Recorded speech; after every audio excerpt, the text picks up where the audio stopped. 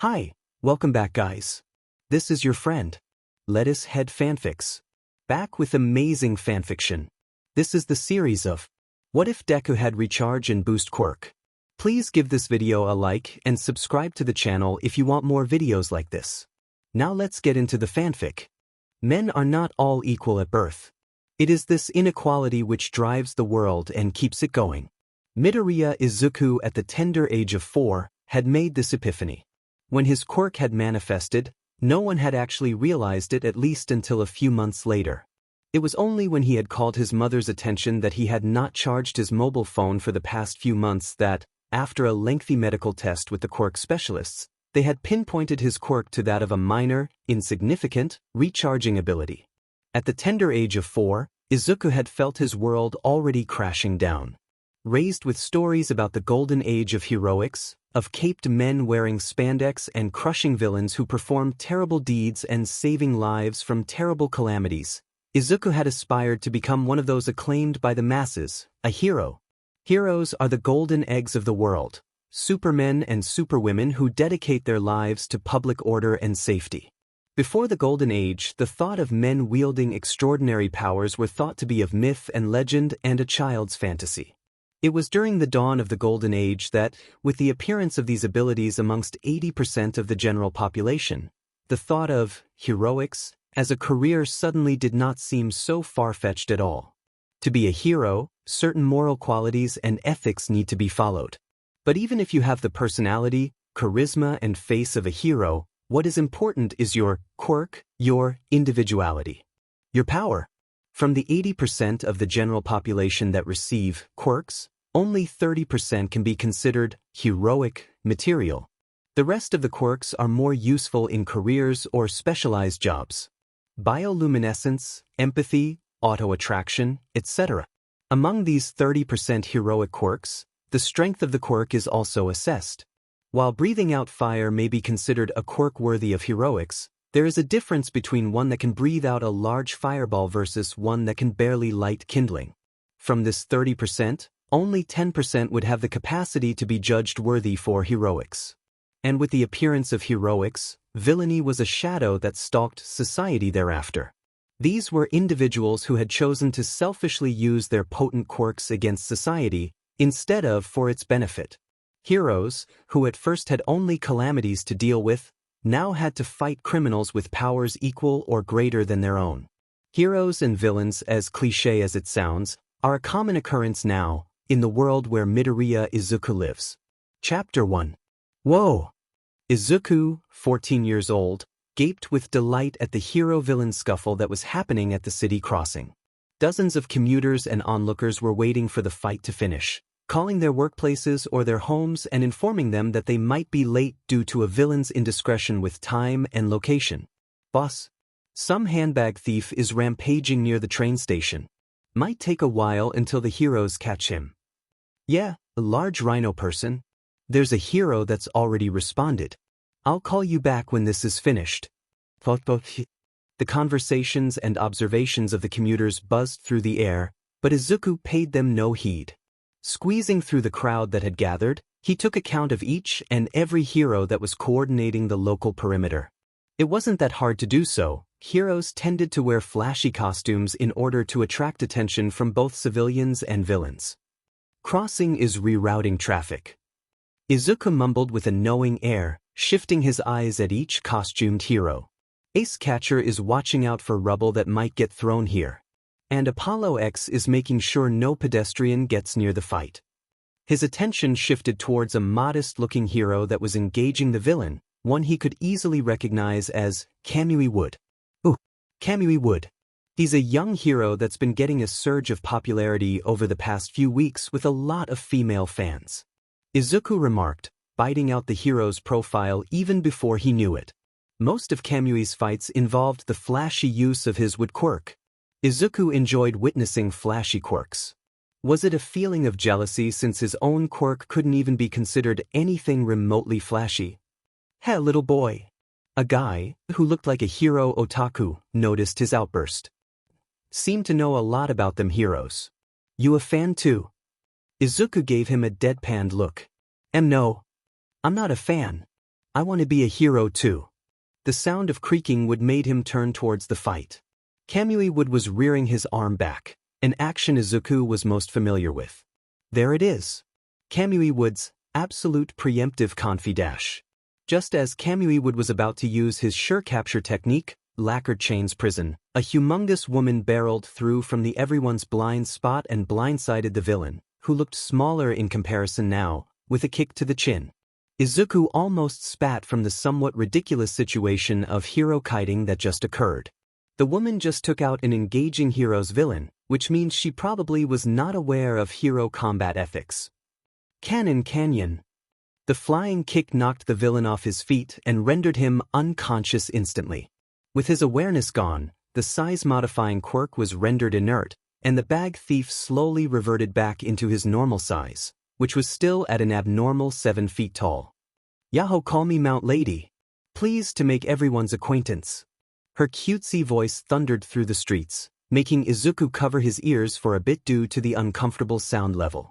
Several hero otakus quickly brought their cameras forward and took photos of her, probably in order to accompany a report on the newest hero on their blogs. Mount Lady basked in the attention, waving out peace signs and flying kisses. Shameless, Izuku shook his head. Izuku hurriedly took out his hero analysis notebook, taking down notes at a quick speed, mumbling his personal observations and conclusions about her quirk. Titan growth, Mount Lady. I assume she's taking the connotation that her size is like a mountain even though she's technically not. Several Titan-size quirks have been registered already, but is there anything unique about her quirk that have not confirmed local body mass expansion or what the limit of her growth is? Character seems brash and isn't mindful of another hero's quarry. Her kick destroyed the train barrier and an adjacent building, which is going to give a headache to the cleanup and repair team, Izuku mumbled, writing down notes as well as drawing a quick sketch of Mount Lady, complete with her horned mask and derisive grin. He also wrote her debut date and what her target market is, males, ages 20 to 45, when it came to public acclaim. Oh, there's some fancy note-taking you have there. You want to be a pro-hero too. The hero otaku beside him remarked at the detailed notes Izuku had written. I'll root for ya, so give it everything you got, okay? Izuku grinned, pocketing his notebook and pen. Gonna do my best, sir. Reality was harsh, however. And fancy note-taking didn't have a role when it came to heroics. Izuku's lateness was excused when they had heard what happened earlier. He had arrived just in time to hear their middle school homeroom teacher finish giving a lecture on their career paths. No point giving you these career aspiration documents when all of you have your ambitions set to become pro-heroes though. The teacher laughed, scattering the papers in the air. Everyone cheered, with some of those who had flashier quirks shooting down or destroying the papers that were floating in midair. Izuku, always enthused when the topic was about heroes, looked strangely subdued. Almost everyone here has a quirk suited for heroics. The teacher nodded sagely. Let us remind ourselves that your quirks are not meant for use in public yet. This only applies to the lot of you, however. There's the rub. Let's gang up on the only guy with a non-heroic quirk. The teacher made a pointed look at Izuku, who shrank in embarrassment. Everyone followed his line of sight and laughed at this. They all knew how his non-heroic quirk worked. Teacher! Someone from 2 seats down, 1 seat to Izuku's right, boomed his voice to interrupt. Don't lump me in with these other losers. Izuku gazed softly at his childhood friend, well, former friend anyway, Bakugo Katsuki, nicknamed Kaken, who is also the same age as him. Izuku and him were friends before their quirks manifested, but after that, their relationship took a turn for the worse. Bakugo had never failed to make Izuku feel miserable about himself because of the differences in their quirk. Izuku, to this day, will always wonder whether his praising had somehow contributed to Kaken's arrogance. Izuku had never felt any different towards Kaken though. There was a small sliver of hope inside of him that truly wished they could become friends again. Kaken is awesome, his quirk is awesome. Before we had our quirks, we promised to fight together in the future as partner heroes. I've no intention of grouping myself with these cannon fodders. Bakugo continued on with his swaggering, breaking Izuku from his reminiscing. Pro quirks? Everyone here might as well work in the glue factory. A large amount of booing ensued, while Izuku kept to himself. Pipe down, you side characters. Bakugo mocked. Y'all are deadweights, so behave as such. The teacher looked thoughtful, remembering something. Oh, if I remember correctly, you want to go to Yui Academy, isn't that right, Bakugo-kun? His classmates murmured. Everyone was unbelieving of this tidbit of information. That Yui? My brother told me the exams are all cutthroat in that academy.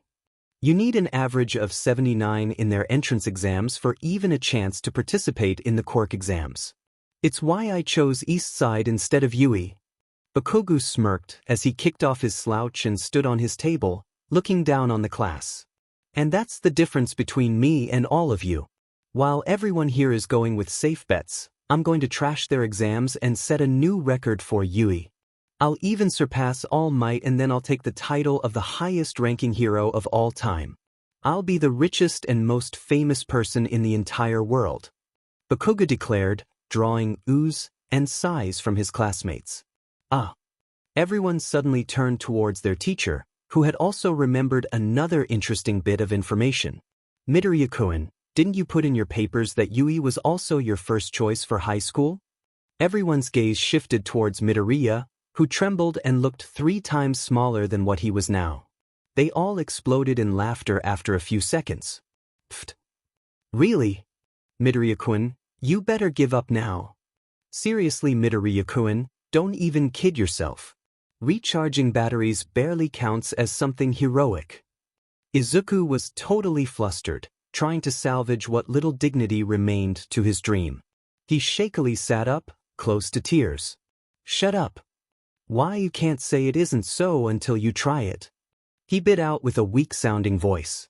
He was already shaking from embarrassment and from a little bit of anger at having his dream ridiculed. Leave my dreams alone. Shut up, Deku.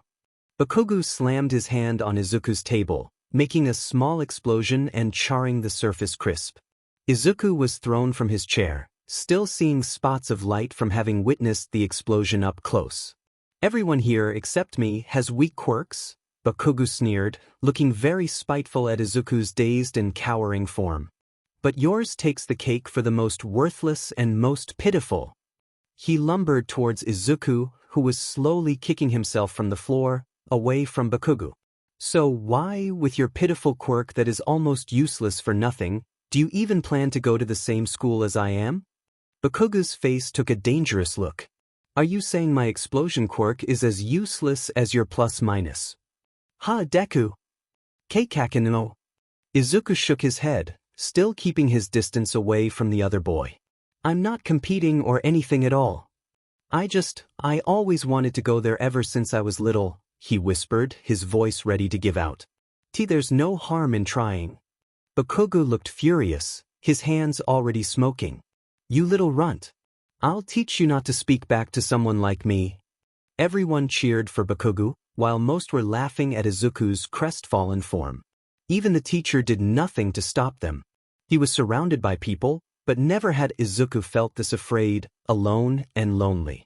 Having spent the better part of the day dodging Bakugo's attempts at somehow disabling him enough to avoid going to Yui without outright killing him or causing permanent bodily injury, heavens no, Bakugo certainly wouldn't want accidentally maimed classmate with useless quirk on his spotless and immaculate school record. That would be bad for him as a future hero. Izuku was checking the news on his mobile, scrolling through the webpage and reading articles about Mount Ladies.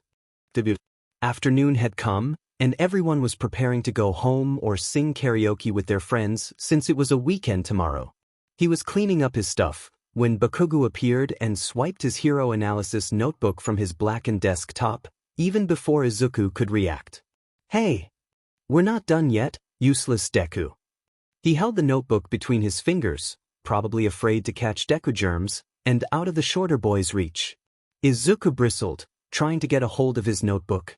It was a personal effect that he had invested a lot of time and dedication on. Yo, Katsuki. What's with that ragged-looking notebook? A classmate came near, noticing the scuffle between Izuku and Bakugo.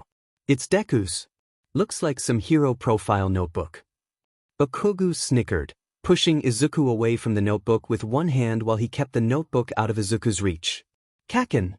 Izuku whined, still struggling to get his notebook even if it was a futile endeavor. "Please give it back." "Whoa, he's gonna cry." Isn't he a bit old for that?" Bakugo pushed Izuku away.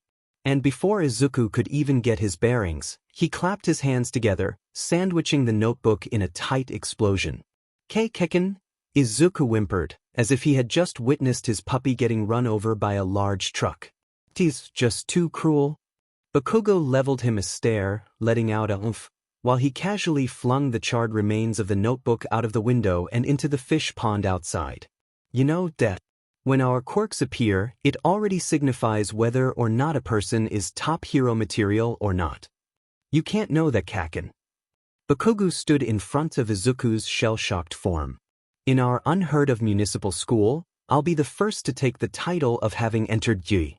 He neared Izuku's face, his gaze unwavering. "And since I don't want my record to be sullied by people who aren't deserving of entering Yui, let me give you a friendly advice as once childhood friends." He remembers. He lightly gripped Izuku's shoulder with his left hand. There was a sizzling sound when it made contact. "Why don't you try forgetting any idea of entering Yui?" Bakugo smiled. The same condescending smile a person would give to a shoe stain. Izuku couldn't speak as the threat hung in the air. He shuddered when he felt the heat of Bakugo's hand penetrate the thick layer of his school uniform. There was a foul mix of sadness and realization that the Kaken he knew was gone. Kaken whom he played with, Kaken whom he shared his dreams with. Even until Bakugo and his lackeys had already left the room. Even until Bakugo had lightly suggested that Izuku jump off a building and hope with all his might that his quirk would evolve into something that would save him. Izuku quietly accepted the abuse. He quietly left the room, took what remained of his notebook from the fish pond, and exited from the main gate of their school. Plus minus. The name of his quirk.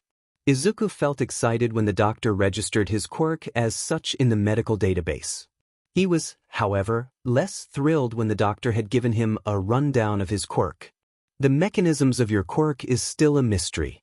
I admit, this is the first time I've seen a quirk such as yours. It is fueled by your mental capacity and thought, and it projects a field that surrounds most of your hand and arms. In theory, as you grow, the field's radius can extend, and even just being near your hand, instead of in contact, a battery may become recharged.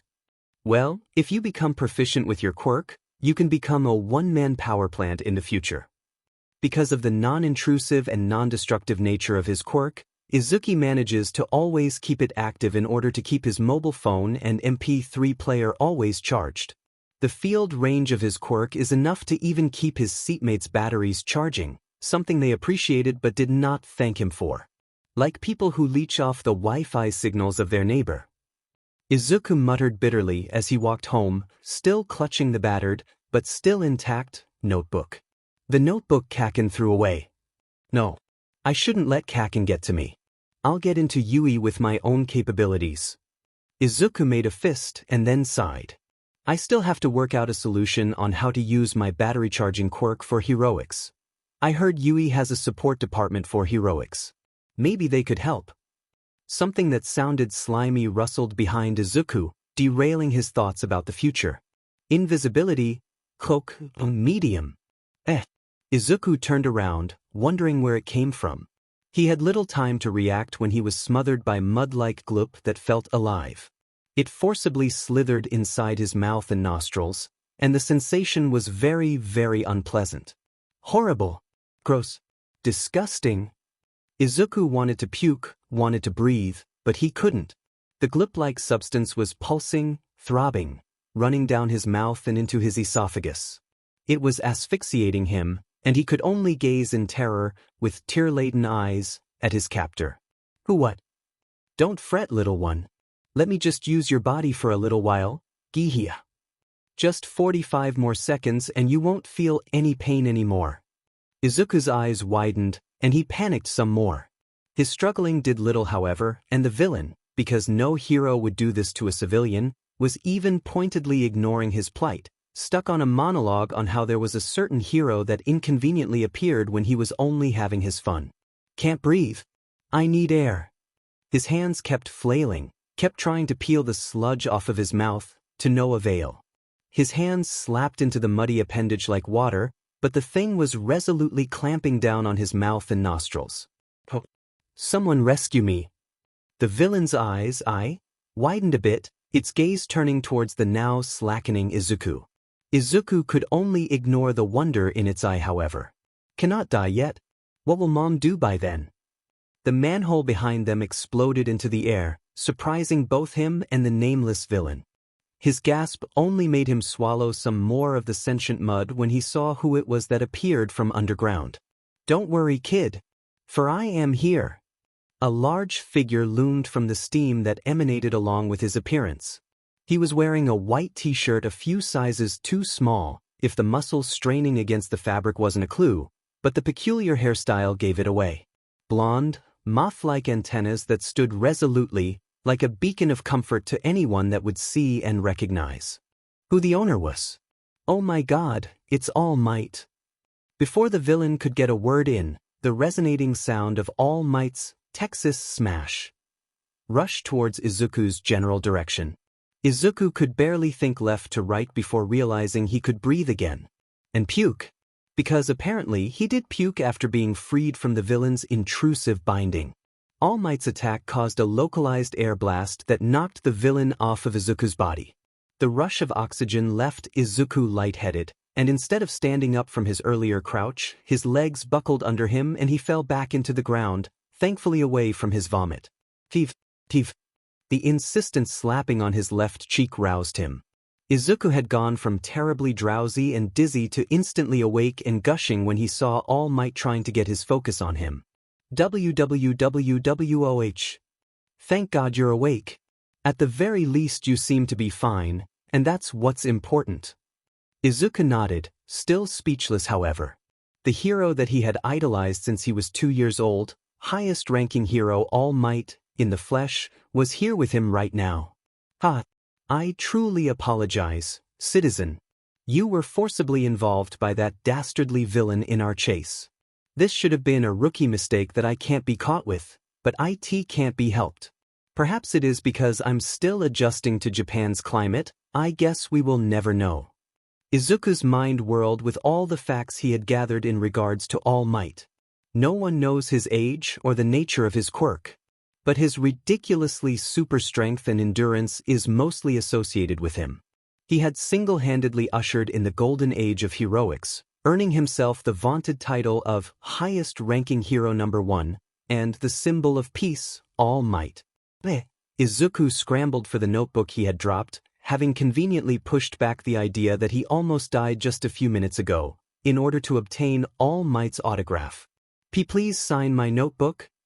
His eyes popped out in astonished glee, as All Might had already taken the liberty of signing his notebook in brilliant red ink. Thank you. Thank you so much.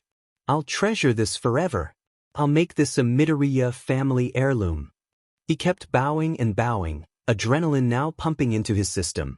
All Might chuckled at his antics, but his senses suddenly tingled and he looked around, noticing his now empty Pepsi bottle. The very same bottle he was holding the muddy villain in. Oh, God! All Might bellowed, dramatically bending backwards. The villain has slipped from its plastic prison. This is impossible. No, improbable but not impossible. The bottle has holes at a microscopic level but, He crouched, tension building up in his legs. Goodness me, I really am getting careless in my old age. Making a disappointed sound at himself, he turned towards his sole onlooker. My boy, worry not any longer. I shall pursue the dastardly villain and deliver him myself to a secure holding location. Sleep well and rest easy. With a resounding goo-goo, All Might disappeared into the sky with a gigantic and powerful leap. Midoriya was almost blown away by the kickback, but he was smiling and tearing up, happy to have been given the opportunity to have met and talked with All Might. To have been saved by his hero. He carefully placed the notebook back inside his backpack, wedged between his other notebooks so that it would be protected from further abuse. As he gazed after All Might's fleeting figure, barely a speck in the sky, Midoriya skipped towards the train station, feeling a bit lighter with each of his steps. He was supposed to go home that afternoon. He was supposed to board the train, spend the whole ride gushing over the autograph he had gotten, a once-in-a-lifetime event. And he was supposed to safely walk the distance back to their house. He was supposed to regale his mom about how he met All Might, omitting the part where he almost died of asphyxiation, of course, and then repair his notebook, do his homework, and go to sleep. He wasn't supposed to see this. To see Kaken in the same situation as he was in, just a few minutes ago. To see how his quirk was used to tear up everything in the street, how this quirk-stealing mud doll was using Kaken as a puppet in order to terrorize both the civilians and the middle-rank heroes. To see the Kaken he had thought lost forever. With those eyes pleading for help and to make it all stop, and oh God, he could feel bile rising up his throat, remembering how violated he felt when the mud villain's body was squirming inside of him. But no one was moving an inch to save Kaken. A few heroes would engage in hit-and-run tactics, just narrowly avoiding getting blown to bits by Kaken's quirk. Midoriya would have been interested in writing down details on why the villain could expertly use a quirk he had probably just encountered by accident, but no, now was not the time for him to engage in his hobby. Kaken needed him. Kaken was pleading for help. Wasn't All Might pursuing this guy earlier? Yeah, they were making a scene downtown.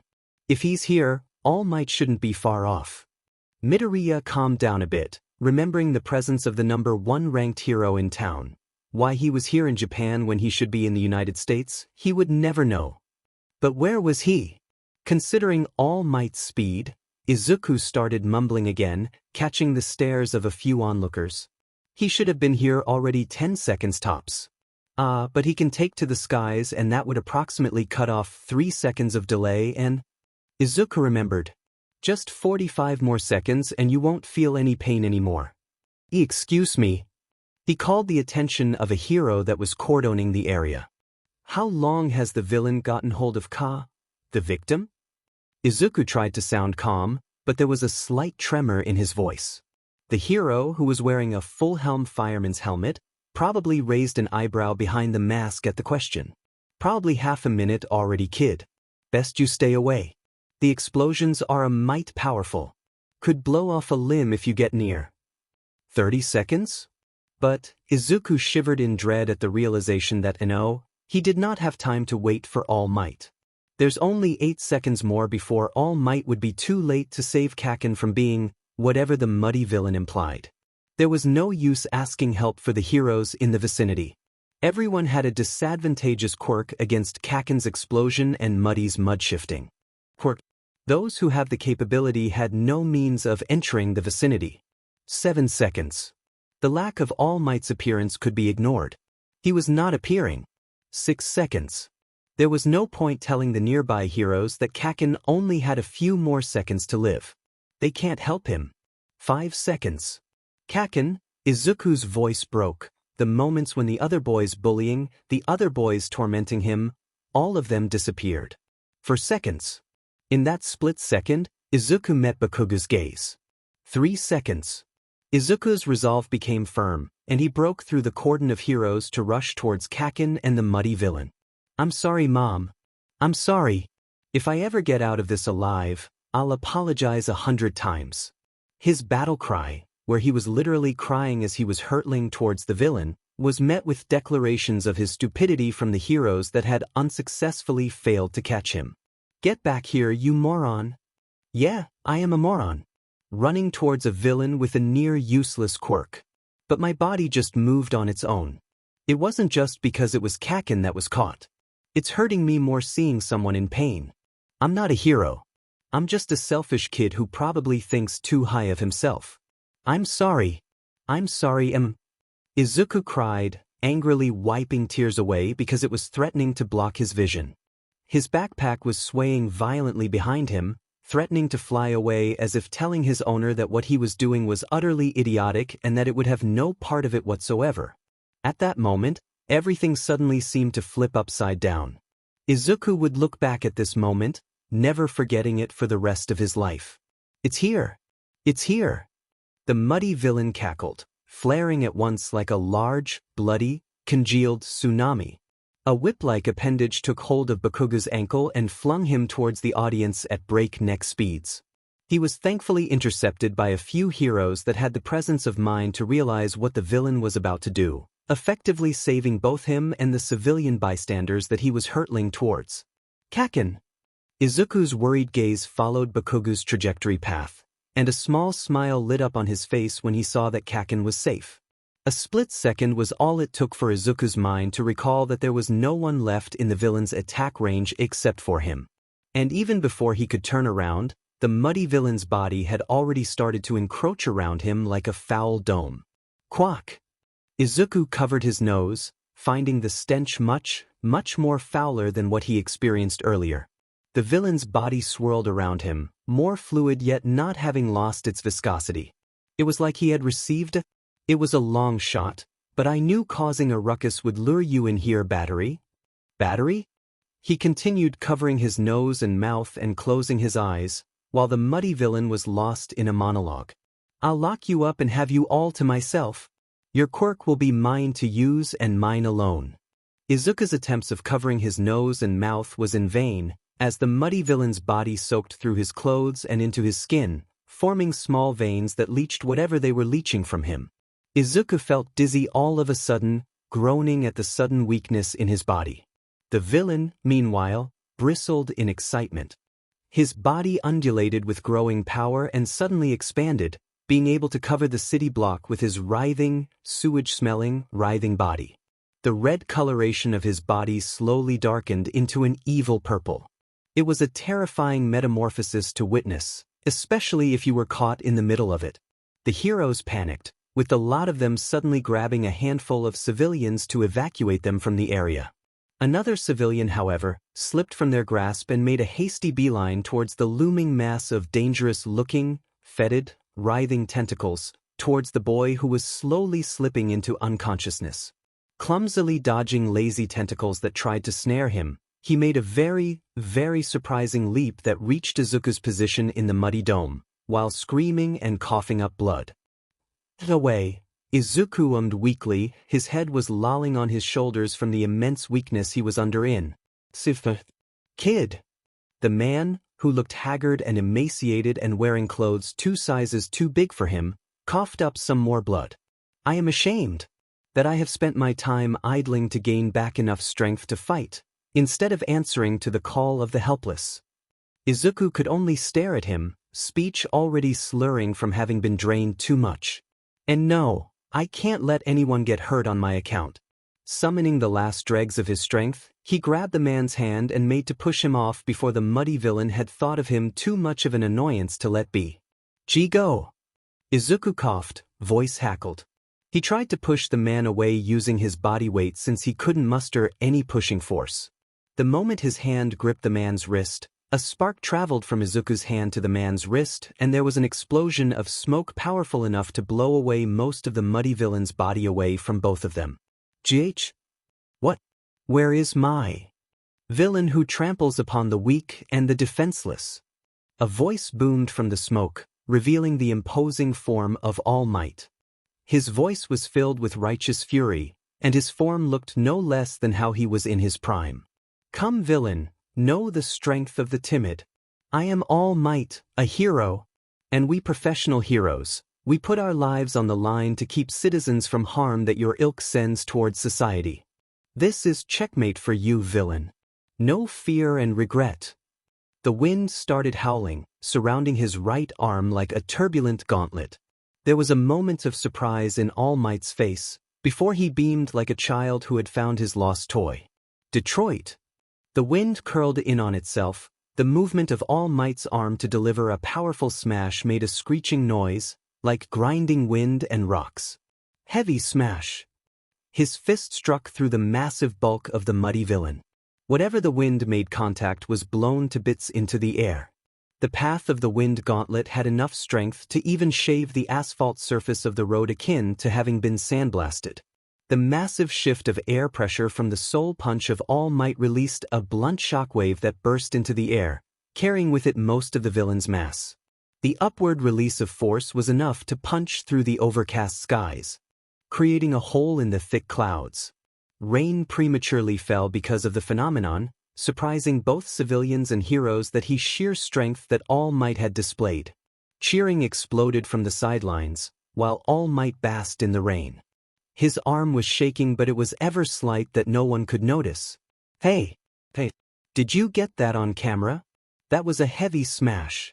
All Might hadn't used that for the last 10 years. The strength of the #1 hero hasn't waned at all. Whatever rumor that All Might was weakening wasn't true. Oh my god, that was so cool. The cheers slid off of his ears like the raindrops on his skin. All Might took account of the situation, still unbelieving, but the proof was irrefutable. It was the truth. He was weakening. He was past his prime. The proof was that he couldn't do any heavy smashes ever since 10 years ago. But now, it was like he was back in his prime. Nay, he was better than that. There was one trigger. It was that curly-haired kid's quirk. Of course he didn't know what it was, but there was no other thing that could have triggered this renewal of his power and form.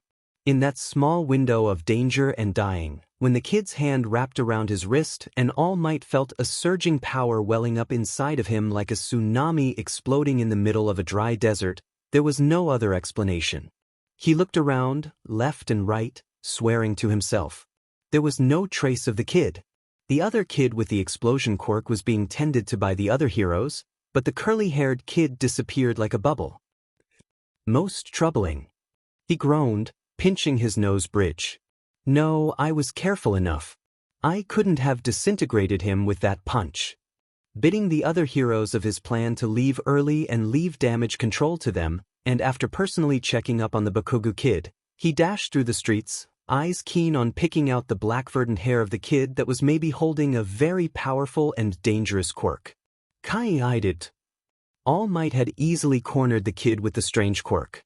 He had used his super speed to search every alleyway and corner in the immediate vicinity, accounting for the kid's non-impressive physique. Sure enough, he had found him scurrying around a narrow alley, hiding behind thick lampposts. Midoriya, meanwhile, let out an impressive squeak akin to a dying hamster.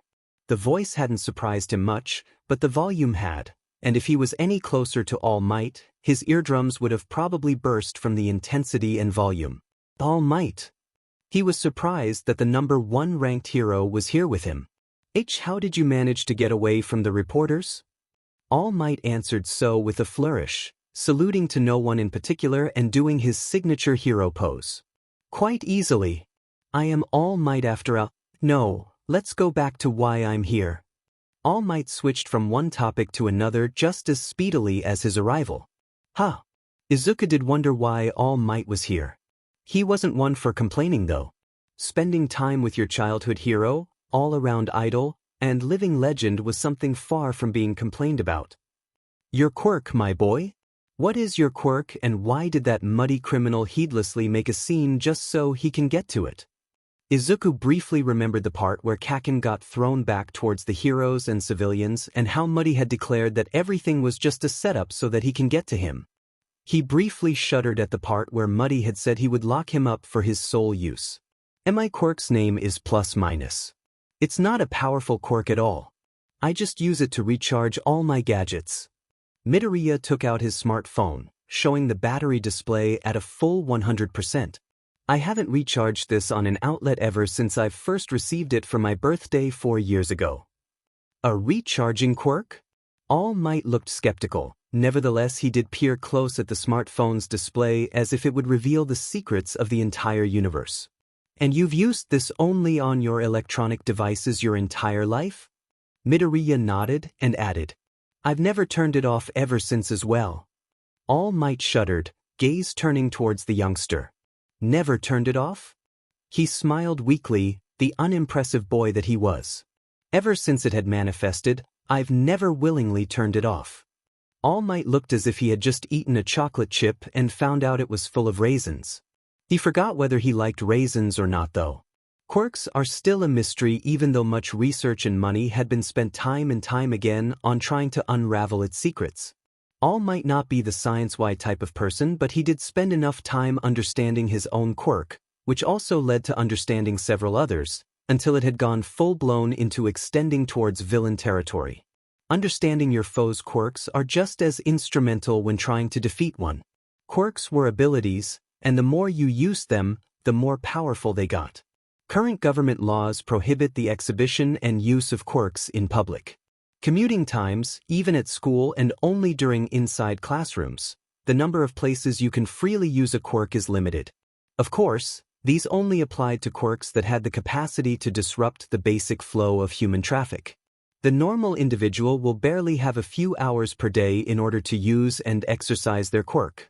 Childhood years were fair play for quirk use, but once children were made aware of the laws, their growth was already shackled.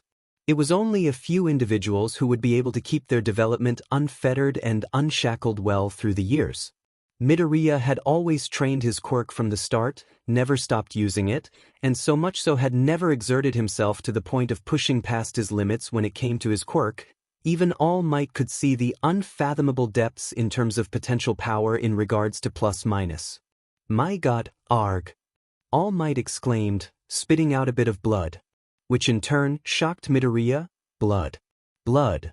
So much so that for that few precious seconds he unwittingly turned his quirk off. It wasn't visible at all, so no one actually knows whether it was on or off in the first place. It was just that unremarkable even for flashy heroic stuff. The moment plus-minus was deactivated, All Might suddenly disappeared in an explosion of smoke, only to be replaced by an emaciated, lanky version of the number 1 ranking hero.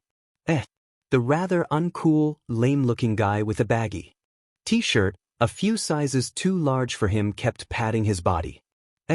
He was definitely shocked at what happened. Midoriya took the cake for having the biggest shock between them, however. Who are you? Midoriya's gaze was looking around for All Might, but his feet was slowly tiptoeing backwards, away from the sickly-looking, comically disproportionate person. "I am All Might." Blood spurted out from his mouth as he spoke, though he didn't seem bothered by it. Midoriya flicked his right hand in the classic Tsukomi pose.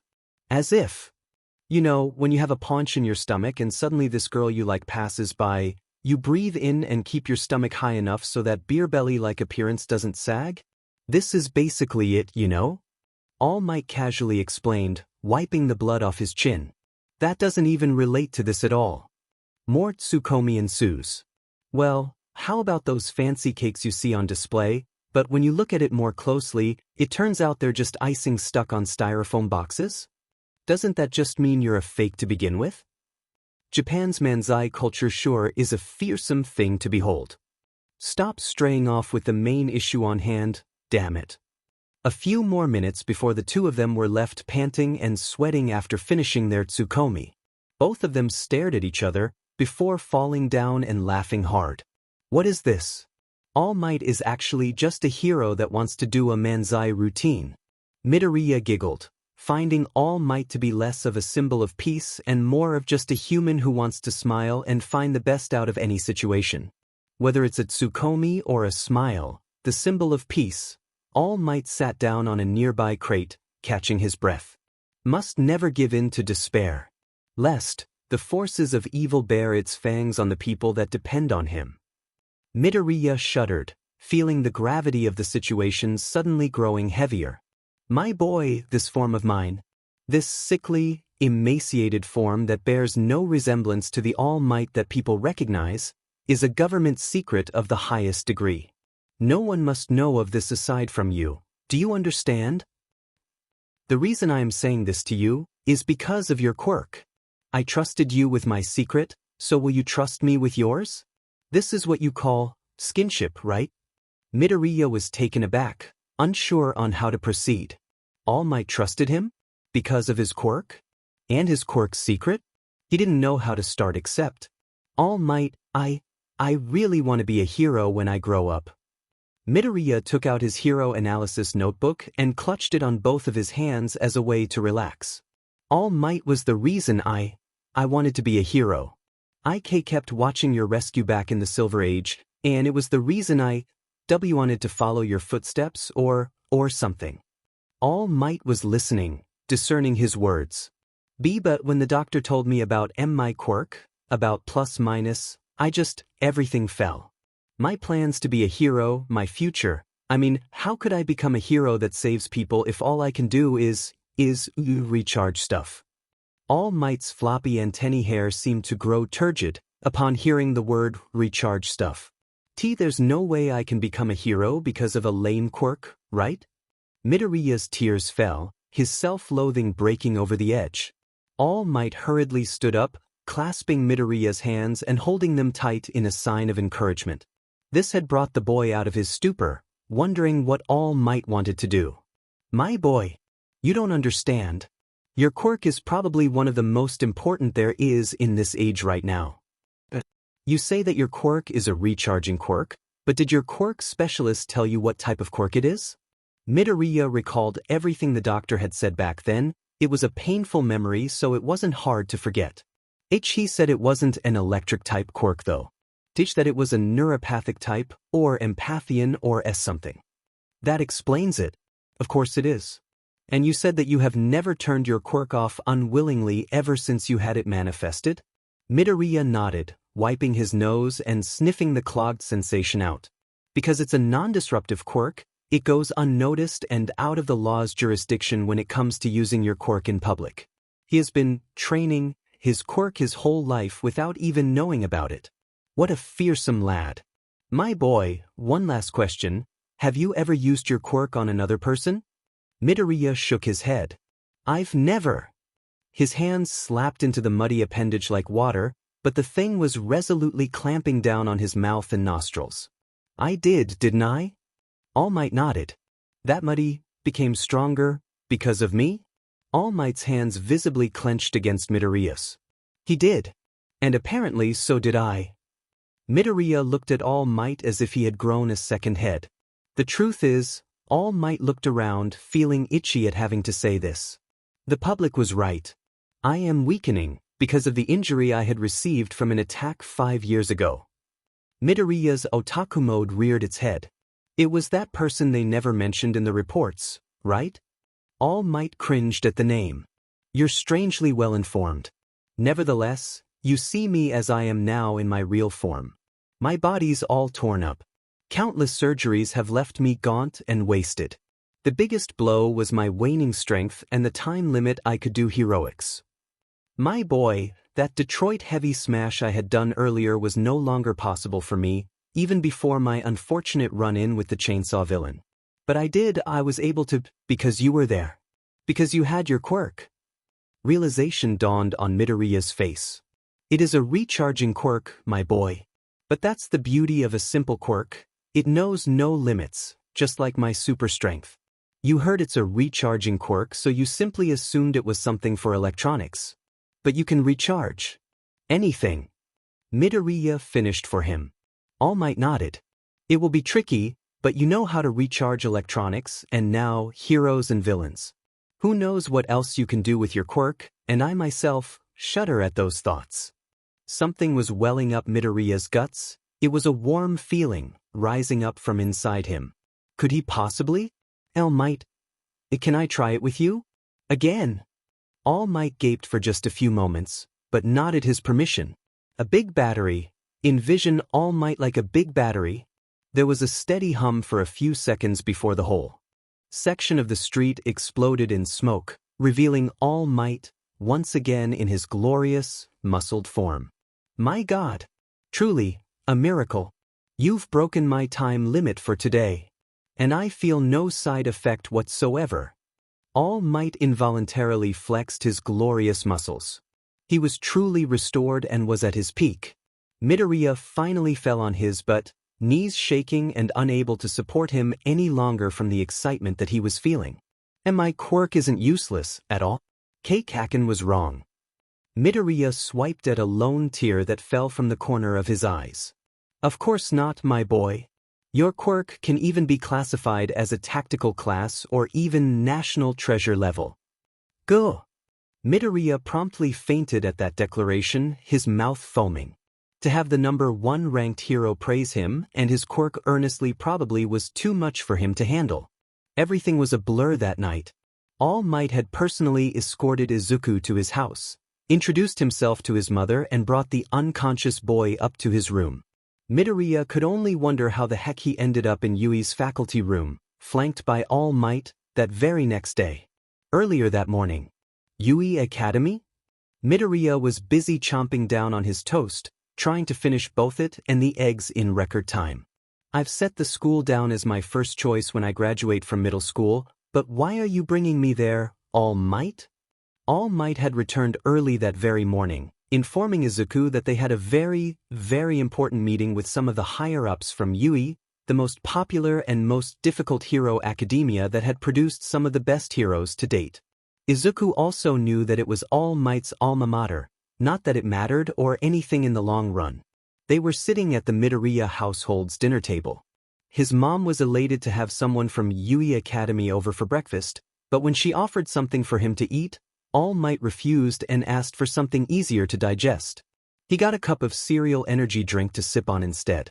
All Might was wearing his emaciated look as a disguise, conserving his self-dubbed 3-hour hero mode for emergency use. It was the reason why Izuku's mom didn't recognize All Might and had thought of him as a Yui faculty member. All Might did flash his ID, showcasing his gaunt face and the name Tashinori. Well, it's a good enough coincidence that you've chosen Yui as a place to enroll, my boy. All Might was taking careful sips while talking. He wasn't coughing up blood today, much or any more. It still needed seeing. That makes matters less complicated for both you and me. I'm not sure if it makes anything else easier for you, however. Izuku carefully considered those words. The toast was getting hard to swallow. Have you considered which department you're trying to apply for, little Midoriya? Midoriya already knew where he wanted to go. Yui Academy had 4 major departments for hero business. The Department of Management, Class 1K, focused on honing its students in basic and advanced techniques of selling heroes to the public, managing hero careers as well as mitigating damage from bad publicity. Every successful hero needs a good manager in order to keep his image clean and appealing in order for them to raise rank, manage PR duties such as hiring sidekicks, facing the media, running their hero office and basically handling everything from the background. The unsung heroes in this age of heroics. The Department of Support, Class FH. The students of this department aim to provide necessary assistance to generally any hero and their quirks, not just for one. The common misconception is that sidekicks come from this department. It is more accurate to say that research and development personnel, logistics, and even criminology students originate and graduate here. Gadgets, tactics theories, and even understanding the way a villain's mind works. The Department of Support has a lot of things going on for them. The Department of General Education, Class CE. For students who choose to elect their quirk to non-heroic careers, this is the department for them. Additionally, students who choose to enroll to the Department of Heroics but have not met the standard score needed to do so may temporarily find themselves in this department. There are several events throughout the academia year that shift students from general education to heroics and vice versa. Work hard, people of the Department of General Education. And the Department of Heroics, Class AEB. The department that focuses on producing the best of the best heroes of every generation. Only those with the highest grades, mettle, and quality exhibited in the written and practical exam can enter this department. Heroes that focus on maintaining public order, immediate rescue and disaster management, urban countervillain and suppression and international relations among others, all graduate from this department. When people talk about heroes, they always talk about Yui's Department of Heroics. Let's not disappoint the expectations of everyone, students. The Department of Heroics. Midoriya answered with fervor in his eyes. All Might's wide grin just got even wider at that answer. Good. You have ambition and fire in your eyes. I know you'll succeed. The grin momentarily faltered. However, it will still depend on our meeting with the Yui faculty. Midoriya let out a muffled "thith," confused and with food in his mouth. Because I have brought to Yui's attention on how special your quirk is, it will only be a matter of time before the government finds out about you as well. All Might opened the briefcase he had with him and took out a worn registration form, showing it to Midoriya. As of now, the current registration of your quirk plus minus is nothing but an unimpressive recharging quirk. All Might returned the form back into the briefcase and took out 2 sets of Yui school pamphlets, one of which he gave to Midoriya, the other to his mother later. That is what we will discuss later in the meeting with the other teachers and school officials. Midoriya glanced towards his mother, who was on the other side of the room, humming while washing the dishes. All Might, is my family in danger? Because of me? He spoke in a hushed tone. All Might closed his eyes, wondering how to word his answer delicately. Danger is, let's just say that as long as only a few people realize the potential of your quirk, you and your parents? All Might raised an eyebrow at the silent question. Midoriya only shook his head. They will be safe, and Yui promises to extend its protection to your household once we resolve everything in regards to your quirk. Midoriya drank the last vestiges of his glass of milk, bid his mom that he's going with the Yui teacher for the day and that he already asked permission from school about it.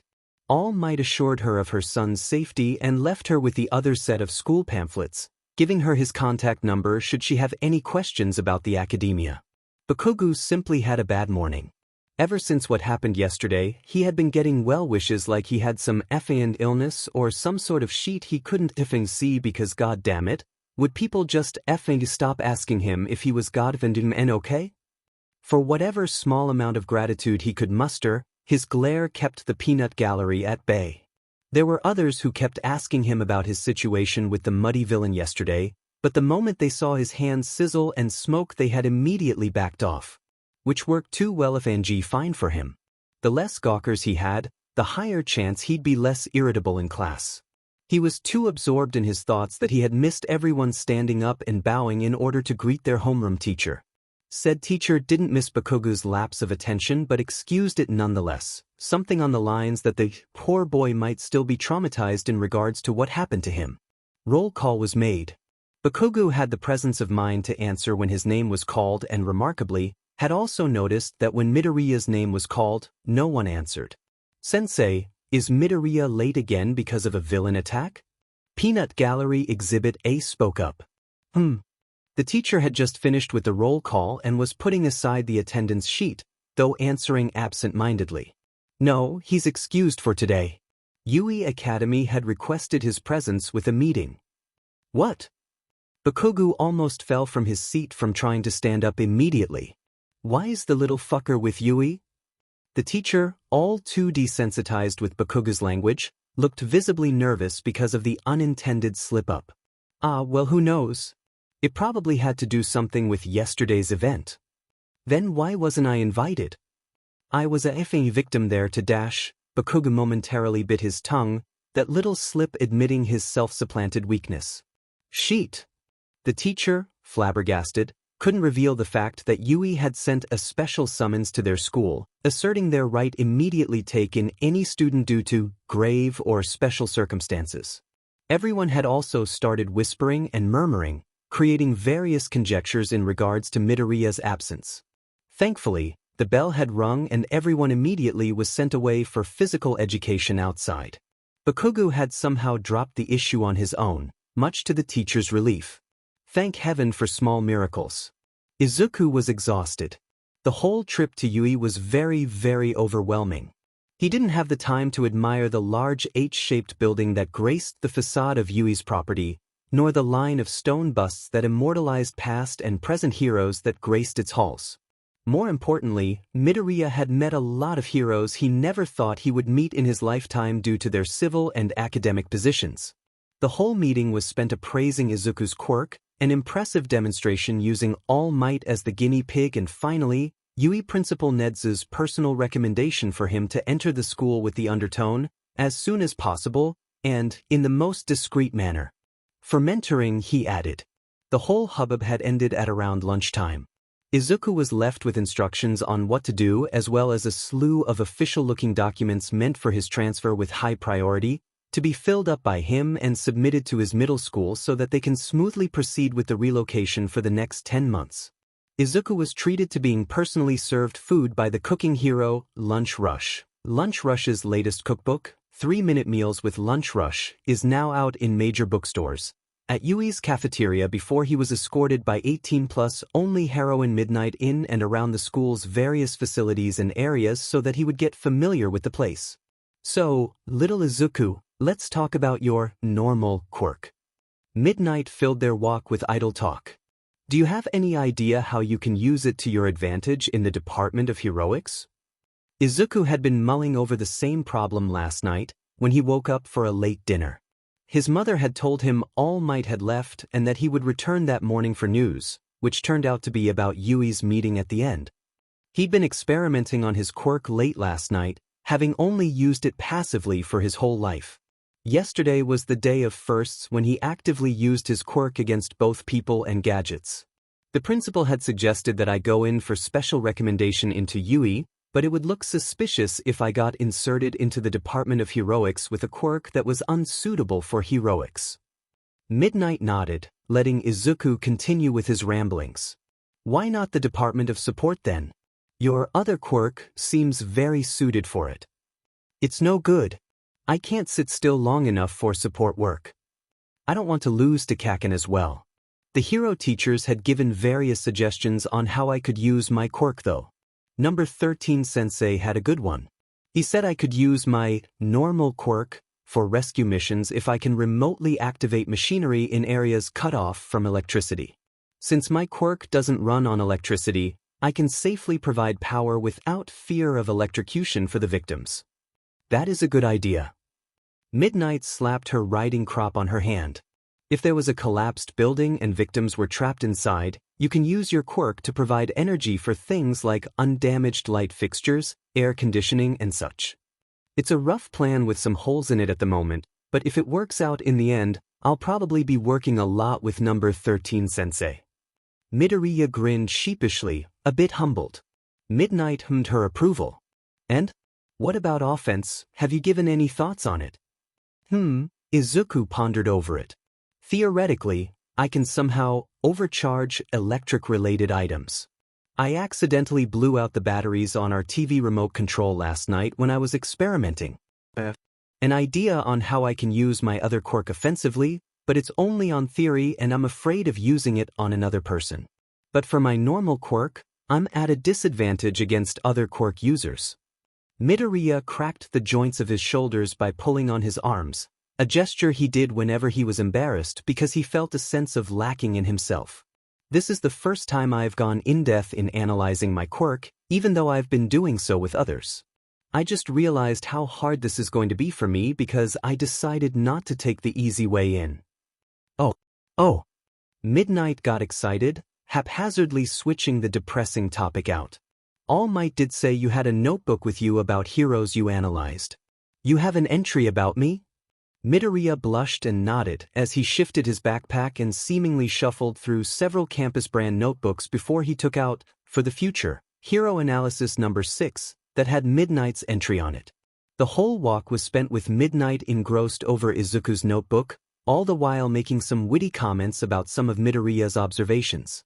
Izuku appreciated Midnight's correction on some of her data, and how she approved of his musing in regards to Midnight's delicate balance between being a family-friendly hero and an 18-plus heroine at the same time.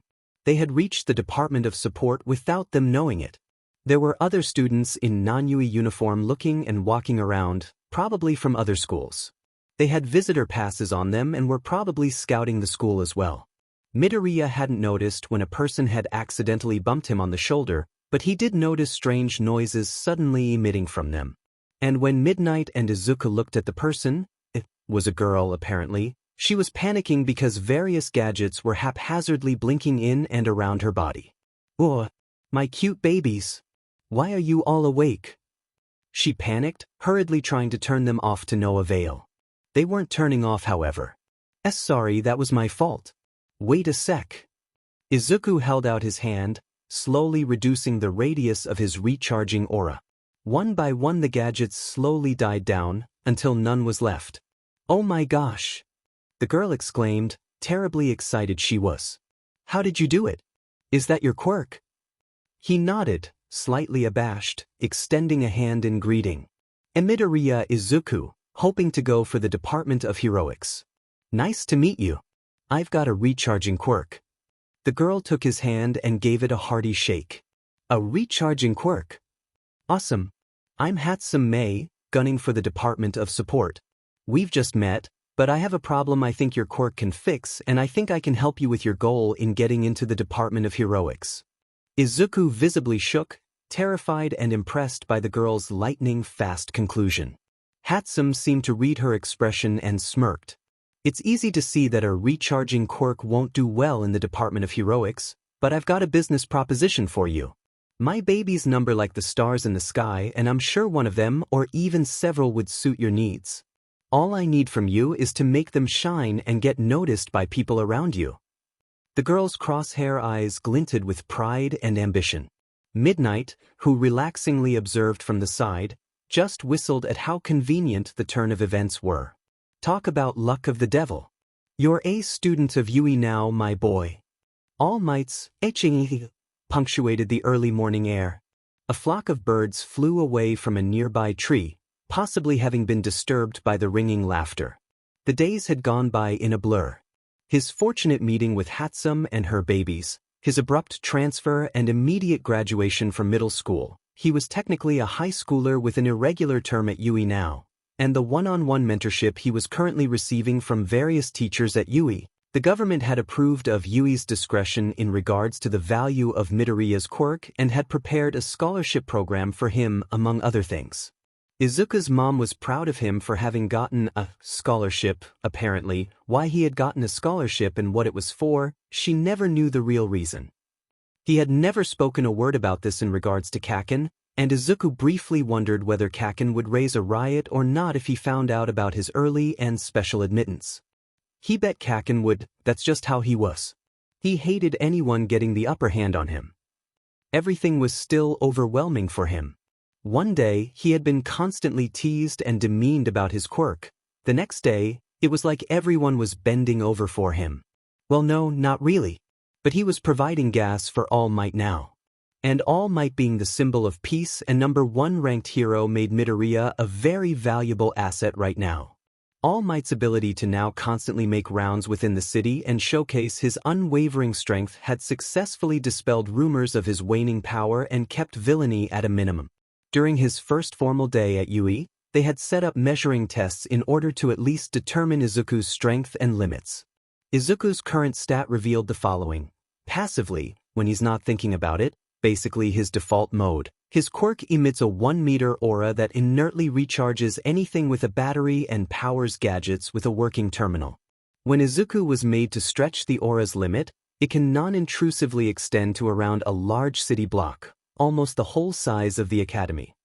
A shock or a strong bump to his body can cause the aura to fluctuate, making it partially intrusive and volatile with electronics that are within the aura's influence, which was pretty much what happened with his first meeting with Hatsume. Only by consciously reining in the fluctuations can he get control back. Midoriya likens the sensation to wooziness after spinning in place. Solo connections are a different territory altogether. By initiating skin contact with another person or item, a solo connection is created. This connection, visualized as a long cord as opposed to the former, has a significantly longer range before it snaps. The latest trial revealed All Might leaving the city's territory before the connection snapped. Izuku was not a happy camper when it happened. He had gotten a debilitating headache from the feedback. All Might, in the meantime, was leaping when he lost power, but immediately switched to his 3-hour daily limit. The 10 months spent in Yui is not only to prepare Midoriya for high school, but also to assist him in understanding his quirk. By helping him understand his quirk, he can strengthen it and help All Might and any other possible hero that would need his type of aid. A less-mentioned reason is to shield him from public attention. Midoriya's status as a golden egg meant that his power can easily be exploited by villains. If overpowered villains appeared one day, fueled by Midoriya's quirk, society could easily crumble with heroes being easily overwhelmed by evil's might. As long as Midoriya can keep his quirk's function away from the abyss prying eyes, he can lead a relatively normal life. So here he was in Yui's track field, decked in Yui's gym uniform, attending All Might's physical education class. As part of his training, All Might is always running on Izuku's power now, even when All Might is out doing heroics. Yui has been testing the limits of plus-minus, like how many smashes All Might can pull off in his state or whether it affects Izuku consequently, and how to get All Might's heavy smashes into a reliable form. It was All Might's belief that training his body would significantly improve his quirk's limits, range, and efficacy. Izuku shrugged, not finding any fault in that logic. A strong body can house a strong quirk after all. His daily routine started with physical education with All Might in the morning, which ended at around 11 o'clock so he could recover from fatigue. If anyone could experience All Might's brand of gym classes, a recovery PRD is very justified. Midoriya had actually puked his meager breakfast out on a few occasions. 2 hours is spent for recovery and lunch break. The older students were surprised at the new transfer student, but had later grown used to him being around in the cafeteria, even though no one knew which class he belonged to. Afternoon classes started at 1 in the afternoon, with various hero teachers spending about an hour with him on varied subjects to prepare him for first-year high school on Yui's next term. Cementos did his best to make modern literature feel less dull, while present mixed English classes were highly impressionable. Snipe was teaching the sciences and home economics is part of Midnight's territory. Principal Nedzu handled guidance counseling personally, making sure that Midoriya didn't feel pressured or stressed by the situation. Afternoons that are supposedly spent on clubs were a different case for Midoriya. He left school early in order to visit the Hatsume household, or specifically, Mei's workshop. Principal Nedzu's first suggestion was to have Izuku work with their department of support, but had found Hatsume's sales pitch more appealing. Since they'll be attending the same year, and boy was she confident she can easily get in the department of support, she'd be a perfect match for Midoriya instead of the older students that the principal had planned. Midoriya was pretty sure Hatsume was just very insistent because his quirk was like the holy grail for her, apparently. Hatsume had shown him everything she had created. Original gadgets, items that were based on past and present superheroes, and even the failures. Most of the failures turned out to be not failures though, it was only because their size was small but the power they needed was huge. There was a growing list of things Hatsume set aside for repair, development and creation, her babies, that could now work thanks to Midoriya's quirk. Among them was a pair of magnetic field-emitting arm guards. Hatsume had said it could be used to project an anti-metal bullet field, but the power consumption was insane, and a 7-foot Tinker Raptor whom Izuku dubbed as Boots. Seriously, Hatsume, you're a genius. Izuku praised her intellect, admiring the metallic monstrosity. The dinosaur exhibited a lot of moving parts that bordered on steampunk, and the comically large Boots was a very nice touch in his opinion. I'm glad Boots is to your liking. She shrugged nonchalantly, though she was quite terrible in hiding how proud she was of it. I was working on keeping Boots at a certain weight limit or else he won't be easy to maneuver. I did keep him under the weight limit, but I forgot to add in the weight of any power source I could think of. Didn't you say he was under the weight limit? Izuku climbed on top of Boots, settling himself on the controller's seat. Boots's weight plus the power source plus the rider. She pointed out. Well, it's convenient that you're both the rider and the power source. Try and give him a spin in the backyard. Izuku nodded, with a big smile appearing on his face. He was undeniably giddy and excited. The controls were rather simple, and after taking time and getting used to making Boots move, the duo found themselves in the Hatsume backyard, with Boots making careful steps as he walked around so it didn't ruin the grass. Boots was running on Izuku's quirk now. Hatsume had activated her quirk, Zoom. She can see everything clearly within 5 kilometers off her, so she could read the various gauges located on random locations on Boots' body. Minimal stress on the joints, no known power clogs, tension overlay is low. Timon Midoriya, I'd give an arm to even at least have a copy of your quirk. She groused, nevertheless was still quite happy she was in a partnership with him. It meant she had unlimited access to his quirk. I got teased a lot back when I was younger because of my quirk, you know. It's useless by itself. It's all thanks to Hatsume-san's gadgets that I have some fighting chance in being able to use my quirk for heroics. Hatsume grinned, accepting the compliment. You know, Hatsume-san is what you call my father. If it's Midoriya, You can call me Mei and I won't mind. We're partners, aren't we? Izuku slid down from on top of Boots and raised his hand towards Hatsume. Call me Izuku, since we are partners, Mei-chan. It's a deal, Izuku-chan. She shook her hands with him, sealing their partnership. Izuku was left flabbergasted at having the cutesy honorific attached to his name, grumbling things like, "Why? I'm not cute." He was glad he finally had a friend after a long time.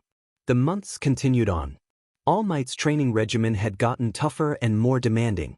They had even taken a year-end project of cleaning up a long-abandoned seaside park and turn it into a hotspot for dating couples. Izuku had to spit at the last part. All Might had the terrible misunderstanding that he was having feelings towards his partner. He later clarified that they were just friends and both of them would find that idea to be honestly weird. All Might had Midoriya hauling all the driftwood, abandoned appliances, old cars and trucks and various other wreckages from the shore to a specified drop-off point. This he did during the evenings so that they would not be seen. Hatsume would sometimes accompany them since she was scavenging for parts. It technically wasn't illegal to scavenge since it was considered waste. Izuku just bid her to be extra careful because of the rust and twisted metal.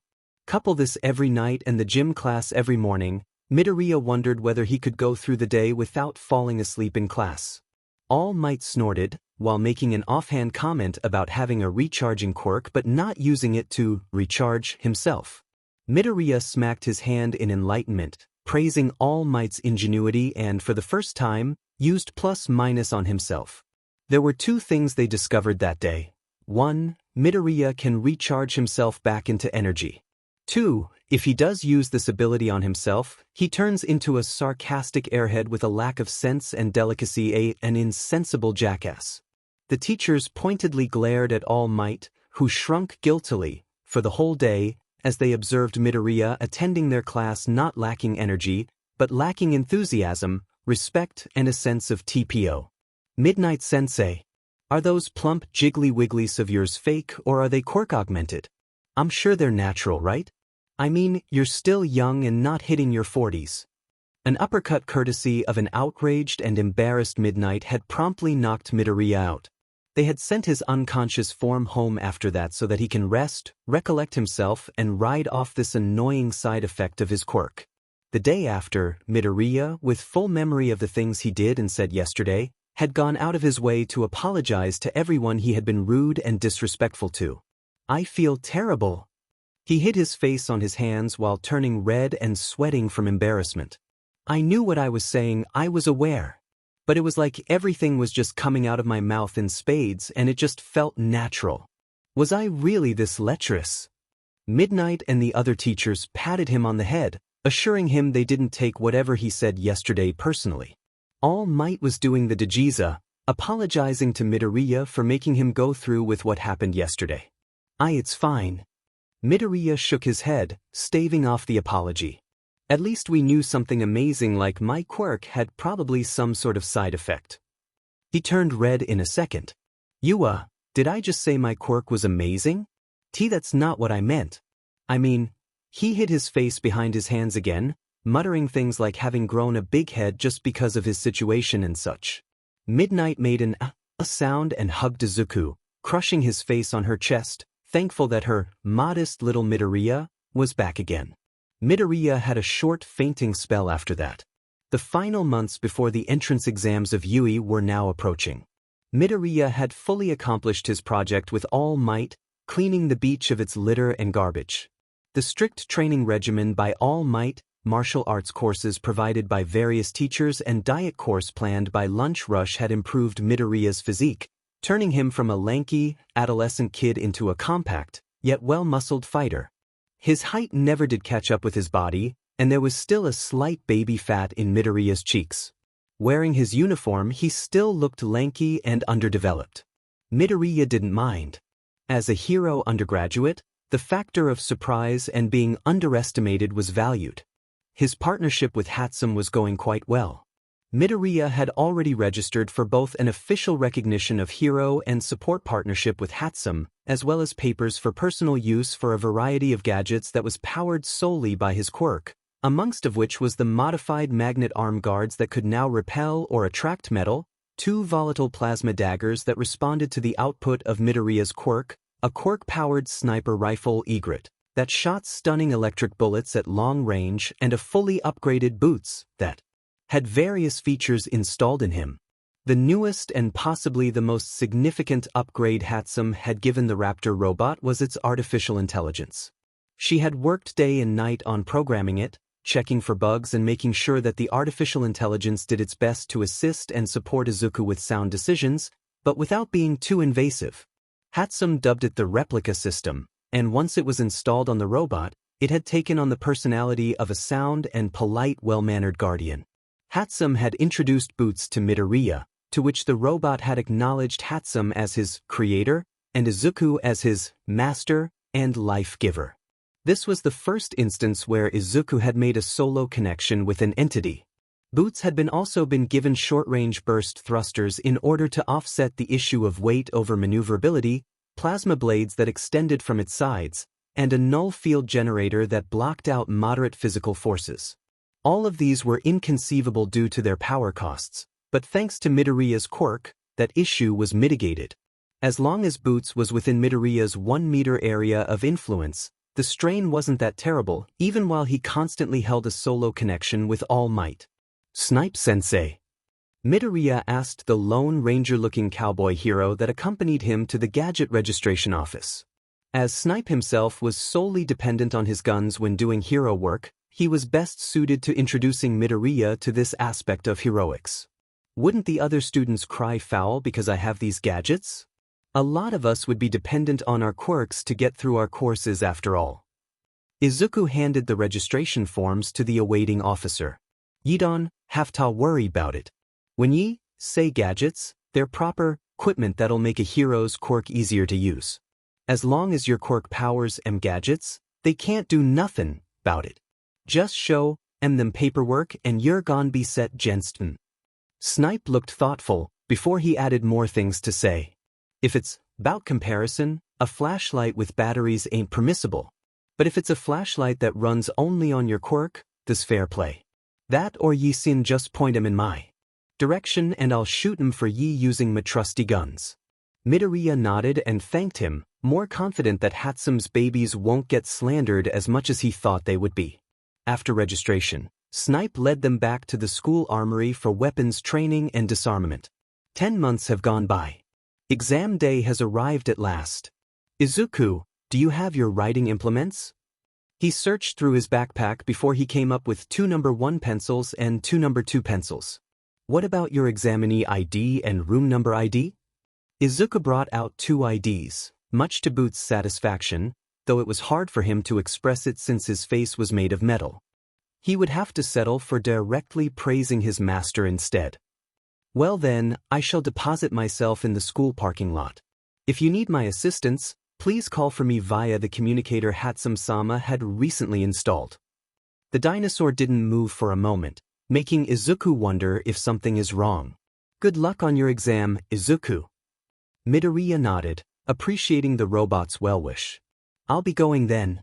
With his duties done for that moment, the dinosaur ambled off towards the back, heading for the parking spaces. It couldn't be helped. Much as Boots wanted to accompany Izuku everywhere, his body was plain too big and too heavy. Hatsume and Izuku were working on something to remedy that problem though, so it was only a matter of time before Izuku can have Boots' full company. He had grown used to the dinosaur's company. Boots worked like a personal butler and friend. Though he wasn't big on emotions, since he was only a programmed AI, his answers were often on spot with logic and political correctness. Boots had also made it easier for Izuku to traverse the distance from Yui to his house and vice versa. Though they had applied for a license from the Land Transportation Office, they were not allowed to travel on main roads. Izuku and Boots often flew short distances using the installed short-range thrusters. When they were separated, they often talked through a comm device that was attached to Izuku's collar. This way, if Midoriya had anything to ask Boots, the dinosaur would immediately respond in haste. During the written exam, however, all forms of communication were to be disabled to avoid cheating. Someone with an electronic interference quirk would set up a net over the exam venue. Normally, Boots would feel a tad irritated at being separated from his ward, but since Yui is on a location white list in his database, aka it's a safe place so there's no need for him to be on guard, he wouldn't mind the distance between them. For now.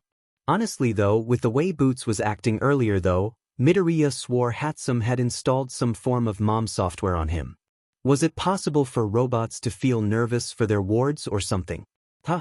Why the f are you here, Deku? A rather brash voice cut through his musings, making Izuku turn around to a familiar face. Kaken. Izuku didn't rise to his former childhood friend's baiting. Though he did greet the rather eternally irate teenager, he didn't deign to answer his question. Must be because he'd grown enough cojones during the last 10 months. Didn't you enter Yui with some FING scholarship sheet? Bakugo was loath to admit he was curious about anything in regards to the little fuckmunch, but now that the little sheet was in front of him, he might as well get it out of the way. What? Were you too effa good for it even though you have a shitty butt quirk? Izuku's fingers itched, moving towards his pant legs, to a region where he often kept the holster for his daggers, before realizing they were in his backpack. A deep breath was all it took for Izuku to rein in his emotions at having his quirk insulted for the last time. Before he could even answer, however, the sound of loud whispering suddenly assaulted their ears. Izuku could hear the words, sludge incident, and weren't those two involved with it around that time? And wow, they really weren't being quiet about it. Bakugo apparently has had enough of it and, without even waiting for Izuku's answer, moved past the smaller boy and towards the Yui exam hall. There were no other further exchanged insults, and Izuku wondered what the change of heart was for. Hey, what was wrong with that guy? Insulting your quirk like that? A rather bored voice spoke from behind him. Izuku turned around to meet a somewhat taller boy with an impressive amount of hair that flew in all directions. His eyes were ringed with black, giving an impression that he was an insomniac. No. Izuku shook his head, though the boy kept giving him an unimpressed look. It's just because my quirk is hard to use for heroics, even though I'm applying for the Department of Heroics. Frankly, he's not the only one who thinks so. Even my former class had bullied me because of my quirk. The other boy reacted, somewhat turning stilted for a second or so, though Izuku hadn't noticed. Why would they think your quirk is useless for heroics? Izuku laughed with a nervous grin. I have a recharging quirk. I mean, it's not even electricity-based, so it's kind of hard working with my quirk alone, right? Even the other boy sniffed at that. Why don't you just join me in the Department of General Education? My quirk is pretty much useless in offense, and I'm sure the practical exam is going to be about fighting large combat robots. Izuku wondered how the other boy knew about the second half of the entrance exam. Information like that would only be privy to the instructors. I may or may not have asked an instructor about what exams will appear using my quirk. He answered offhandedly, looking away in abashed embarrassment. I'm Shinso Hitoshi. My quirk is brainwashing. I'm Midoriya Izuku, and as I've said, my quirk is recharging. They shook hands on it, before the words fully impacted Izuku. Wait, brainwashing? Whoa, isn't that overpowered? That's an amazing quirk with a lot of potential offensive uses. An amazing quirk? Shinso raised an eyebrow at that, fairly amused at the other person's reaction. Wouldn't you mean a villainous quirk? What? Izuku's face almost hinted that Shinso was stupid for even thinking about it. Are you kidding? The things you can do with your quirk. You can pretty much resolve a villain attack peacefully without even fighting. Even with something mundane like a suicide attempt, you can persuade them to stop long enough for the authorities to handle it from there. It's a wonderful quirk you've been blessed with. Shinso was taken aback, downright speechless at how earnest Midoriya praised his quirk. There was no hint of suspicion or animosity in the way Midoriya thought about what he could do with his quirk. He had always received flack for his quirk, but Midoriya, a stranger he had only met today, believed he can do good things with his brainwashing quirk. Shinso. Izuku looked at him straight in the eye. You can become a great hero with your quirk. And how do you suppose I can deal with the practical exam? Shinsu's hands clenched into fists. There was a frustrating amount of hope growing in his heart, one where he can jump into the Department of Heroics instead of general education. I don't know. Shinso was ready to abandon that fragile little hope. But you know, when trouble comes our way, it is the hero's duty to be the last person to give up. Midoriya had learnt those words from Principal Nedzu's hero theories. The rat-like principal might be long-winded with his lessons and lectures, but everything he said had substance. Shinso, you're giving up even though the fight hasn't even started. The taller boy closed his eyes, taking a deep breath. He unclenched his hands, finally relaxing. You sure like to talk big, even though you have a sucky but quirk. Shinso teased, but there was mirth in his eyes. You sure they didn't tease you because you were too nosy? Midoriya grinned, leading the way for the taller boy. He had grown familiar with the halls of Yui to know where the venue was even if he was blindfolded. I'll take that as a compliment. He replied with a laugh. After all, butting one's nose in is one of the principal qualities of a hero. The written exam had swiftly gone by. Midoriya was at least confident that he would score enough points to compensate for whatever he might lack with the practical exam. Truth be told, the principal had already told him that the exam was unnecessary for him since he was already enrolled. Izuku, however, wanted to ask this as a favor for him. He really wanted to experience Yui's baptism. He wanted to see if the 10 months he spent training with the various teacher mentors would bear fruit and give him the necessary grade of Nedzu's side, unable to say no to the burning fire behind Izuku's eyes. He couldn't go against the student by his own beliefs as well, since he wanted to espouse the philosophy of plus ultra, which meant going above one's own limits and climbing over those walls. At the very least, Nedzu finally agreed on letting Izuku take the exam on the condition that if he passes, his score will be added to his records without any preamble. But should Izuku fail to meet the passing criteria, they would nullify his grading result and make it look as if he never took the exam. Izuku had been worried about the condition that was set before him, but after taking a few seconds to go over them, he had to ask the principal for clarifications as to what the downside to the agreement was. He said there was none, and that just because there was a but, it doesn't mean that it will always work in Izuku's disfavor. Principal Nedzu had to emphasize the fact that they couldn't risk Izuku getting exposed to villains. The sludge incident was a harsh reminder of what happened should Izuku fall into the hands of evil. Either way, they are set on keeping Izuku in long enough for him to learn how to defend himself and control his power so that he does not unwittingly provide aid towards people he wouldn't want to help. The crash course introduction to the practical exam that was led by none other than Present Mike was met with deadpan silence, save for Izuku, who was the sole person who kept responding to present mixed jigs. Izuku was tense during the whole situation. He was flanked on his right by none other than Bakugo and on his left by Shinso. Every time Izuku tried to engage Kaken to a conversation, Bakugo would retaliate with a dead-ender. Shut it, fuckface. He finally gave up, deciding to whisper with Shinso in order to develop strategies for the other boy instead.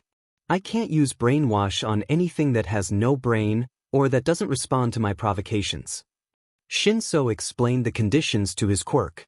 My quirk only activates if someone answers me and if I will it to activate at the same time. Also, they don't remember anything while being under my control. Izuku pondered over these sets of conditions, mumbling incoherently. Does it tire you to switch your quirk on and off while changing targets?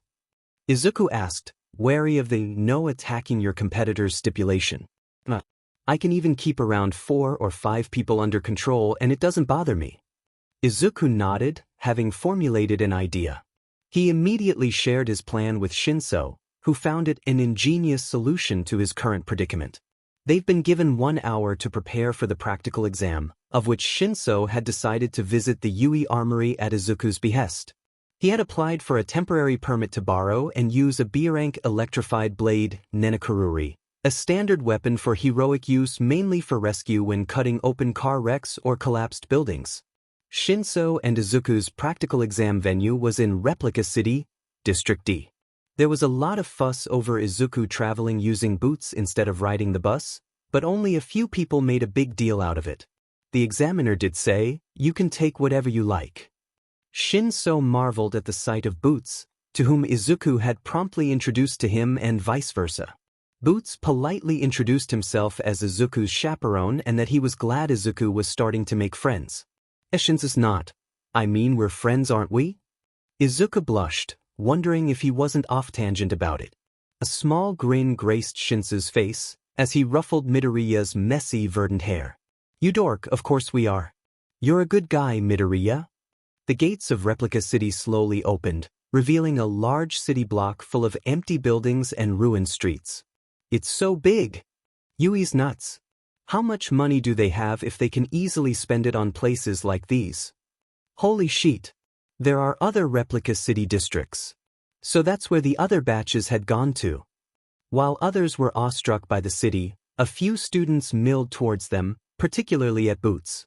Izuku was grateful Boots provided a decent distraction while he went over with Shinso in regards to how he can use his quirk in the practical exam. They didn't need prying ears right now. And start. Everyone's attention shifted towards a figure on top of one of the buildings, who was none other than Present Mike. Huh. Wait, what? Present Mike looked slightly annoyed, but no one could see his expression since he was quite a distance away. Only someone like Hatsume with her zoom quirk could have seen it. What's wrong, peeps? His booming voice rode with the airwaves. You looking for a countdown? Villains won't have the time or decency to wait for you to get started. Chop chop everyone. This had immediately set everyone in a flurry, running into the Replica City. Shinso nodded at Izuku, confirming he understood what he needed to do. Izuku nodded back, getting the message clear. I'll stick with the pack. Boots and I will go solo. Let's meet up at the center, 10 minutes before the end of the test in case you're missing points. With their plan in motion, Shinso made a mad dash to catch up with the group, Nenakaruri secured in a holster on his right leg. Izuku immediately strayed away from the group, Boots' Hudson radar immediately detecting metallic entities within their vicinity. The objective of the test was to destroy robotic targets inside the city block. The robots ranged in size, power, and speed. The stronger the robot got, the more points it gave the examinee. The weakest robot, a one-pointer, was a fast but brittle machine. The stronger ones, often larger than life, had a maximum of 12 points. Present Mike had warned them that if they killed too many all at once, a very large and impossible-to-defeat version, Yuruki robot, would appear and cause a rampage within the city block. There was no merit in defeating it since it gave 0 points. The only thing they can do is escape. Midoriya's plan was simple. For the exceptionally weak robots, those that usually ran from between 1 to 3 points, he can easily use the knife to deal with them. For the stronger targets, Shinso had only to use his quirk on a fellow hero examinees and order them to cause a glancing blow, while he finished them off using Nenakaruri. He had to quickly release them from the brainwash before they realized they missed something, however. It wasn't a foolproof plan, however. Everyone was concentrating too much that they seldom answered Shinso's provocations, a condition needed to get someone under his control. Shinso often spent more time dealing with small fry instead of the larger, stronger robots, which was where the second part of Midoriya's plan came to effect. At the last 10 minutes, they would meet up at the center of town and Midoriya, confident he and Boots can rake up enough points for them to qualify on their own, would help him gain points by weakening them for Shinso to be able to finish them off solo and gain the points. The robots were dwindling fast, and there was still 20 minutes before the exam ended when the Yuruki robot appeared, destroying several buildings along with it. Shinso only had 19 points, a surefire guarantee of failing the practical exam, when it appeared. Letting out a subtle curse, he ran away from the robot's direction, just like everyone else. A small groan, amidst the rumbling of falling debris and crushed rocks, pierced through the noisy din. Shinso turned around, horrified to find a girl whimpering in pain, crawling on the ground. Oi! He shouted, trying to get her attention. Stand up and run. That thing's getting nearer. The girl tried to stand up, but fell short and crumpled back into the ground, making small, ow ow ow, sounds. Shinso had half the mind of leaving her behind, and by logic he should have been correct. The Yuruki robot was drawing nearer and nearer, and abandoning all clear thoughts like, this is just an exam. No one's going to die.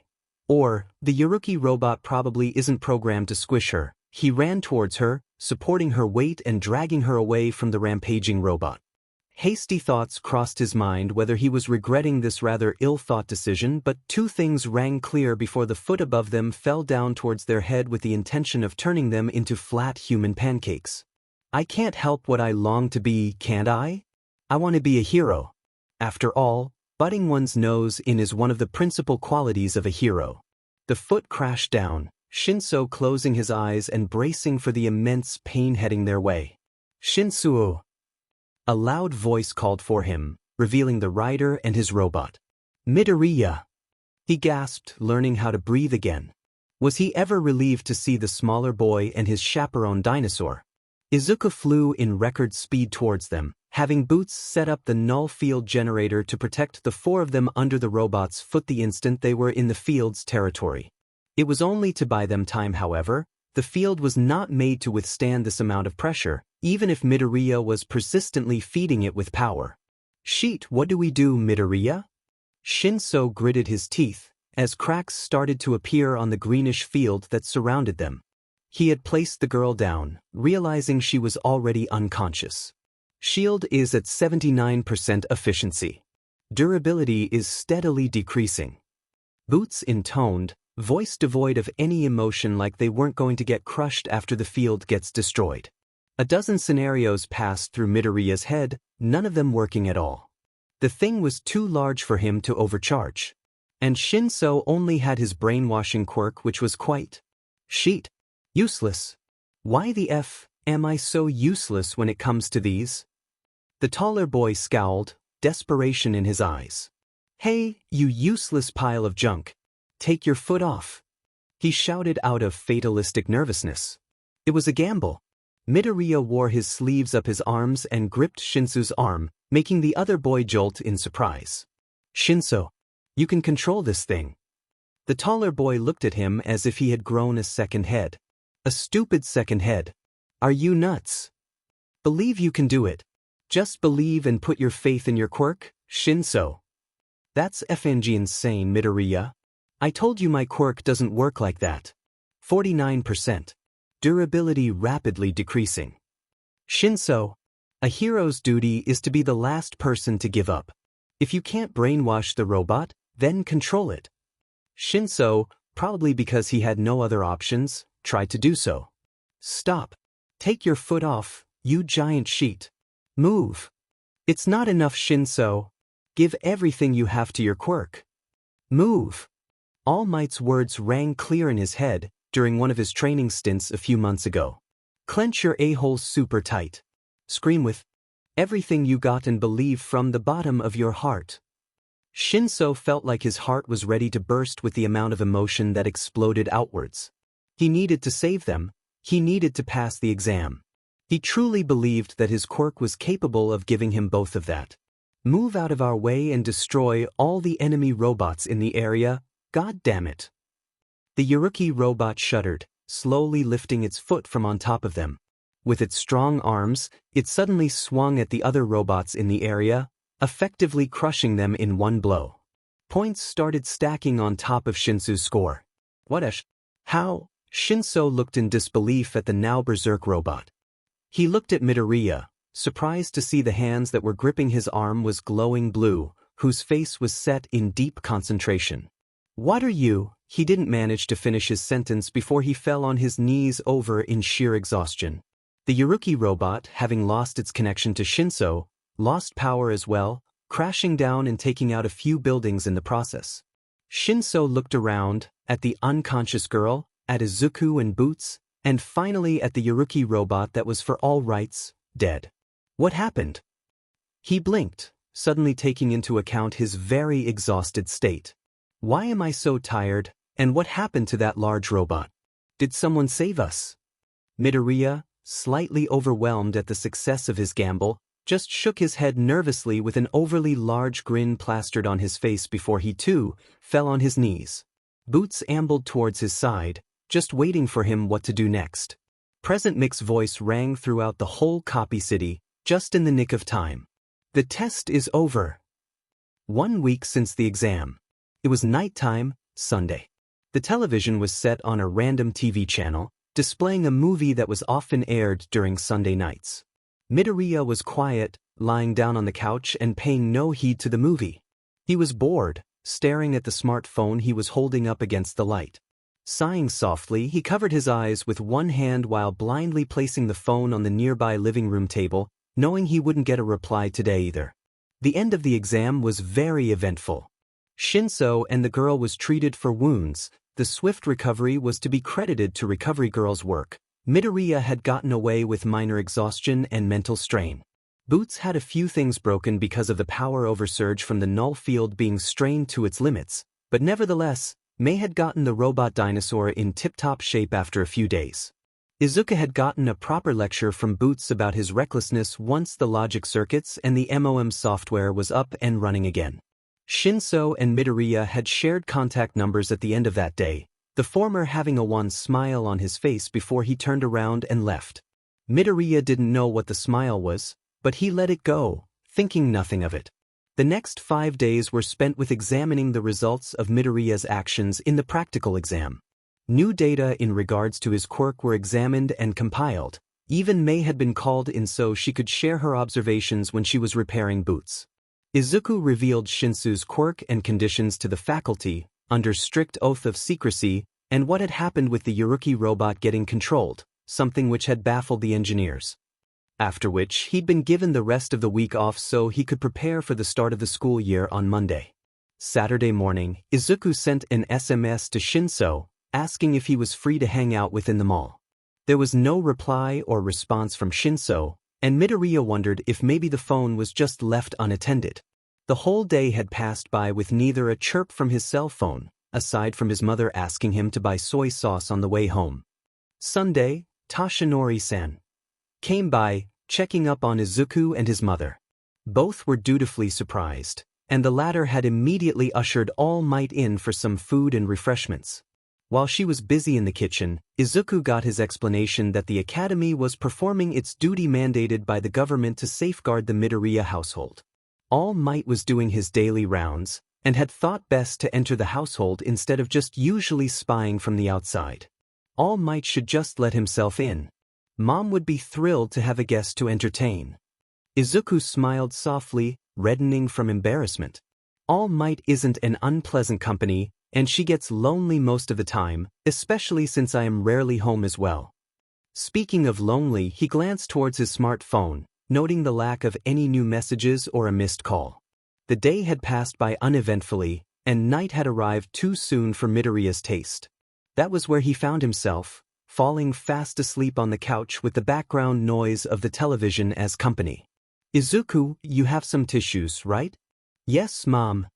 Izuku, I have found your missing wallet. It's in the garage. Thanks, Boots. Dear, you forgot your hanky? Mom. A few moments later, the handkerchief was tucked safe and tight inside Izuku's pockets. Izuku. His mom called out, to which he turned around, wondering what else he might have forgotten. I'm super proud of you. She smiled, wiping a tear from her eye. Thank you for being my son. A few steps too fast, and Izuku was hugging her tight, burying his head on her shoulder. Thanks, Mom. He whispered softly, rubbing his head on his mom's shoulder. You're a super cool mother.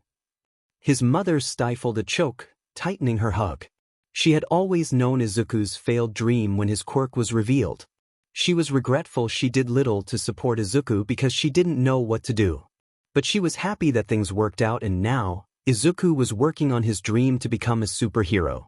He slowly let go, offering a kind smile. See you later, Mom. Outside, Boots dutifully waited for Izuku to mount him and secure himself before kicking off and gliding towards the direction of Yui Academy. The morning air was cold, and it was hitting Izuku's face at great speeds. It had taken him almost 2 months of getting used to flying on top of Boots. While it seemed cool to ride a sentient, robot dinosaur armed with short-distance plasma boost thrusters, GPS-guided systems and magnetosphere levitation-assisted hovering technology, there were also several cons that reared their heads at unexpected times. The lack of any wind guard or cover while sitting on top of Boots was one issue. Mei couldn't afford to add any additional baggage on Boots in order to preserve his structural integrity. He was already pushing it with the weapons and the null field generator, Not to mention the hardware and software that housed the replica AI system. When it was a sunny day, Izuku's face suffered dryness and irritation. When it was raining, he was pretty much soaked, not to mention the leather seat often got ruined by the water. Days when there was a lightning storm, they were effectively stuck to the ground. The problem was remedied temporarily with Izuku buying a motorcycle helmet and a poncho he stuck under the seat for rainy days. His mother had suggested the idea and Izuku had taken to it enthusiastically. Mei had also agreed it was a good idea and took the helmet, much to Izuku's surprise. It was later returned to him outfitted with several devices connected to Boot's system. A loud beeping sound emanated from one of Boot's compartment speakers, alerting Izuku of an incoming call from Mei. He tapped the side of the helmet, prompting the call to go through. Fufufu. Morning, Izuku-chan. Mei's voice rang inside the helmet. Good morning, Mei-chan. You in school already? Izuku answered, noting that the Yui building was only a few blocks away. We're in the assembly hall, listening to Principal Nedzu's welcome speech. It's only for the general education, support department and business department though. I heard you guys immediately start classes right away. Yeah. The heroics department has it hard. Huh. Mei's voice considerably lowered. Izuku figured they were getting too loud for the school assembly. So, I called in because I need to borrow Boots when you get here. Is it okay with you? Izuku blinked, curious. Of course, Mei-chan. Did you need him for something? Something of that sort. She was teasing somewhat in her tone. Some people got interested when they saw you riding him to and from school. They wanted to see him and talk to his creator, no? I know it's not going to be possible to mass-produce him given the power requirements, but I want to start forming networks with the market. Why, no. It's nice, right? People are finally noticing your work. Izuku sincerely praised her. It's all right with you, nah, Boots? The robot's mechanical voice filtered through the speaker as well. I detect no problem with the request. It is an order given by the creator. The duo alighted in front of the Yui barrier, a large metal gate outfitted with sensors to immediately open whenever a student card or special entry permission ID is detected and snap shut if it is otherwise. Entry via the airspace is only reserved for faculty, and though there was a debate whether or not to allow Izuku to have this privilege as well, it was later rescinded in order to avoid having a backlash on Izuku's public image as a normal student of Yui. Well, it might change if circumstances allowed it, but now. A loud, insistent ringing pierced the air. Even some of the students turned their heads around towards Midoriya when they were already gawking at Boots. Midoriya fumbled in his pockets, taking out his smartphone. Shinsu's name was flashing on the screen, the call button was flashing wildly. Midoriya lost no time in answering. Hello. Izuku answered, voice a bit harried because of the spontaneity of the call. Shinso. Midoriya. The voice answered, panicky but now relieved. W-. Did something happen? Are you hurt? Where are you? Midoriya's countenance was one of dread, and he was almost close to turning around and asking Boots to take flight towards Shinsu's location once the other had given up his location. I'm in school. Calm down, Midoriya. Mon. I can see you at the gate, looking like you're ready to run away. His voice was amused and a tad bit touched for the concern. Shinsu. Midoriya bawled, shocking nearby bystanders again. Why, you never replied to any of my messages. Sorry. Shinso grumbled, mumbling something. I think you did something silly to my phone, Midoriya. Huh. Izuku was now turning around, wiping his tears. Boots had been shooed away to go look for Hatsume, assured that he was now okay and that Shinso was okay as well. My phone was always at 100% battery and I wondered about it, but then I only figured it out that your recharging quirk had something to do with it last Friday. Yeah, Midoriya scratched his head, urging Shinso to continue. He was already taking the stairs up towards the heroics department classrooms. Me and my folks decided to go out of town to celebrate my acceptance to Yui when the letter arrived last Friday. When we went out of town, my phone went kaput. I tried to charge it but it won't receive power. I wanted to call you about it, but your number was stored in the phone's memory and I didn't memorize it. Midoriya laughed nervously. Oops. The call was abruptly cut off. Midoriya stared at the phone, wondering if Shinso's phone powered down again. On top of the steps, Shinso smiled, tucking his phone back into his pocket. He reached his hand out towards Midoriya. Heroics Class 1A, Shinso Hitoshi. Good to see you again, Midoriya. Midoriya took the hand, grinning as well. Heroics Class 1A, Midoriya Izuku. Let's do our best, Shinso. The short distance walking towards their classroom was spent on Midoriya flatly denying that he was worried about Shinso during the weekend. Have you gone on ahead to the classroom? Midoriya tried to switch the topic of their discussion. He was already embarrassed enough with this flub in regards to Shinso's phone. Apparently, when Shinso was unconscious and Midoriya had to take his phone out from his pocket to search for emergency contact numbers, he had created a solo connection with it. Midoriya did recall he was quite flustered back then. The stress had probably created an accidental connection. The minute Shinso's family left town, the connection snapped and it was unable to receive power from any other source. Midoriya had offered to take the connection back, but Shinso digressed, saying he wasn't leaving town for any foreseeable future, so it was a waste not getting a freebie power service from Midoriya. Izuku adorably puffed his face at that, mumbling how Shinso was just making him his personal power bank. Shinso rolled his eyes and ruffled Midoriya's already messy hair, much to the other boy's ire. I haven't gone inside yet. Shinso rolled his shoulders, showing he still had his backpack on. I'd see a couple of interesting fellows, however. A guy with a tail, a guy with tentacles, a guy with a crow's head, a girl that had strange-looking horns, a girl with earphone jacks on her earlobes. Midoriya grimaced. Somehow, we seem unimpressive, he said, gesturing to his lanky self. Oh, I don't know about that, Midoriya. Shinso shrugged, both of them stopping in front of the large classroom door with "1" emblazoned on it in typical Yui style. You have redeeming qualities when it comes to looks. The door creaked open, revealing a slightly red Midoriya. Are you saying I'm remotely attractive? You've got the look of someone people would want to flock to and protect. Shinso toothily grinned. Of course, looking at you objectively, you are what people would define cute and would be a rather good-looking target for tsundere bullies.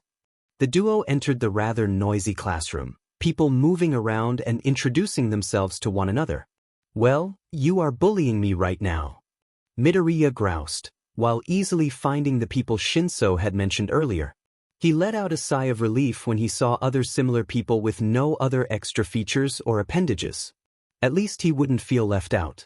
Shinso led them to 2 empty seats in the middle of the classroom, taking for himself the seat to the left of Midoriya. Trust me, Midoriya-chan. I bully you like I would a little brother. You are impeccably cute. Yeah. Midoriya deflated, making an ugly monkey face. Like a Philippine tarsia. That's mean. My eyes aren't that bug-eyed nor big. Shinso only snorted in reply. The two were interrupted by a slight cough from someone wearing glasses. Both turned towards the third party, whom Midoriya noted was a very impeccably neat and well-groomed young man with interesting eyebrows. The teenager moved out both hands towards them, making Midoriya jerk a bit from the sudden action and Shinso regarding him with a suspicious stare. Hello to both of you. I'm Ida Tenya, from Somei Junior High School. It was a greeting. Midoriya gingerly took the hand closest to him and shook it. Midoriya Izuku. Nice to meet you too. Shinso glanced at the hand shaking, and deeming it safe enough, he took the other hand as well. Shinso Hitoshi. You're a Shiku. Ida nodded, looking grim all of a sudden. I was in the same block as you two in the practical exam. And I have to admit that I was envious at the camaraderie that both of you displayed, as well as divining the true nature of the exam. Of course, as heroes, not only are we tasked to subdue villains, but to also rescue civilians as well.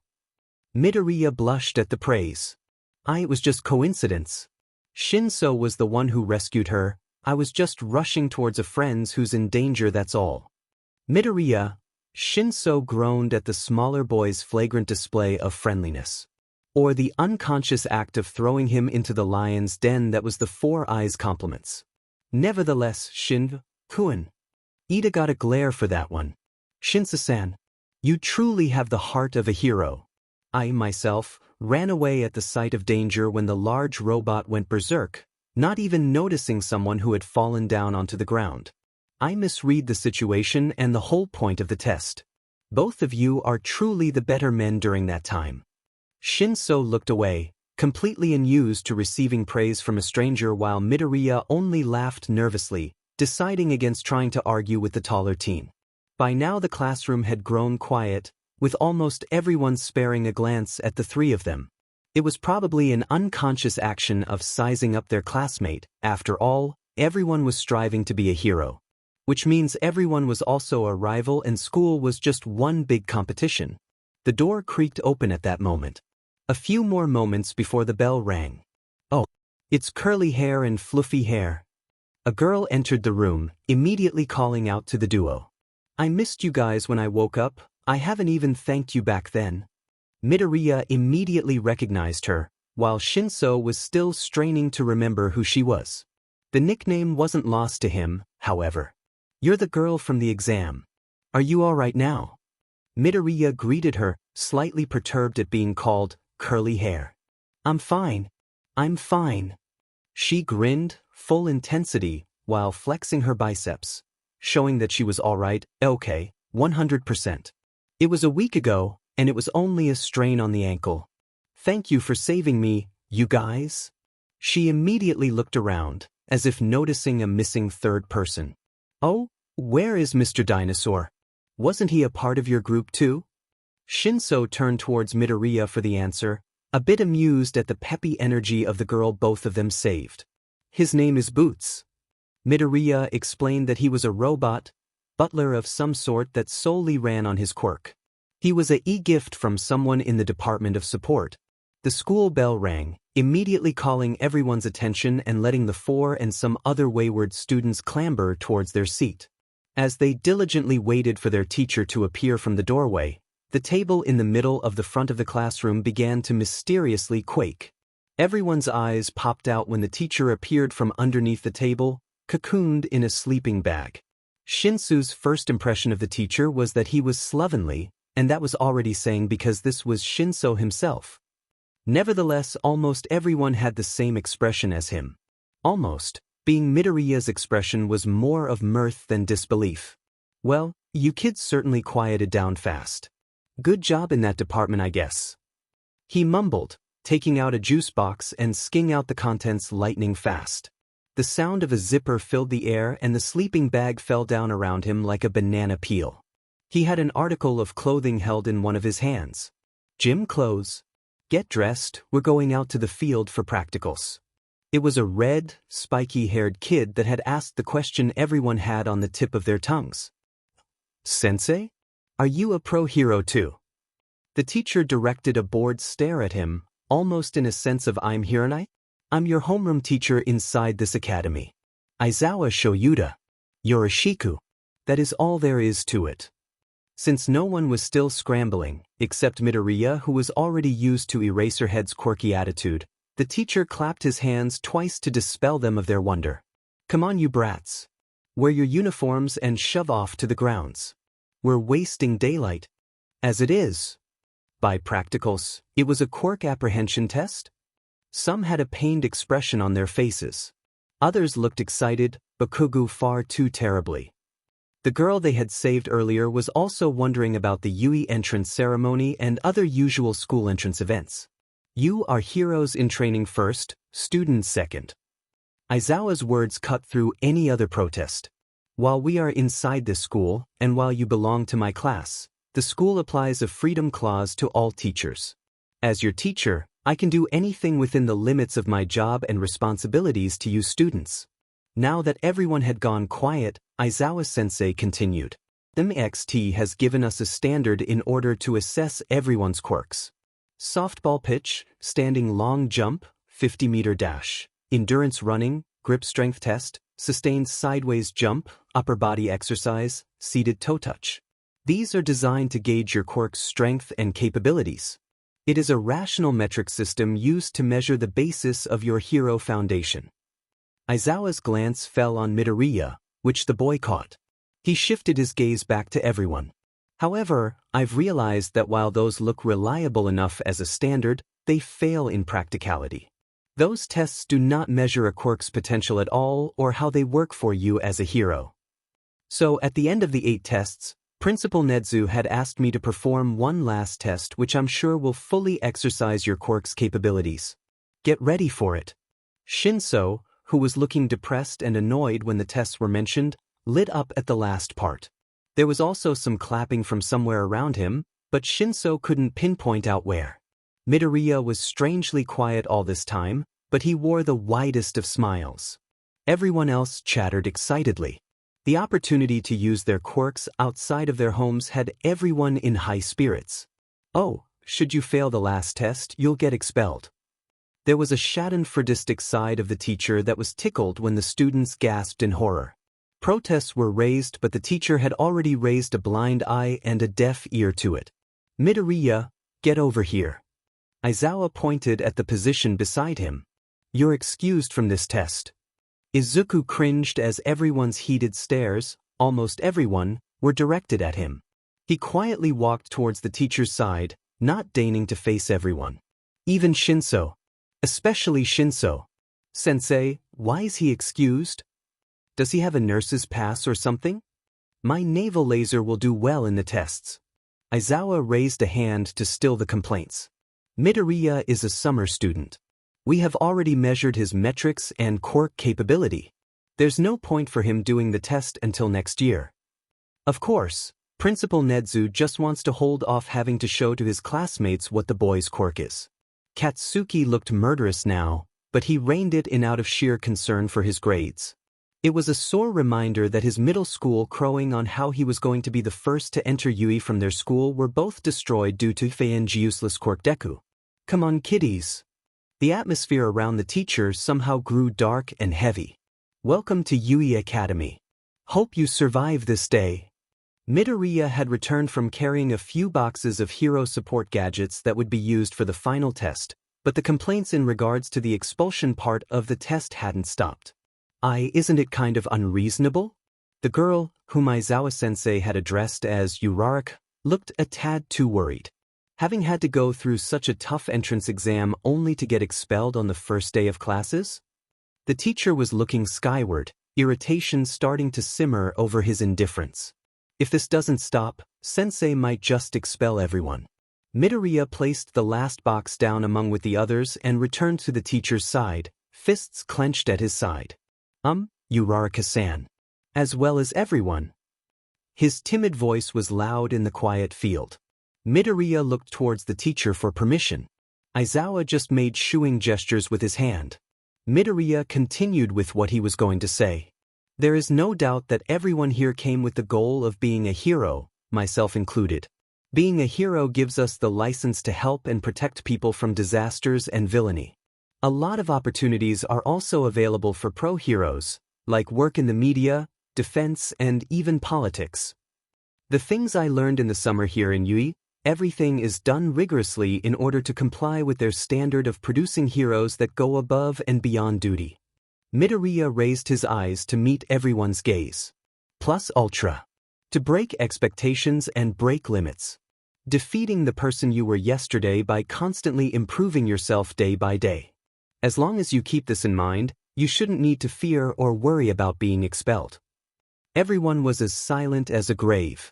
Midoriya wondered if he made himself look like a fool for nothing. His fingers fumbled with one another out of being nervous. Your speech would have been more effective if you actually to the test with us. Shinso rebuked, though it was all done in humor. There was a small smile in his lips, too faint for everyone else but Midoriya to see. Midoriya laughed nervously, scratching the back of his head. He's not available for the test. Aizawa-sensei interrupted them. Today, he's my dowdy assistant. Amidst Midoriya's complaints of sensei, you're calling me ugly too. He directed everyone to get ready for the MXT-accredited Quirk practicals. Midoriya followed holding a clipboard, grumbling. This had broken the tension with everyone. The atmosphere seemed lighter. Uraraka had even waved at Midoriya by the sidelines, wish us luck. To which Midoriya gave a half-hearted wave. We'll talk later. Shinso appeared by his side, passing through to get in line in the starting position for the 50-meter dash. I'm not mad, just surprised, so I'll ask whatever explanation you can give. Before Midoriya could reply in the positive, Shinso was out of hearing range already. Midoriya only sighed as Aizawa-sensei started the long queue of tests. Amidst startling bursts of speed, exploding softball pitches, bone-breaking grip strength tests, and ridiculous distances in the standing long jump, Midoriya marveled at the plethora of quirks that were being exhibited in various ways in order to obtain the highest possible score in each test. His own test results were mediocre, even if he had undergone 10 months of All Might's special hell training. He did shave off a few seconds from his time in regards to speed and add distance to his other exams, but those were results obtained by strengthening his body, not his quirk. The better part of the morning was dedicated to all the MEXT tests, and before Izuku had realized it, noon had arrived. Aizawa-sensei had gathered all 21 students to reveal their scores. Here, sensei. Midoriya handed to their teacher a mid-air hologram display device. Encoded in it are the tallied scores, their average and their respective rankings. Aizawa-sensei nodded his thanks and opened the visual interface of the device, revealing everyone's ranks. The top 10, from the first down to the 10th, Yaoyorozu, Todoroki, Bakugo, Tokoyami, Ida, Shuji, Ojiro, Kirishima, Shinso, Ishido. The next 11, from the 11th down to the last ranking, Uraraka, Minoma, Satu, Kuji, Azui, Aoyama, Siro, Jairu, Kaminari, Hagakure, Mineta. Mineta, predictably, began to grow a dark, ominous cloud around him. The ones closest to him tried to cheer him up, to little avail. Sensei. A hand shot up, belonging to someone who had two-toned hair and a burn scar surrounding his left eye. These scores will be submitted to the school's database, right? Yep. Aizawa-sensei confirmed, his hands already moving in order to input the data even without him looking at the small device. Is it possible to retrieve Midoriya's score and place it within the rankings so we can compare to his? Aizawa-sensei quirked an eyebrow upwards. Midoriya-san is part of Class 1A. It is important that we can also gauge his strength in order for us to adjust accordingly. Smart. Aizawa mentally snorted, using the theme of class unity in order to find out whether or not Midoriya was really a black horse. Time to disappoint the little genius then. A few taps into the device and Midoriya's name appeared, being inserted into the slot between Azui and Aoyama. 16th in class ranking results. Todoroki, inevitably, frowned at that. Bakugo's scoff was loud enough for everyone around him to hear. There were others who found his rank to be curious enough to garner a little interest, but there was nothing special with Midoriya's MEXT results. If everyone is done, he nevertheless closed the holographic user interface before anyone could reply. Enjoy your lunch break. The last test will be done in the afternoon. You will either be tested individually, in pairs, or even in a group, depending on your quirk. Hearing no objection from the class, he dismissed them and disappeared around the corner of a building. A splendid school lunch feast provided by cooking hero, Lunch Rush, was in front of them. A bowl of rice, a side dish of vegetables, miso soup, grilled Pacific sori, pickled ginger and warm tea, though common lunch fare, were cooked like a feast fit for a gourmand. Everyone was in the cafeteria, each dividing themselves into different tables. Midoriya, Shinso, Uraraka, Azui and Ida were in one table fit for 6. Surprisingly, Kaken's table isn't alone, occupied by the rather exuberant spiky-haired kid whom Midoriya now knows as Kirishima Aijuru, owner of a hardening-type quirk called, unsurprisingly, Hardening. Todoroki and Yaoyorozu were in another table, quietly eating their meal in a fashion that Uraraka dubbed as the school council's table. Ida commented that they did indeed exude the aura of being elite. Midoriya chuckled that Ida honestly would fit in along with them, making the taller teen sputter. The largest table belonged to Satu, Kuji, Kaminari, Ishido, Minoma, Mineta, Hagakure, Aoyama and Jairu, which also turned out to be the loudest.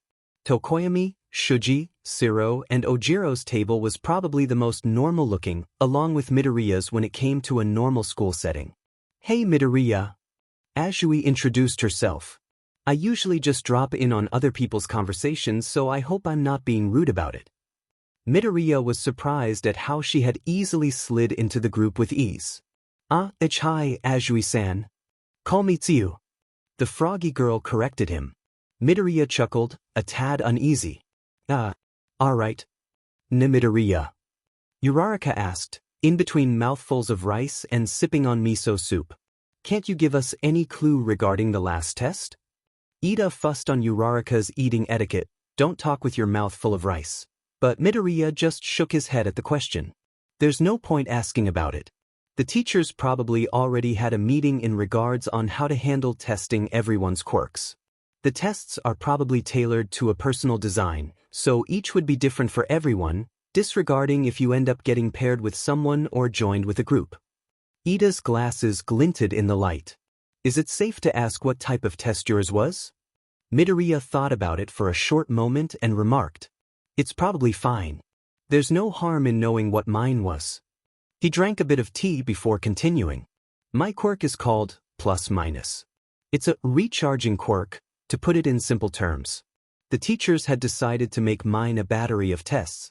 Did I just make a pun? How much I can recharge power on machines and buildings. The range I can do so. The amount of load I can handle without stressing myself. I basically had to make a lot of machines and gadgets power up. I don't think everyone else's test would be as long as mine though. I mean, we are in a school year now, and everyone has to get their test done.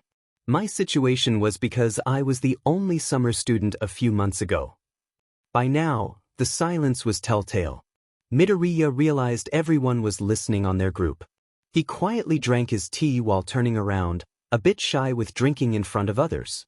With the way you say it, Azui commented, looking pensive about Midoriya's reply.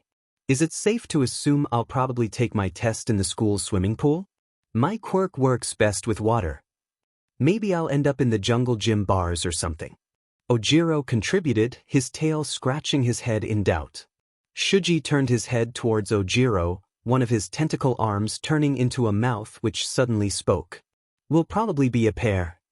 Ah man. Kaminari looked towards Midoriya. Is your recharging quirk electricity-based? It would have been awesome if we could partner up. Midoriya blushed up to the tips of his ears. The suggestion that he was wanted warmed him up. Sorry. My quirk's not electric-natured, though it would be nice if I could take the test. Todoroki frowned and asked. There's a possibility you can take the test. Isn't it a second time already that Todoroki was somehow focusing his attention to me? Feeling a bit vainglorious with those thoughts, Midoriya dispelled them and turned towards Todoroki. Yeah. But it's not up to me. The principal will drop by later on and, well, that's all I can say in regards to the matter. Todoroki nodded. What little information he got from Midoriya, he stored away for later use. He turned his attention towards Yaoyorozu, who solicited his opinion in regards as to what tests would be possible for her creation quirk. Midoriya. Crap. He forgot about Shinso. Can you tell me why you were taking the entrance exam when you were already a summer student here in Yui? As Kaken would put it, even Uraraka, Ida and Azui were curious. Why was someone who was a guaranteed shoo-in to the school still taking the entrance exams?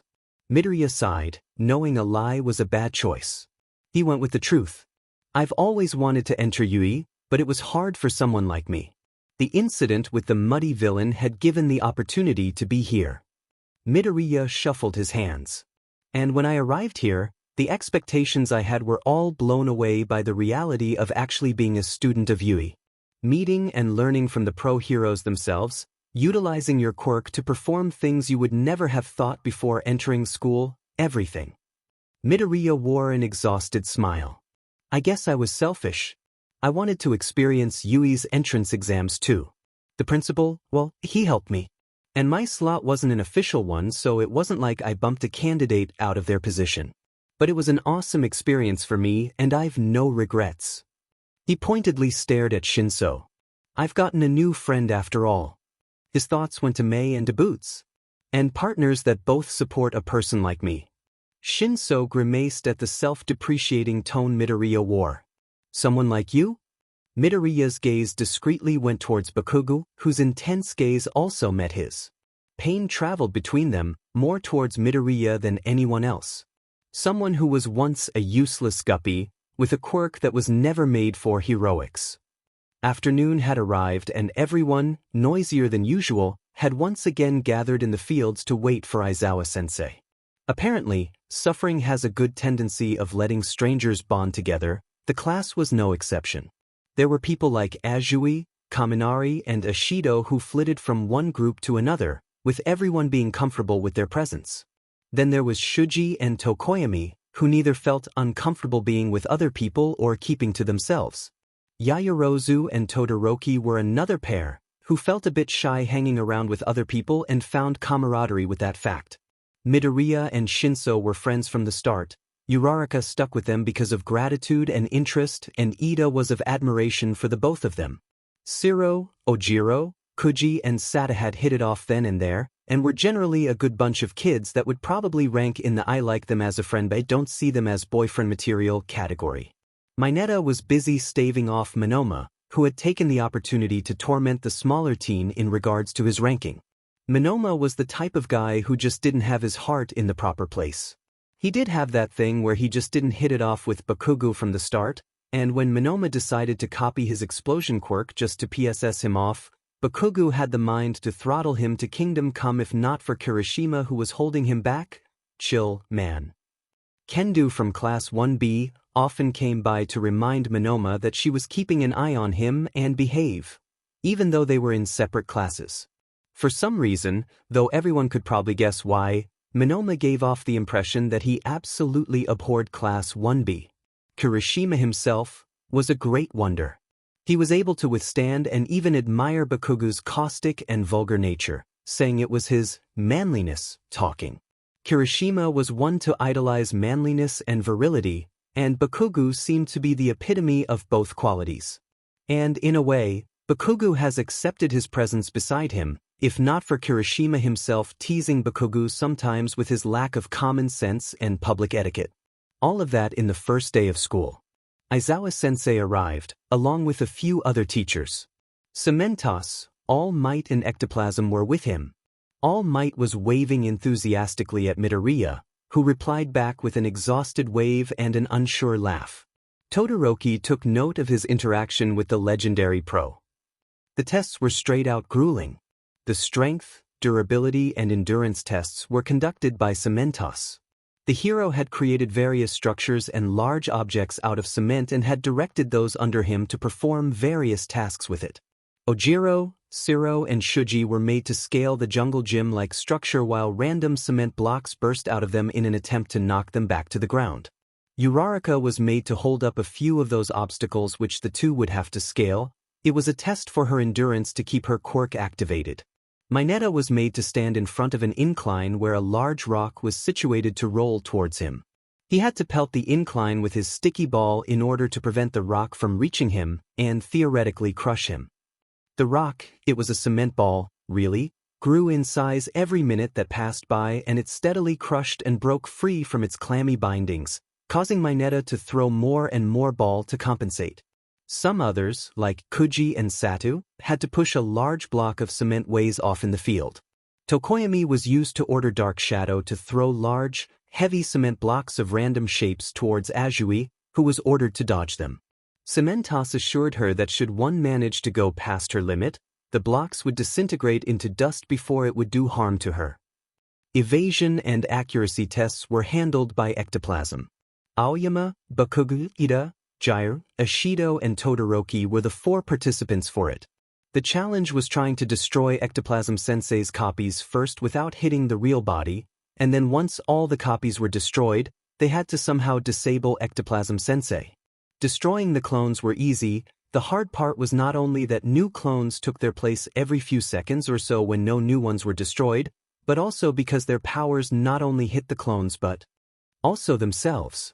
Bakugo was about to go on a tirade on how everyone else was fing sheet at this when Ectoplasm Sensei reminded them that should they fail this test, they'll be expelled. The world didn't need heroes that fought with one another or recklessly destroyed anything within their radius. He immediately shut up and changed from someone prone to wreaking havoc into someone who delivered calculated blows and fancy maneuvering. He was about to destroy another clone when Ida had immediately run up to him and tackled him to the ground, making him cuss that if you don't get off me within the next 3 seconds, I swear to all that is FNG holy I'll shove your exhaust pipe far up your FNG but that you won't be getting constipation your whole FING life. Ida colored red at the rather vulgar outburst. He hastily explained that he was about to hit the real body, which would have failed all of them. Bakugo had a blank look before the fact had hit him, muttering a whatever, he legs. It was probably the closest he could give an apology. They had found out that only the real body had a shadow on the ground, to which Ectoplasm Sensei praised them for their acuity. To their despair, he produced another set of clones that could randomly cast a shadow. There were less explosions, acid sprays, electric blasts and lasers, and more planning afterwards because of it. All Might took the last participants under his wing for special operations. The task he gave to those under him was to retrieve a remote control fastened to his belt. The participants can use all their quirks outside maximum tolerance, assuring them that he wouldn't get hurt in the slightest. Yaoyorozu, Monoma, Shinso, Kirishima, and Hagakure were the participants. He had given the kids a handicap by lowering all of his abilities consciously to 10% of their maximum. Even then, neither of them could get near All Might. Monoma's explosion copied from Bakugo was nearing its expiration of 5 minutes, and All Might wouldn't let him near enough to make contact. Shinso tried to use his brainwash quirk and for at least a few seconds, All Might would stall but the air around him would explode all of a sudden and the brainwashing would be dispelled. Kirishima tried to engage in melee with All Might, but even with the full capabilities of his hardening quirk, it came close to cracking under the subdued punches of All Might. Hagakure, who was invisible, would have been their best bet, but she was wary of coming near All Might who was mighty guarded about any invisible presence around him. Yaoyorozu continued to ponder on how to effectively use her teammates' quirks in order to solve this puzzle. It was a miracle, in Yaoyorozu's point of view, that they managed to finally clear All Might's task within the time limit. She had relayed her plans to everyone, and the plan was executed flawlessly. Shinso's brainwashing was useful for only a split second or so, but it was enough time for Kirishima to launch himself like a spiky wrecking ball and throw All Might off balance. While All Might briefly struggled with removing Kirishima from his person, Hagakure and Monoma, who copied Hagakure's invisibility, tripped All Might with a diamond steel wire while he was unaware. Kirishima had finally unlatched the remote amidst all the confusion, earning them a pass with the test. Amazing teamwork, everyone! All Might praised them with a thumbs up and an enthusiastic grin. Even though All Might was working at a bare 10% of his strength, their efforts bore fruit. And for today, that was enough. The tests have all been tallied so far, making the students sigh with relief. Izuku settled with helping distribute cool towels to everyone, offering a gentle smile. Good work, Izuku murmured as he handed a towel to Shinso. Shinso offered him a blank stare, before taking the towel and burying his face in it. What are you talking about? I barely did anything. My quirk was useless. Izuku was ready to refute, but Kirishima butted in, slinging an arm around him. The towel was now slung around his neck, swaying whenever he talked. That's talking sheet, man. Kirishima bared a toothy, fanged grin. Our combo wouldn't have worked if you didn't start it off. Besides, just because it didn't work for this test doesn't mean your quirk's useless. Shinso looked genuinely baffled at the two who grinned at him. Thanks. He didn't bother to argue anymore, though there was a soft smile on his tired face. Well, compared to your brainwashing, and Yaoyorozu's quirk of just making anything out of her body, my hardening just doesn't seem to match up. Kirishima pouted, raising an arm that immediately glinted at the sunlight. It's not all flashy and techy, or how people put it. You say that now. Shinso had a teasing tone in his voice. But try having conditions with your quirk. I can't just willy-nilly brainwash people unless I can activate that condition. Unlike yours, which you can do anytime you want. Kirishima looked pensive as he closed and opened his clawed hands. That's true, I guess. You could train your quirk right? Either that or you can sharpen your tongue. Everyone else had grouped together, discussing the test results as well as each other's quirks. It would have been a comfortable and warm atmosphere if not for. All right, kiddies. Time to find out how many of you get to stay in the Department of Heroics. Aizawa-sensei's voice rang through the field. We forgot about that. We were too comfortable. I forgot there was an expulsion penalty at the end of the test. Everyone gathered around the teachers, who were just finished discussing the results of the test. Aizawa, Cementos, Ectoplasm and All Might nodded, as they placed data on individual tablets on hand. Compared to the previous tests, there are only 2 scores for this one. Aizawa continued inputting something on his tablet. You either pass or fail. Everyone shivered in fear. If your name is highlighted in green, you pass. If it's red, say bye-bye. Aizawa-sensei pressed something on the holographic projector, as a scoreboard appeared out of thin air. Green, green, green. Not an ounce of red was in the scoreboard. The air surrounding the field burst with the wild cheers of the students, celebrating their passage in the trials. Oh my God! Kirishima knelt on the ground while raising his hands. This is great. Izuku was looking away from everyone, face set in an uncomfortable expression, like half smiling and half pained. Aizawa-sensei stared at everyone. I forgot to mention that the last test has no bearing on whether you're expelled or not. Did everyone actually think they'll be expelled if they failed? The whole field grew silent, before a large exclamation of surprise pierced through the air. Uraraka was looking pale and confused. Ugh, to think I've been hoodwinked again. You certainly can't underestimate Yui. Ida groaned, flailing his arms in weird poses. There was a whole lot of clamoring between the students, but they slowly shushed down when Aizawa did nothing but stare at them with a bored look. 21 seconds before you all quieted down. You guys really don't know how to prioritize your life. Aizawa grunted. We'll have a third of the school year to remedy that. You performed under pressure and did well. Hopefully, you'll do better even without a threat hanging over your heads. The penalty of expulsion was a logical ruse. Of course, the teachers here in Yui would need an exemplary reason in order to expel you from school. At least be critical about your surroundings and about what you hear from other people.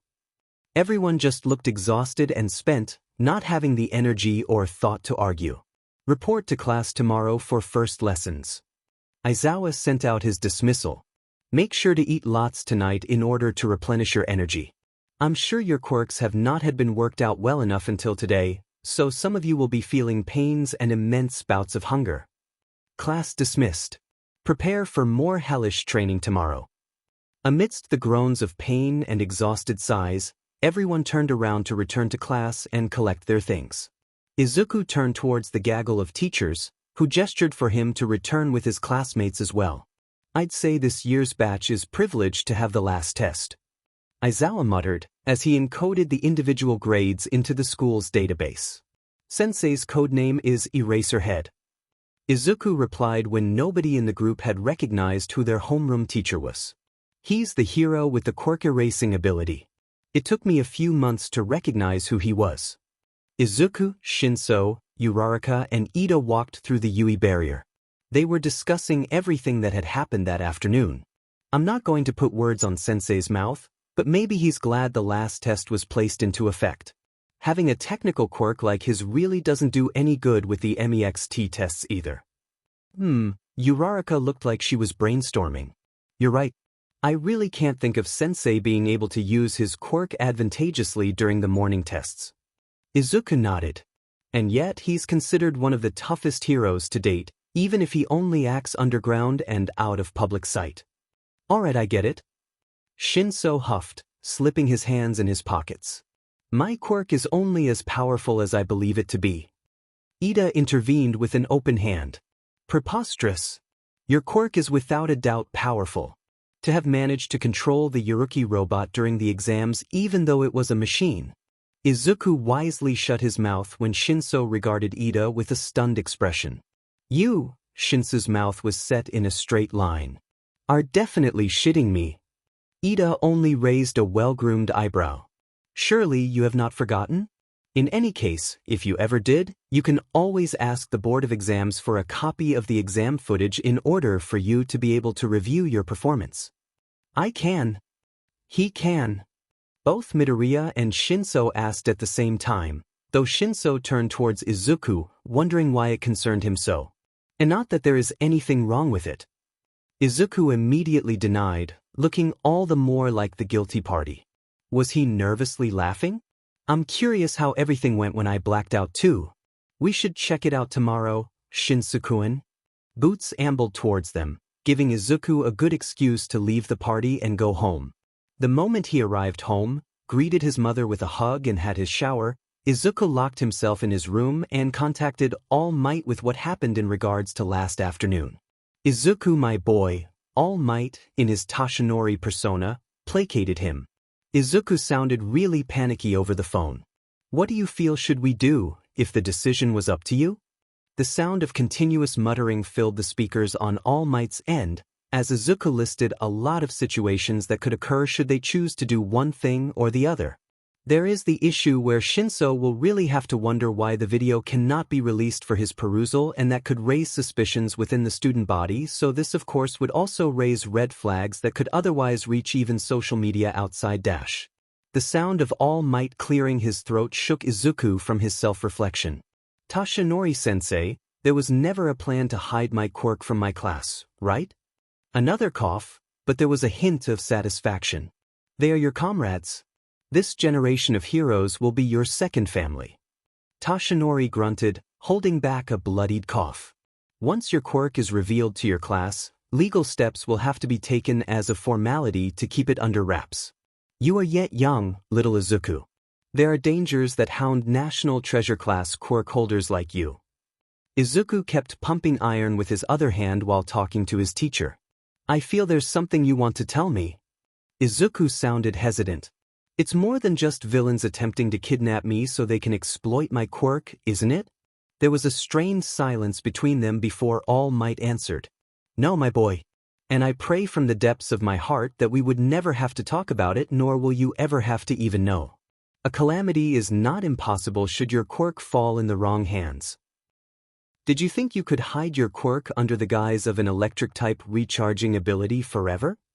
Izuku shook his head, forgetting All Might couldn't see his action anyway. I don't, but at the very least, I want to delay the inevitable. Well, Toshinori sounded amused. At the risk of sounding like a peerless optimist, as Aizawa would put it, everything will be fine. Tomorrow's event is sure to awaken everyone's eyes. Wasn't it more of a peerless rescue baka wa dash? What event dash? The line went dead before Midoriya could even process the implications. A hasty breakfast and a quick goodbye to his mother, Izuku and Boots managed to make quick time going from home to school and arrived at Yui at least an hour early. Izuku was hoping to talk to Shinso in regards to the video of their examination, but he had forgotten they were still students nevertheless. Shinso, like everyone, had arrived only until at least a minute before the bell rang. Izuku greeted the harried-looking boy with a slight wave and an uneasy smile, to which the other boy returned with the same enthusiasm. No pleasantries were exchanged, yet, since Aizawa-sensei appeared from under the table, how does he do that? Once the school bell had immediately rang. Class was started with a greeting to the teacher led by Momo, since no class representative had been selected yet, and she was the top one recommended freshman amongst the whole batch of students. Aizawa muttered the usual homeroom announcements from a crib sheet he produced inside his sleeping bag. Mundane topics like after-school clubs, 1A and 1B were exempt from mandatory club sign-ups due to the expected workload they will be receiving. Morning classes were composed of social and academic studies, English and languages, maths and sciences, history, particularly heroics history wherein hero and villain encounters were deconstructed and analyzed by the class, were amongst the subjects that primarily composed of lectures. Lunch was an affair that passed by too quickly in their eyes. Yui's famous hero curry and rice combo was on the menu, and as the whole class was tightly wound up from yesterday's event and this afternoon's anticipated daily foundational heroic studies, everyone kept conversation up to only light and mundane topics. Midoriya half expected Shinso to bring up the topic of the video, but aside from just engaging in conversations that tilted towards his early admittance to the school, what yesterday was all about and what he had for dinner last night, it never came to light. Izuku thought Shinso was just nervous, but he couldn't blame him. He was nervous as well since All Might hinted something, and he wasn't privy to know what it was until the last minute. Tsuyu, Ida, and Uraraka gathered around Izuku's desk, raising the topic of what was going to be their first topic on their daily foundational heroic studies.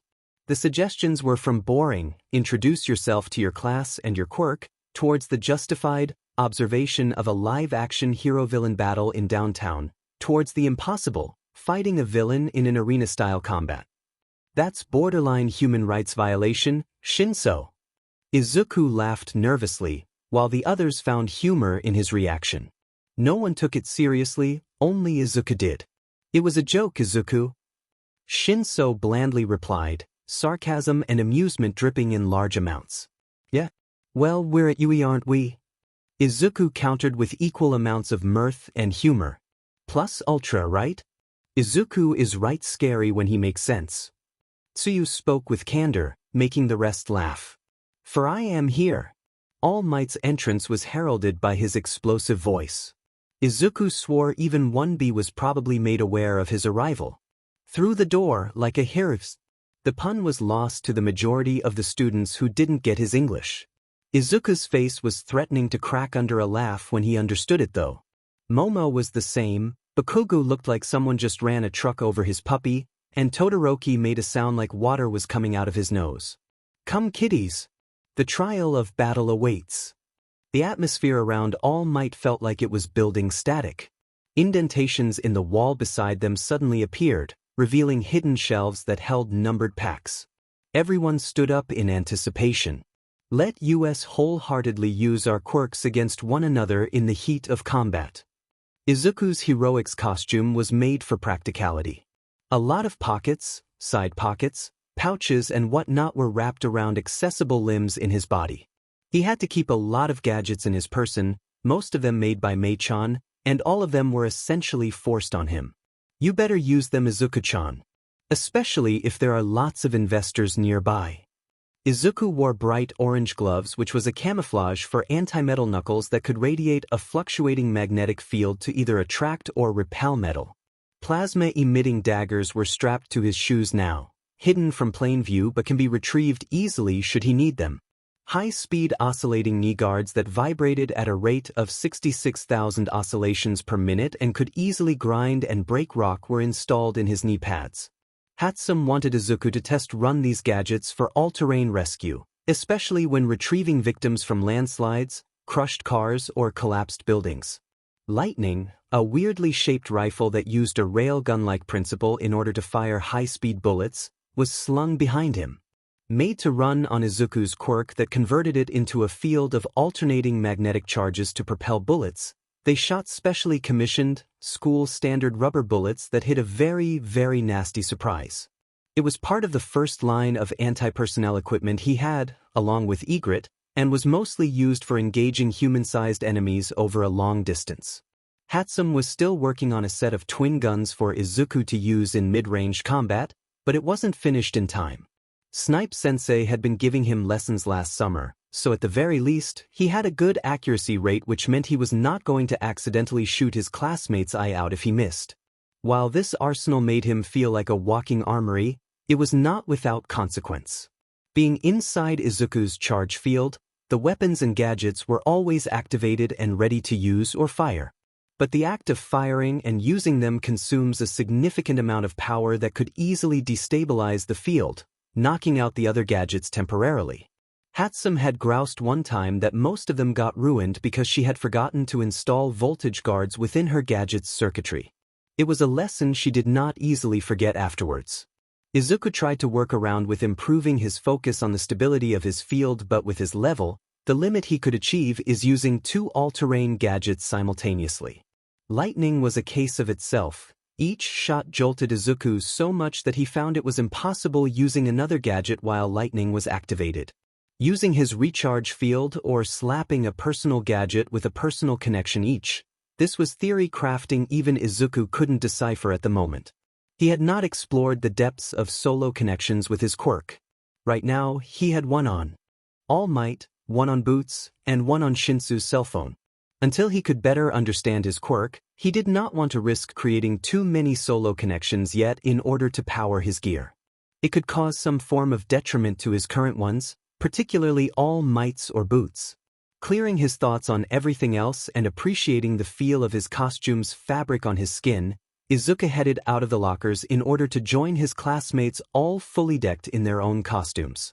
Having gone out to the courtyard where everyone else had already assembled, he really should stop reminiscing in the middle of doing something. All Might's voice was like a beacon for assembly. Izuku ambled towards the group slowly, tugging his sleeves down or fixing his headset, or patting his t-shirt in a habit that one would normally associate with nervousness. Izuku wasn't nervous though, he just did this with every new thing he wore. Heroic's costume was not an exception. Uraraka was the first to notice his arrival and enthusiastically commented on his costume. "That looks nice on you, Midoriya." She was fixing the helmet that was somewhat loose on her head. "Looks very practical. You look so rugged. Like a field commander." Izuku smiled, given that he personally designed his costume. "Thanks. You look nice as well. The puffy boots are a nice touch." Uraraka reddened on cue, looking slightly abashed. "Really? I was worried the costume company had made it look too puffy." She turned around, patting her rear. "This doesn't make my butt look too big, doesn't it?" Izuku shook his head. "Not at all. It's a nice ratio." Behind him, Mineta cleanly slapped his forehead. The great ball on his head jiggled in response. "Come on, man." Mineta tugged at his waist jacket. "A girl asks you how her rear bumpers look and all you say is, 'It's a nice ratio'? What are you, a rocket scientist?" Izuku looked cleanly unaware of what Mineta was implying. "Well, it's true. Uraraka-san's figure is a good ratio. Figma-wise or for any other criteria." Mineta slapped himself in the face this time, rolling his eyes upward. Shinso waved a hand towards Izuku, who reciprocated with his own gesture. His heroic's costume was a classy business suit, complete with a stripy blue tie. Nenakaruri was strapped in a holster on his right thigh, but other than that he looked completely unimpressive. A smile tugged at Izuku's lips, clapping his hand against Shinsu's. "Your costume holds a dark secret." He spoke in a sing-song manner, looking almost poignantly petulant, when he circled Shinso to inspect the fine-looking threads of his suit. Shinsu's eyes glinted, a dangerous smile on his lips. "If you can easily tell how this will make my quirk all the more effective, I'm confident with my choice of heroic's costume then." All Might clapped his hands, taking all of their attention with him. He led everyone through the grounds, commenting on each and everyone's hero fashion choices. Izuku had to look twice at Ida, not realizing it was him under that mecha-looking costume. His thoughts briefly flickered towards Ingenium, a pro-hero, and how Ida's costume looked something inspired on it. Several questions were asked by the students regarding their first lesson, to which All Might promptly answered by taking out a crib sheet he had hidden under his gloves. Today's training will be focused on hero-villain indoor battles. The villains will need 15 minutes to activate a nuclear weapon, thus, they have to guard it for that amount of time. It is the hero's duty to foil the villain's diabolical plan before the nuclear weapon is set off. At this point, All Might hid the crib sheet once more and explained ad-lib. If the villains are captured by the heroes using this, he brought out a white roll of seemingly innocuous-looking tape, the capture tape, or if the nuclear weapon is taken from their possession, the hero team wins. Otherwise, if the heroes are disarmed or incapacitated or if the nuclear weapon is not retrieved after the specified amount of time, it would be the villain's victory. All Might took out a lottery box and showed it to everyone. "Pick a ball from this box. Whoever shares the same letter as you will be your teammate for this exercise." After everyone had gotten a lottery ball from the proffered box, the results appeared in a holographic screen beside All Might, listing the team-ups between Class A. Team A, Tokoyami and Midoriya. Team B, Siro and Ishido. Team C, Shoji and Minoma. Team D, Yaoyorozu and Uraraka. Team E, Kirishima, Kaminari and Bakugo. Team F, Satu and Mineta.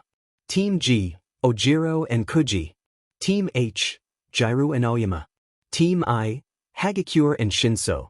Team J, Todoroki, Ida and Azui. Team E and Team J were quite surprised when they found out they had 3 members each, except for Bakugo, who merely looked angry at anything and indifferent at the same time. Sensei. Ida raised a hand, prompt as he is whenever he finds something out of the ordinary. 2 teams seem to be with extra members. Fortune favors the bold, young Ida. All Might didn't look like he was surprised at the differently numbered teams. Sometimes, villains will surprise you with hidden numbers. Other times, too many heroes report to the scene of the crime. It is important you are able to work together and overcome all adversary even with such unreasonable numbers stacked in favor or against you. I see. Ida lowered his hand. This is in preparation for our future. Please excuse my interruption, Sensei. All Might shrugged it off as he juggled all 10 balls in his hands. 2 balls were thrown into 2 fish bowls, each named Villain and Hero. The rubber ball flew seamlessly, gracefully arcing and depositing themselves at the bottom of the bowl. The letters and faced the curious spectators. All Might's grin just got impossibly wider. It is decided. Pair shall be the villains whilst pair will be the heroes. Izuku and Tokoyami regarded the trio before them, who looked mighty confident with the arrangement. Bakugo in particular had a nasty glint in his eyes while directly staring at Izuku. The villains will go inside the building first in order to familiarize themselves with the structural layout. After 5 minutes, the heroes will pursue the villains in order to retrieve the nuclear weapon. All Might turn towards the other students. We, on the other hand, will watch how the whole thing unfolds via surveillance cameras installed inside the buildings. This is merely an exercise. Please show restraint when using your quirk. Against a fellow student, I cannot stipulate this more than enough. Everyone's stare discreetly went towards Bakugo, who looked unruffled and unaffected that he was being subtly warned. In worst-case scenarios, Recovery Girl will be at hand for unlikely emergencies. But never fear. I will personally intervene before things even start to enter that level. With no questions on sight, All Might directed Tokoyami and Izuku towards the building entrance, giving them directions as to where the nuclear weapon might be. Isn't this cool? Kirishima pumped his fist in the air, flashing his pointy-toothed grin. Just look at the 3 of us. We're like elemental bros or something. Kaminari shared his enthusiasm, fingers pointing at the 3 of them. Awesome. I'm lightning, points at Kirishima, you're definitely earth, and towards Bakugo who snarled at the finger, definitely fire. We're not here to play, shitheads. Bakugo groused, looking all tense and ready to spring at the end of the 5-minute villain reprieve. I'm going to march in there and complete this exercise, 1 minute flat. Kirishima and Kaminari looked at him like he was weird. Just chill or something, Bakugo. Kaminari huffed. I mean, I understand if you're going to be wary of Tokoyami since he's got that cool shadow quirk thing. Shadow? Bakugo raised an eyebrow. Birdhead's quirk is a shadow? Kaminari's jaw dropped while Kirishima was close to pulling his spiky hair out. Oh my god, dude. We had our introductions just this morning. Everyone got their name and quirk out in front of class. Even you went up front and had those flashy explosions out of your hands, you know? Huh? Bakugo only looked slightly miffed. Seriously? Kaminari looked close to laughing. Grow some awareness for your peers, Bakugo. Before Bakugo could even start a fight, Kirishima pacified him with information. Okay, so hear me out, yeah? Tokoyami's quirk is a shadow creature that looks like a bird. It's pretty much like a guardian or something, so it'll be hard getting close to Tokoyami with that thing hovering around him. Kaminari added his 2 cents. You reckon he's going to be the guard on the nuclear weapon? Kirishima shrugged.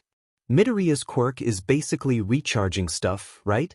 We've seen him around with that cool-looking robot dinosaur, but it's not here for this exercise. There was that awesome sniper rifle on his back though. Bakugo came to a sudden realization. Let's just blow the effing building sky high. No collateral damage, All Might Sensei already told you 1,000,000 times. Kaminari rolled his eyes in exasperation. Bakugo, you'll be vanguard. Kirishima asked for Bakugo's approval, which he gave sullenly. You're mighty fast, and your explosion quirk is hard to beat. Kaminari and I will guard on flank. Just make sure not to go ahead too fast or Midoriya and Tokoyami might set up traps or an ambush. Kirishima handed out a makeshift map provided for the heroes in the exercise. Bakugo cracked his knuckles, his oversized grenade arm guards shifting slightly. Yeah, whatever. I've got a score to settle anyway. Izuku had thought Tokoyami was intimidating. He already looked stern thanks to his avian head, but the fact that he rarely talked outside of social or academic necessity added to this impression of him. They were now on the topmost floor, inspecting the conspicuously large papier-mâché nuclear weapon, which was shaped like a missile. I believe, Tokoyami broke the silence between them, that we have not introduced ourselves to one another on a personal level, Midoriya. For this exercise, and for the chance that we could win against unfavorable conditions set upon us, I believe that trust is important in this hastily created partnership so we could win. Izuku marveled at the amount of words that came out of Tokoyami's beak, but nevertheless, raised a hand to grasp Tokoyami's own outstretched hands. All right, Tokoyami. Introductions and formalities were performed once more, with Izuku being the first to explain his quirks as well as the arsenal he had on himself. Tokoyami fully absorbed everything that he had said, raising questions and such before he took his turn in explaining his quirk. This is Dark Shadow. He gestured to his side where a dark mass of energy congealed to form an ebony bird-like creature. In some ways he is sentient, but often follows my command. He can pretty much do anything he is asked to. He is a strong and resilient guardian that has reliably become my partner ever since I discovered what my quirk was. Izuku let out a wide smile, finding the situation and relationship similar to what he had with Boots. He looks amazing, Tokoyami. You have a wonderful quirk. Thank you. Tokoyami nodded, regarding his quirk. But be wary when you meet him in the deepest dark. Docile he might be right now, he becomes unruly and incredibly strong when no light weakens him. Only under the searing presence of light will he return to being tame yet weak. Tokoyami turned towards him. I trust you with my quirk's weakness, Midoriya, because I am sure you can easily decipher the disadvantage we have aside from our adversary's superiority in numbers. It was like gears turning inside Midoriya's head, going through Kirishima, Kaminari and Bakugo's quirks and Tokoyami's revelation of his quirk's weakness. Light. Kaminari can create flashes of light using his electricity, and Kaken has his explosions with him. Tokoyami raised a metaphorical eyebrow. Kaken? Midoriya shook his head. Bakugo. We were friends, or at least to me. A story for another time, hopefully if you're still interested to hear it. Tokoyami nodded, seeing the logic in his words. If you still wish to share it? Midoriya turned towards Dark Shadow, who was silently regarding their surroundings. Still, I have yet to encounter quirks that gain sentience. Perhaps he is an extension of your subconscious or something. Tokoyami shook his head. He is a collection of my deepest, darkest desires and sins. What he is in the dark are my fears that scare me the most. Midoriya's thoughts went to a two-letter word, ID. Does that mean you rarely converse with him? Converse. Midoriya shrugged. Talk. Share ideas. If he is your subconscious, or your fears or your sins, it's a wonderful way to discover more of yourself. People don't get a chance to face what exactly they are hiding in the backs of their minds. Tokoyami looked pensive at the suggestion, but it did hold wisdom. I will consider it when I am free. Perhaps there is wisdom in what you have said. I'm curious though. Midoriya raised an arm towards Dark Shadow. Is it all right if I touch him? I want to know how he feels like. What he feels like. There are a lot of things I want to try with him, something that could give us an advantage or at least balance the odds. Be my guest. Tokoyami gave his assent. Dark Shadow is harmless right now, thanks to the ambient lighting in the room. Midoriya thanked him, grasping the handshake Dark Shadow presented to him. At first, it was like holding tar, soft and muddy. He remembered the sensation of the first villain encounter he ever had. However, the sensation slowly solidified, turning jelly into muscle. Flesh. Midoriya can feel the shifting of dark fibers underneath the tentative handshake. Amazing! He's really Dash. A squelching noise was their only warning before Dark Shadow's claw-like hands came off, making it look like Midoriya was shaking a severed hand. Tease. Tokoyami looked mildly terrified at the severed appendage Izuku was still holding. This has never happened before. What did you do, Midoriya?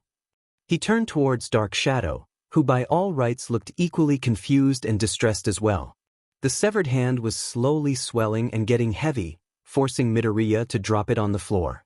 The appendage slowly morphed, like some dark-colored slime that was erratically changing shape every few seconds. Both of them slowly backed away, watching the mass finally stabilizing and settling on a particular shape and size. The end result made both of their jaws drop. I take back what I said in regards to your quirk being amazing, Tokoyami. Midoriya swallowed, his Adam's apple bobbing at the action. I need something more amazing to describe Dark Shadow. Tokoyami's eyes looked visibly wider than usual. I do not want to toot my own horn, but I find myself in a position not to disagree with your assessment. Before them stood a 6-foot-tall bipedal bird that was obviously Dark Shadow. Claws, beaks and feathers of ebony, only eyes that shone with an eerie yellow glow. It was a creature undoubtedly from nightmares, and yet it could only inspire awe from the two youngsters in the room. I can't believe you made an actual black chocobo out of Dark Shadow. Midoriya finally said it, not caring if Tokoyami would call him out on being a video game otaku. As I said, this has never happened before, Midoriya. Tokoyami refuted the claim, eyes still not leaving the bird. Yet, I find myself surprised that we actually thought of the same thing to describe this mutation of Dark Shadow.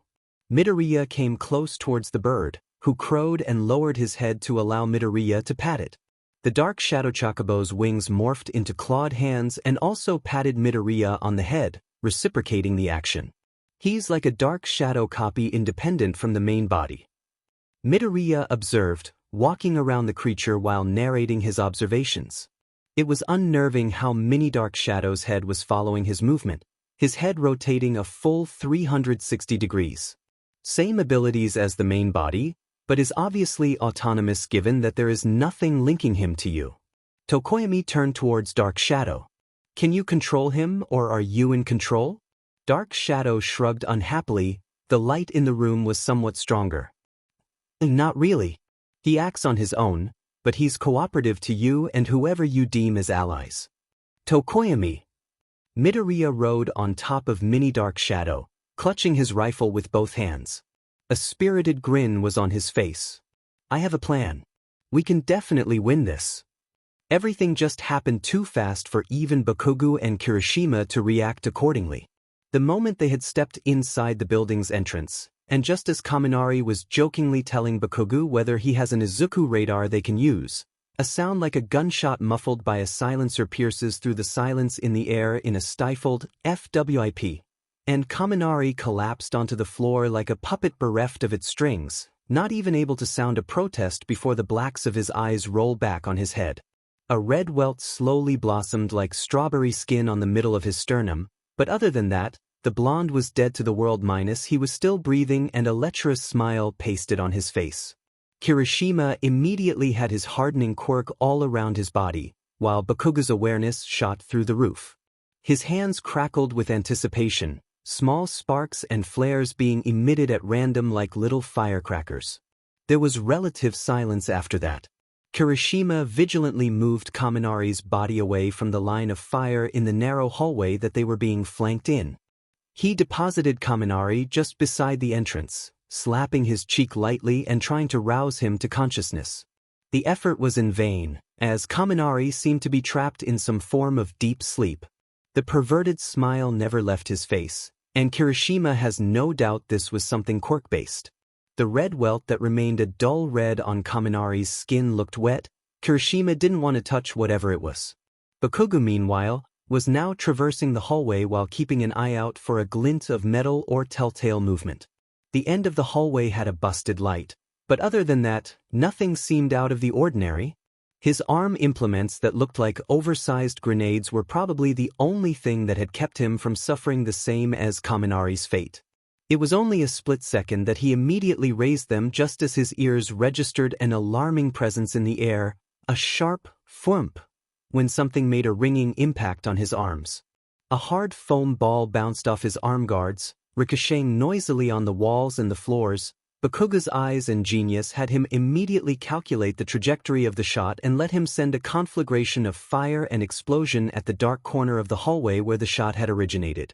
A creepy dark stain that was running on the walls with Midoriya Izuku stuck on it fled from his attack, running through the length of the passage in order to reach the staircase that led to the second floor at the end of the first floor hallways.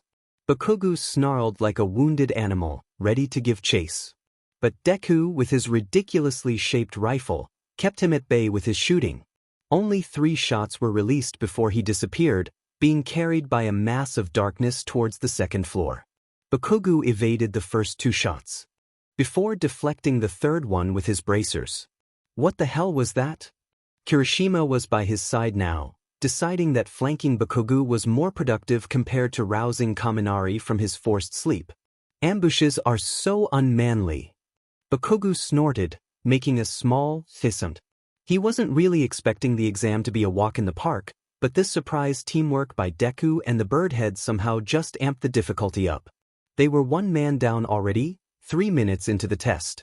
He really hated being humiliated like this. Especially by Deku. Izuku wouldn't admit it to anyone, but he was really enjoying humiliating Kaken.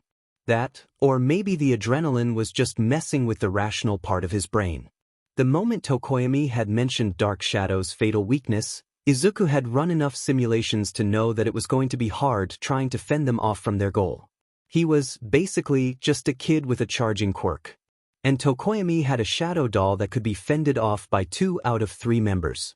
His charging field was unstable at the moment. For whatever mobility or defense his magnetic gauntlets could provide, he can't retaliate or subdue any of the 3. He needed to shoot his rifle lightning for some offensive and subduing power, one that didn't involve accidental decapitation or dismemberment via a fully charged plasma-emitting dagger. He could set the daggers on a lower power for stun mode, but Kaminari would likely jump at the opportunity by consuming the electricity emitted by them. Using his gauntlets or the daggers in close range was just asking to get himself mobbed, and Tokoyami would likely be easily fended off by the explosions and static shock emitting brilliant flashes of light. It was a lose-lose situation, at least until his quirk and Tokoyami's quirk spawned the literal black goat's egg. Dark Shadow Jr. became the Deus Ex Machine that provided the answer to Izuku's problem, mobility. With Dark Shadow Jr. being able to carry him around, he can easily focus his field's power on his rifle. Dark Shadow Jr.'s sentience also made it possible for Izuku to not mind where they were going to evade, how to move, or when to escape. Its shadowy nature was the very essence of evasion and illusion, choosing to flee rather than fight. Izuku took the fighting role, and Dark Shadow Jr. took the fleeing role. The foam pellets that Izuku used in his rifle were something special. Able to immediately cause a target to fall asleep, they released a special liquid that easily penetrated skin and infiltrated the body in order to take effect.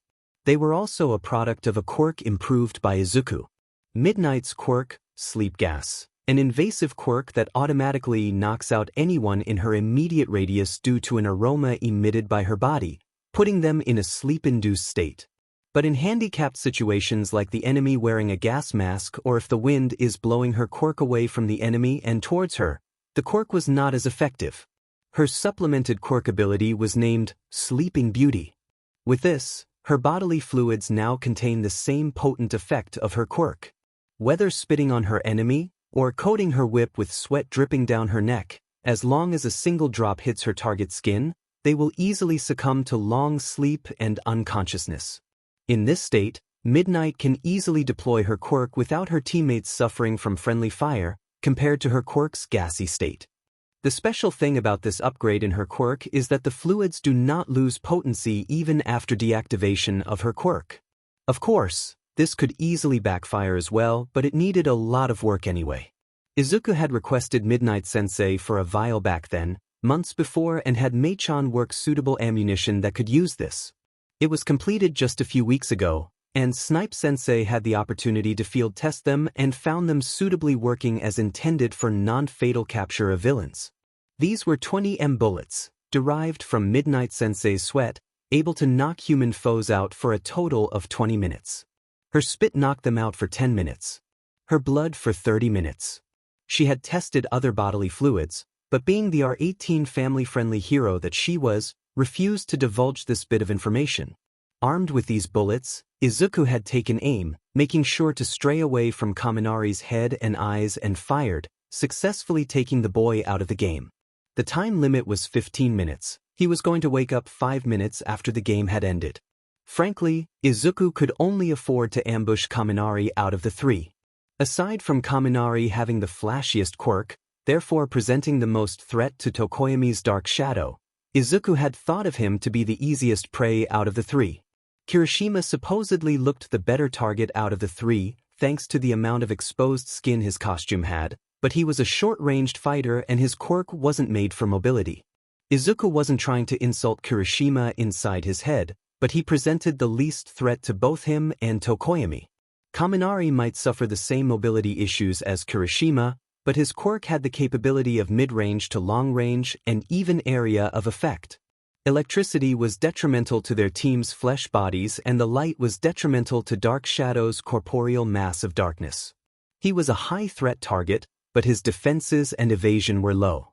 Kaken, well, call him biased, but Kaken was on a different level from the previous two.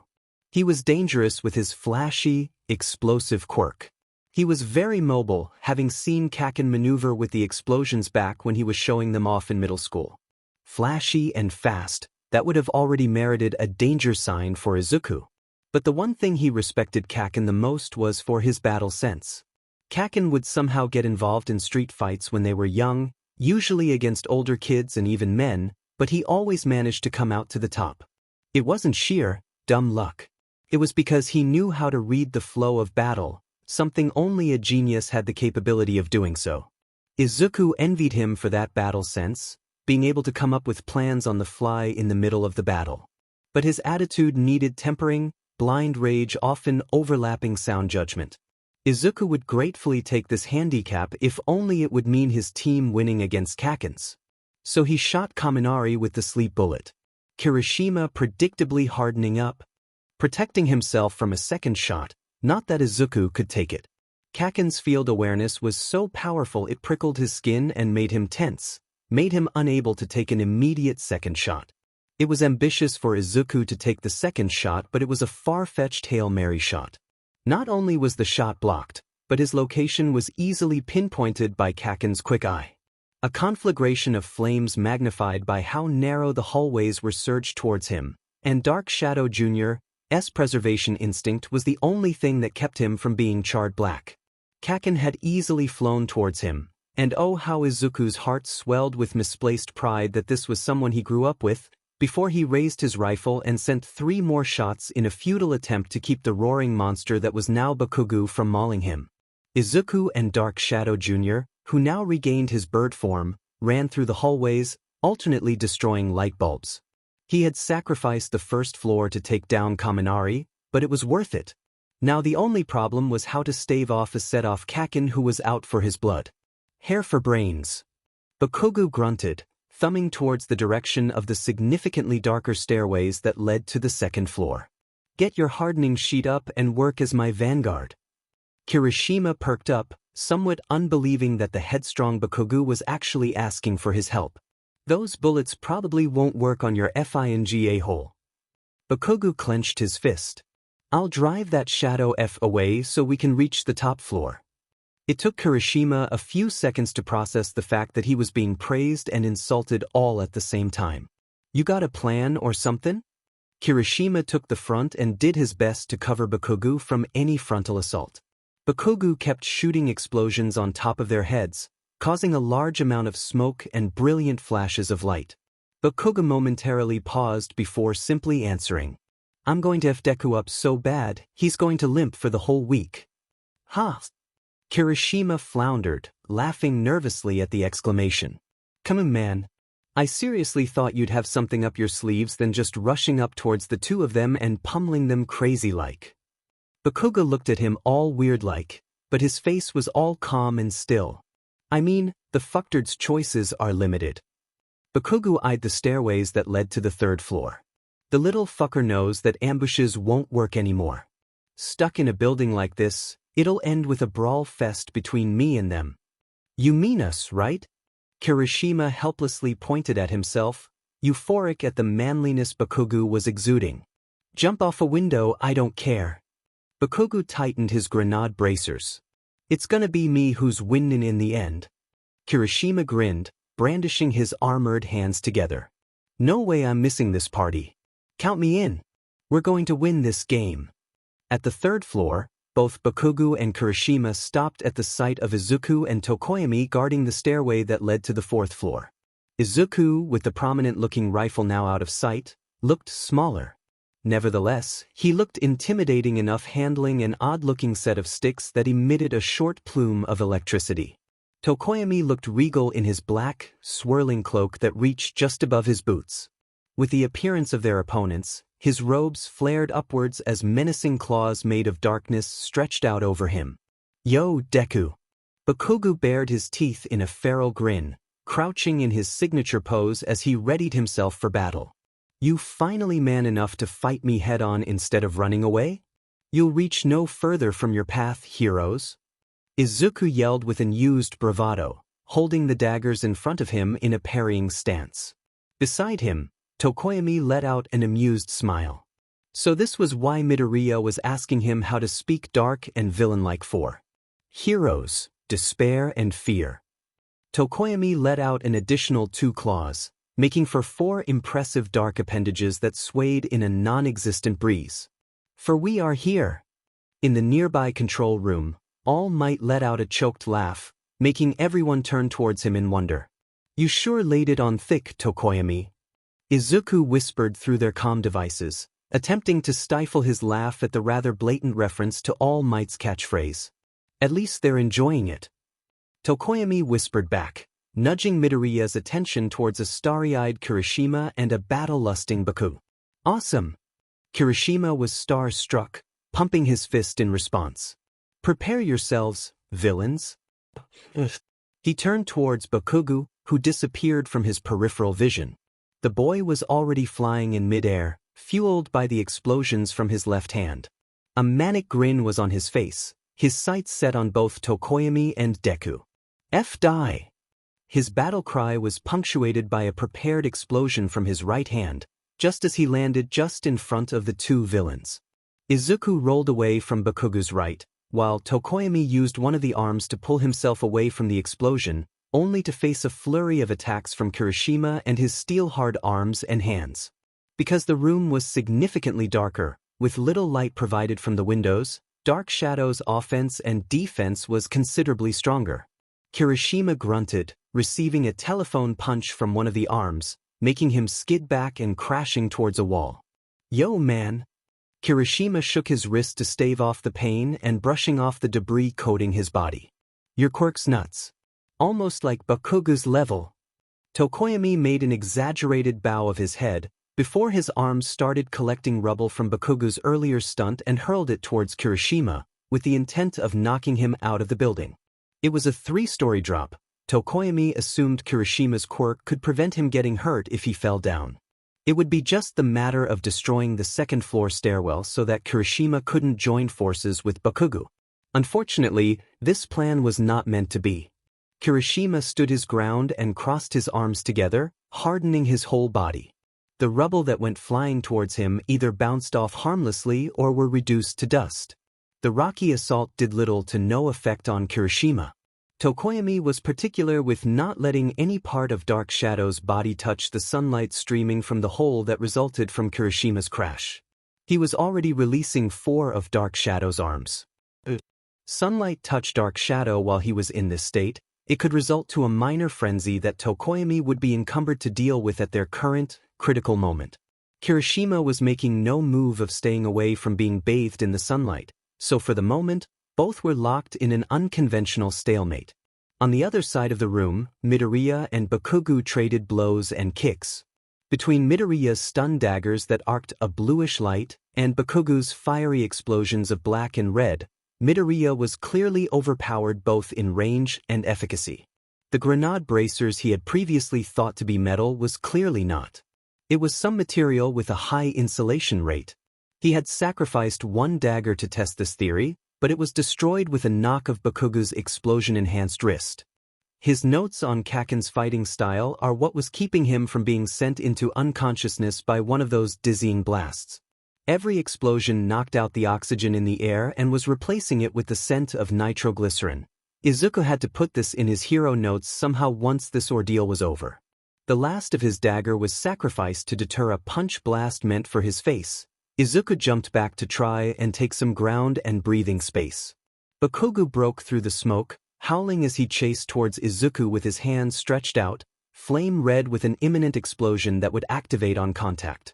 With a push of his hands, Izuku sent out a magnetic wave that pushed at anything metallic in front of him by activating the anti-metal knuckles inside his gloves. It was by sheer luck that the pins on Bakugo's grenade arm bracers were enough to make him wobble off course and land to the side. The floor exploded underneath his hands, but it was only a superficial explosion that barely made a mark on the cement. Amazing! Izuku's eye twitched at Kaken's sheer control of his quirk. Even in a spirited battle, he has enough control to minimize the danger of his quirk towards us. A hard lesson to learn was to never let your thoughts wander during a battle, as Bakugo resurfaced from the smoke screen and caught both of Izuku's gloved hands in a clutch. These FNG troublesome things are a pain, Deku. Bakugo growled, eyes ecstatic as his hands heated up. Why don't you stop relying on these silly little toys and use your sheet-butt, useless quirk instead? Izuku yelped, as the explosions destroyed both gloves along with the anti-metal knuckles inside them, leaving his hands free, bare but unharmed. His knees were the next to go, as Bakugo drove both his hands down and with pinpoint accuracy, destroyed the knee pads that he hadn't even gotten to use yet. Ah crap, Mei-chan is going to kill me for those. How did Kaken even know I had gimmicks on those? Izuku stood up and limped away, because seriously, getting punched in the knees still hurt, but he was now bereft of both his gloves and his knee pads. That's more like it. Bakugo scrutinized Izuku's now weaponless body. You've always had a shitty quirk, so let me school you in on how useless it truly is against those that are bound to heroics. Izuku tensed up, arms and legs spread apart, ready to move to either side in case the attack came. A telltale FWP shot through the air as a foam bullet whizzed towards Bakugo's back. That only to be knocked away as Bakugo whirled his arm guards to knock the projectile away. The attack wasn't finished though, as a whirlwind of fire swirled towards the origin of the shot. Dark Shadow Jr. screeched as the light from the explosion caused its body to become unstable, losing its cohesiveness before finally melting back into nothingness. The rifle lightning that it held clattered uselessly onto the ground, away from both groups. Izuku let out a small F-dash. His last-ditch plan of baiting Bakugo so that Dark Shadow Jr. could take the shot resulted into failure against the boy's natural genius and battle lust. He was expecting Bakugo to gloat about his victory and discovery over his failed ambush, but when he turned around he wasn't smiling. There was only contemplation and a frown, just like Bakugo finding a puppy and wondering whether to pet it or kick it. Midoriya. The short-lived tension disappeared with Tokoyami's interruption as he literally flew, with ebony wings and carried Izuku away from Bakugo and up the 4th floor staircase. You shitty egg fucker. Get back in here so I can shove stuffing far up your butt. You'll be shitting it till Thanksgiving. Bakugo's booming voice rang throughout the entire building. He's rather eloquent. Tokoyami commented, unaffected by Bakugo's perverse vocabulary. They were flying at a sedate pace now. The 4th floor was more of a winding hallway type of floor, compared to the 3rd floor's vacant space. Are you sure you're childhood friends with him? It seems rather unlikely. Midoriya, having finally gotten his bearings together, laughed at that. Well, you know how it goes. Opposites attract or whatnot.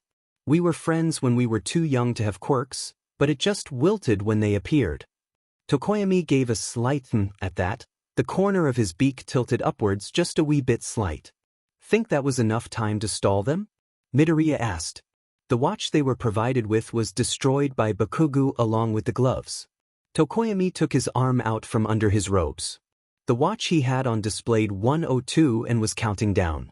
1 minute more and we win. Midoriya huffed in reply, wondering whether it was enough to keep both Kirishima and Kaken away from the 5th floor. I have displayed a lot of new abilities when I am within your proximity, Midoriya. Tokoyami spoke softly, gesturing to the dark shadow wings. I have a feeling that your quirk is far too complex to be explained as a recharging quirk. Dark shadow agrees with me. Midoriya closed his eyes, smiling a bit. Trust the resident loner to be so observant of his surroundings far more than other people. You trusted me with your quirk, Tokoyami. Both of them landed at the foot of the staircase that led to the 5th and last floor that housed the papier-mâché nuclear weapon. I'll trust you with mine, but is it okay if this could wait until after school? Tokoyami looked disinterested, or maybe it was his natural poker face, but he nodded at the compromise. Very well. It is up to you whether to trust me or not. 30 seconds more. No way, Tokoyami. Midoriya snickered, though his ears were alert for any sign of a rampaging demon that might have found its way through the 4th floor. Are you guilt-tripping me? It's a long story, you know. 20 seconds more. Call me Kage. Tokoyami looked away as they were climbing up the stairs towards the 5th floor. I'd want my friends to call me at least by my nickname. Call me Izuku then. Izuku grinned, both of them finally reaching the room where the nuclear weapon was being housed in. I do want to be your friend, Kage. 10 seconds. As the rocket-shaped nuclear weapon came into view, both Izuku and Tokoyami's eyes widened when a familiar-looking blonde-haired boy was hunched in front of it, inches away from touching it. Sheet. Izuku tried to run towards the nuclear weapon and knock the person away, but his hands alighted on the surface of the rocket, causing a siren to ring around the building. Indoor person-to-person combat training. Hero team wins. Izuku slapped his forehead in disbelief, while Tokoyami remained unperturbed. Kaminari's appearance was certainly out of his calculation. He wasn't supposed to be in the game, at least for 5 minutes more. Kaminari! Izuku flailed his hands, wondering the series of unanswered questions that were running through his head. When? How? Kaminari snickered, looking smug if not still a bit sleepy. I took the fire exit and snuck up to the 5th floor when I woke up. No rule about using the fire exits, though. Izuku looked flabbergasted for a moment, before finally surrendering to a fit of laughs at how absurd the test results were. They were confident. And because of that, it was their downfall. No, he was confident. Midoriya shook his head. Perhaps it was natural that he had to be brought down a peg or two. Bakugo was confident, and rightly so thanks to his natural-born talents and hard work. Izuku was confident of his smarts and because his quirk was proclaimed as something like National Treasure class. But in the end, he looked down on Kaminari's resilience and possibly his electrical cowl negating the full effects of Midnight's toxin. Why don't you stop relying on these silly little toys and use your sheet-butt, useless quirk instead?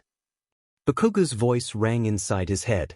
And for how hot-headed and being a bully Kaken's voice was, he was more right than wrong in a lot of occasions. Yeah. Izuku lowered his head. I was too confident. It's my loss. I need to find a way to use my quirk offensively. To Tokoyami, he bowed his head in penance. My overconfidence cost us the exercise. Sorry, Kage. The other boy shook his head wistfully, putting a hand on Izuku's shoulder to push him back up. Raise your head, Izuku. It was a 2-on-3 match. We were outnumbered and outmatched from the get-and-go. Izuku did raise his head, but his shoulders felt heavy from an invisible burden. One that he placed on himself. I wanted us to win. Izuku whispered, too soft for Kaminari to hear across the room. And for the selfish part of me, I wanted to prove Kaken wrong. Tokoyami let out a small smile. I, as well, wanted to see us being on top. He closed his eyes. But don't lose yourself if it was not meant to be for now. Kaminari remained silent, shaking his head from the sudden teenage drama. He simply slung his arms over both of their shoulders and led them down in order to meet up with the two other boys. The control room during the skirmish was a whirlwind of shouts and cheers between the two groups. All Might, whose fights nowadays mostly consisted of him ending it with a smash, was invigorated to see strategy, tactics, and sheer dumb luck working to bring the battle to an unpredictable ending. The 5 combatants, successfully retrieved from the building with little to no damage, were now standing in front of the class for All Might to assess. With all that is said and done, All Might stroked his chin, looking wistful as he ran his gaze at the 5 of them. The MVP in this exercise is the young Midoriya. Izuku, who was looking despondent and self-depreciating, raised his head in surprise. Tokoyami smiled, nodding in agreement. Kaminari, who was hoping to be the one, looked like his balloon just got popped. Bakugo, whose eyebrows were knit in concentration, acted like he wasn't concerned with it at all, and Kirishima just sighed, muttering something like how it wasn't manly of himself to let the title slip by. We lost, didn't we? Izuku turned towards Tokoyami and All Might, the former just shrugging while the latter looked far too amused. Azuitsu asked the same question as well in a different manner. Why isn't it Kaminari since he won the exercise for his team? All Might had a playful expression in his usually dour-looking face. Circumstances matter in this situation. As your teacher, it's my job to fill you in on the lessons that you lack. However, I feel it best if students can realize them on their own. He quickly raised his hand. Does anyone want to try and explain why Midoriya is the MVP? A hand shot through the air, in response to the challenge. All Might Sensei. Yairo Zumomo answered with no doubt in her voice while raising her hand. It is because, even at the start of the exercise, Midoriya had already taken control of the battlefield. The teacher's silence prompted her to go on with her explanation. Starting from the right, Kirishima-san performed his roles well to become Bakugo-san's vanguard and support. However, this position should have been prompted from him at the start. His hardening quirk, as well as his fearless personality, makes him suited for this type of role. I believe that it was Bakugo-san who has had to ask Kirishima-san to fulfill that role. Nevertheless, while his basics with his quirk was adequate, if not qualified for this task, he still needs a lot of battle experience in order to achieve the growth he needs to survive being a hero, whether as a team or an individual. Kirishima-san acted more like a sidekick than a hero during the exercise, something which he needs to address. Kirishima flinched at the assessment, but nodded to show that he accepted it, no matter how harsh. For Bakugo-san, it is not far-fetched to say that out of the 5 of you in this exercise, it is you who has the most powerful quirk. Even from far away, everyone understood that you have an unnatural battle sense that surpasses most of our peers. To be able to fend off being sniped, retaliate in turn, and engage Midoriya-san successfully both in close combat and ranged combat is something that needs acknowledgement of your talents. However, your personality needs work and your teamwork leaves something to be desired. Both Kaminari and Kirishima looked up to you as their team leader, but on the first minute, you already had Kaminari almost out of the game. No one will want to work with you if you disregard your team's safety over the goal. Bakugo looked unperturbed, though his lips were still dangerously pointed in defiance at the assessment. She huffed, catching her breath before proceeding. At the very least, you understood the dangers of releasing a large-scale attack indoors. And your control over your quirk is something that is worthy of note. As an individual hero, you'll make it far. But you'll surely hit a wall when the time comes for you to work together with others while dealing with large-scale disasters. To Kaminari-san, whose initiative and creative thinking outside the box has won the exercise, you were certainly the dark horse given you were the first one to almost get knocked out. However, your lack of vigilance upon entering enemy territory needs to be worked out of you. If the rules were different, or if Midoriya-san had set his weapon from incapacitate to kill, the outcome of this match would have certainly been different. Your luck is probably worth of note, however, if Midoriya-san's face is any indication. He was fully expecting you to be knocked out the entire game, but you have overthrown his expectations and rose above the challenge. Kaminari had the downtrodden look, like a stampede of Yaoyorosis just trampled all over his delicate self. He did perk up at the comment in the end, however. Tokoyami-san was well-grounded throughout the exercise. He took the time to come up with a strategy with Midoriya-san, demonstrate his quirk, and give and accept feedback as well. He has shown quick synergy working with an unknown character like Midoriya-san, using his quirk to provide mobility and a means of escape in the first floor, and offense and support in the battle on the third floor. Your sense of teamwork even in an outmatched setting is impressive, and your calm demeanor is suited for tense situations that require a cool head. In contrast with Bakugo-san, however, is your mastery of your quirk. You seem to have been surprised at your quirk's ability to split during the reprieve, as well as flying in the fourth floor. Perhaps if you were able to master your quirk, you would have provided more support options for Midoriya-san, seeing as you were apprehensive with engaging Bakugo-san in a one-on-one battle.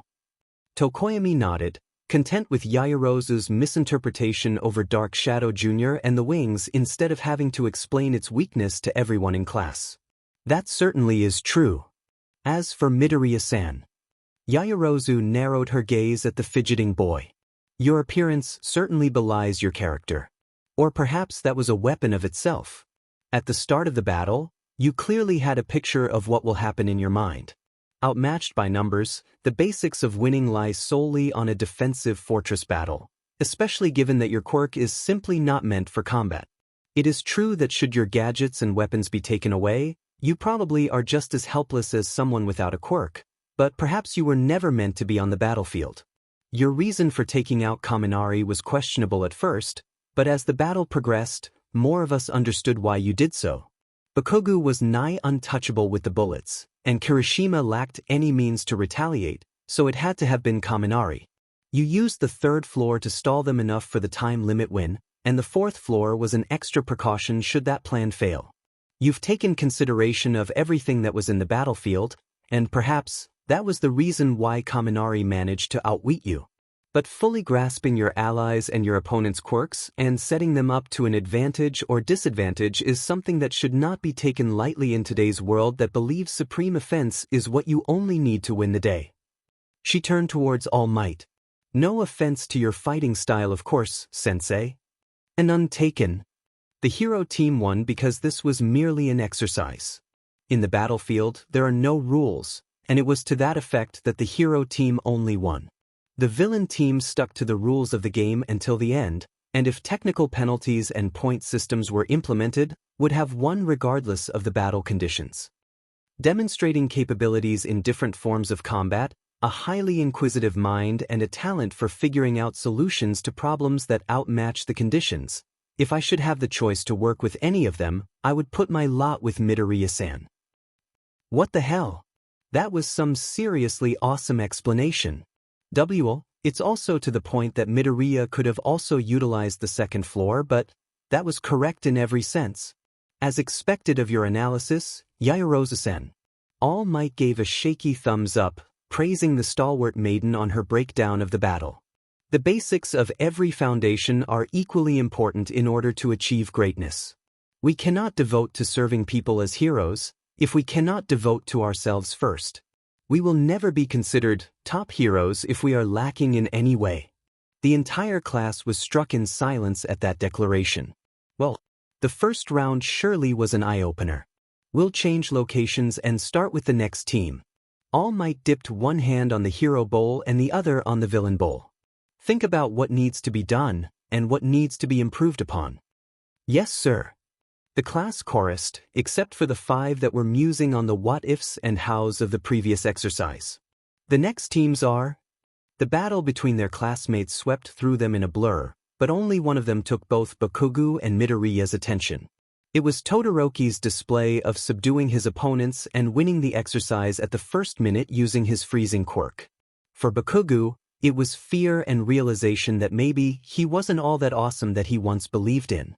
He was a genius with natural-born battle instincts, and for the first time in his life, those instincts were screaming at him to run away. Because at his level he would most likely lose.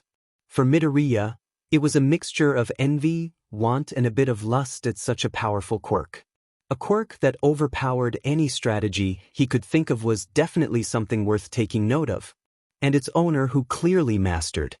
Its use was also another matter to deal with. Both boys kept to their thoughts all throughout the rest of the day.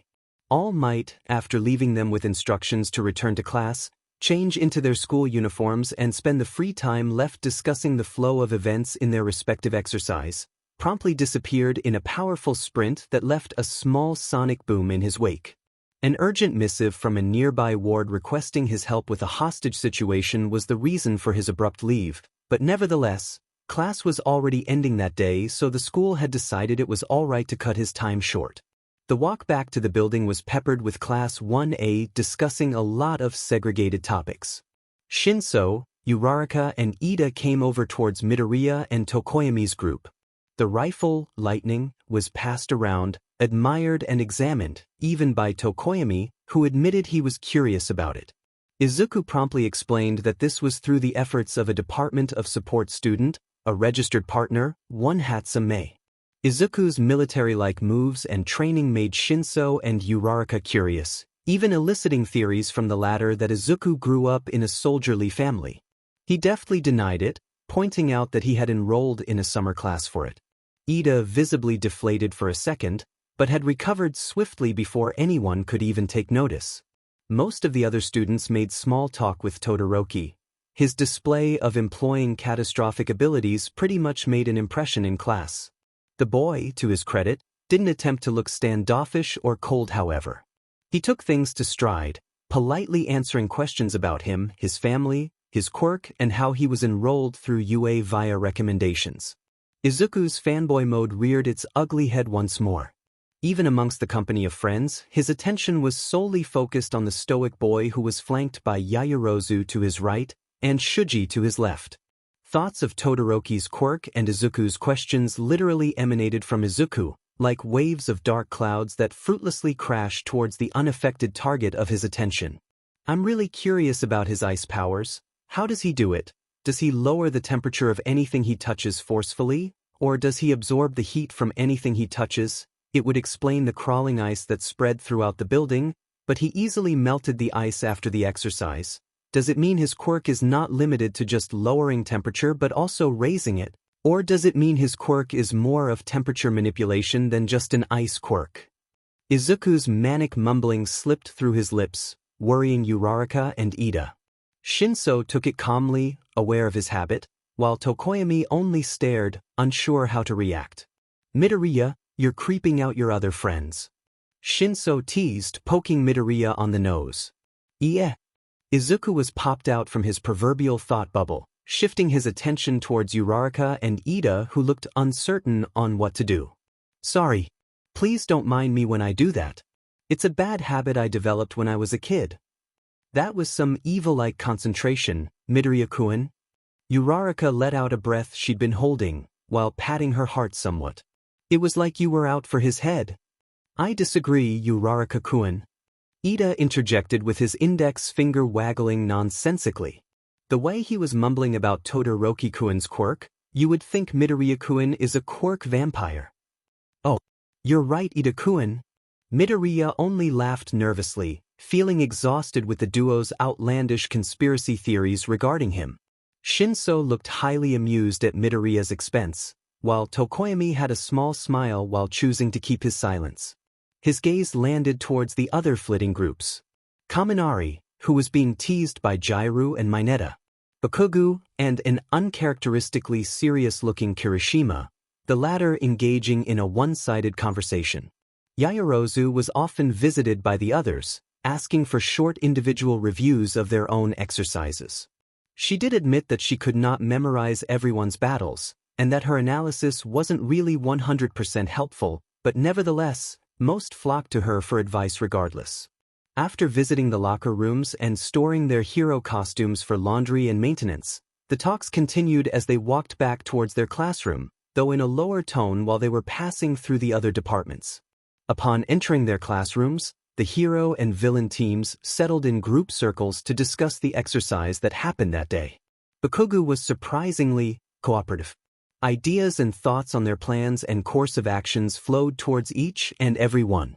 Izuku, Tokoyami, Kaken, Kirishima and Kaminari's group settled in the area where Kaken and Izuku's seats were found. It took a few moments for the group to realize that everything that needed to be said was already said back then. The atmosphere was turning dark and sour with the awkward silence that landed on their group. Man. Kirishima broke the ice with a large smile towards Izuku. I mean, wow, I really didn't expect you to just bring out a sniper rifle against us. I mean, you did explain you had nothing but a recharging quirk. Izuku laughed nervously. What were you expecting, Kirishima-kun? I dunno. Probably some sort of martial arts and, if you start losing energy, you'll just recharge yourself. Izuku's eyes turned beady as a particular foul memory crossed his mind, while his hand was making defiant moves. Definitely not. That's an out for me. A serious foul.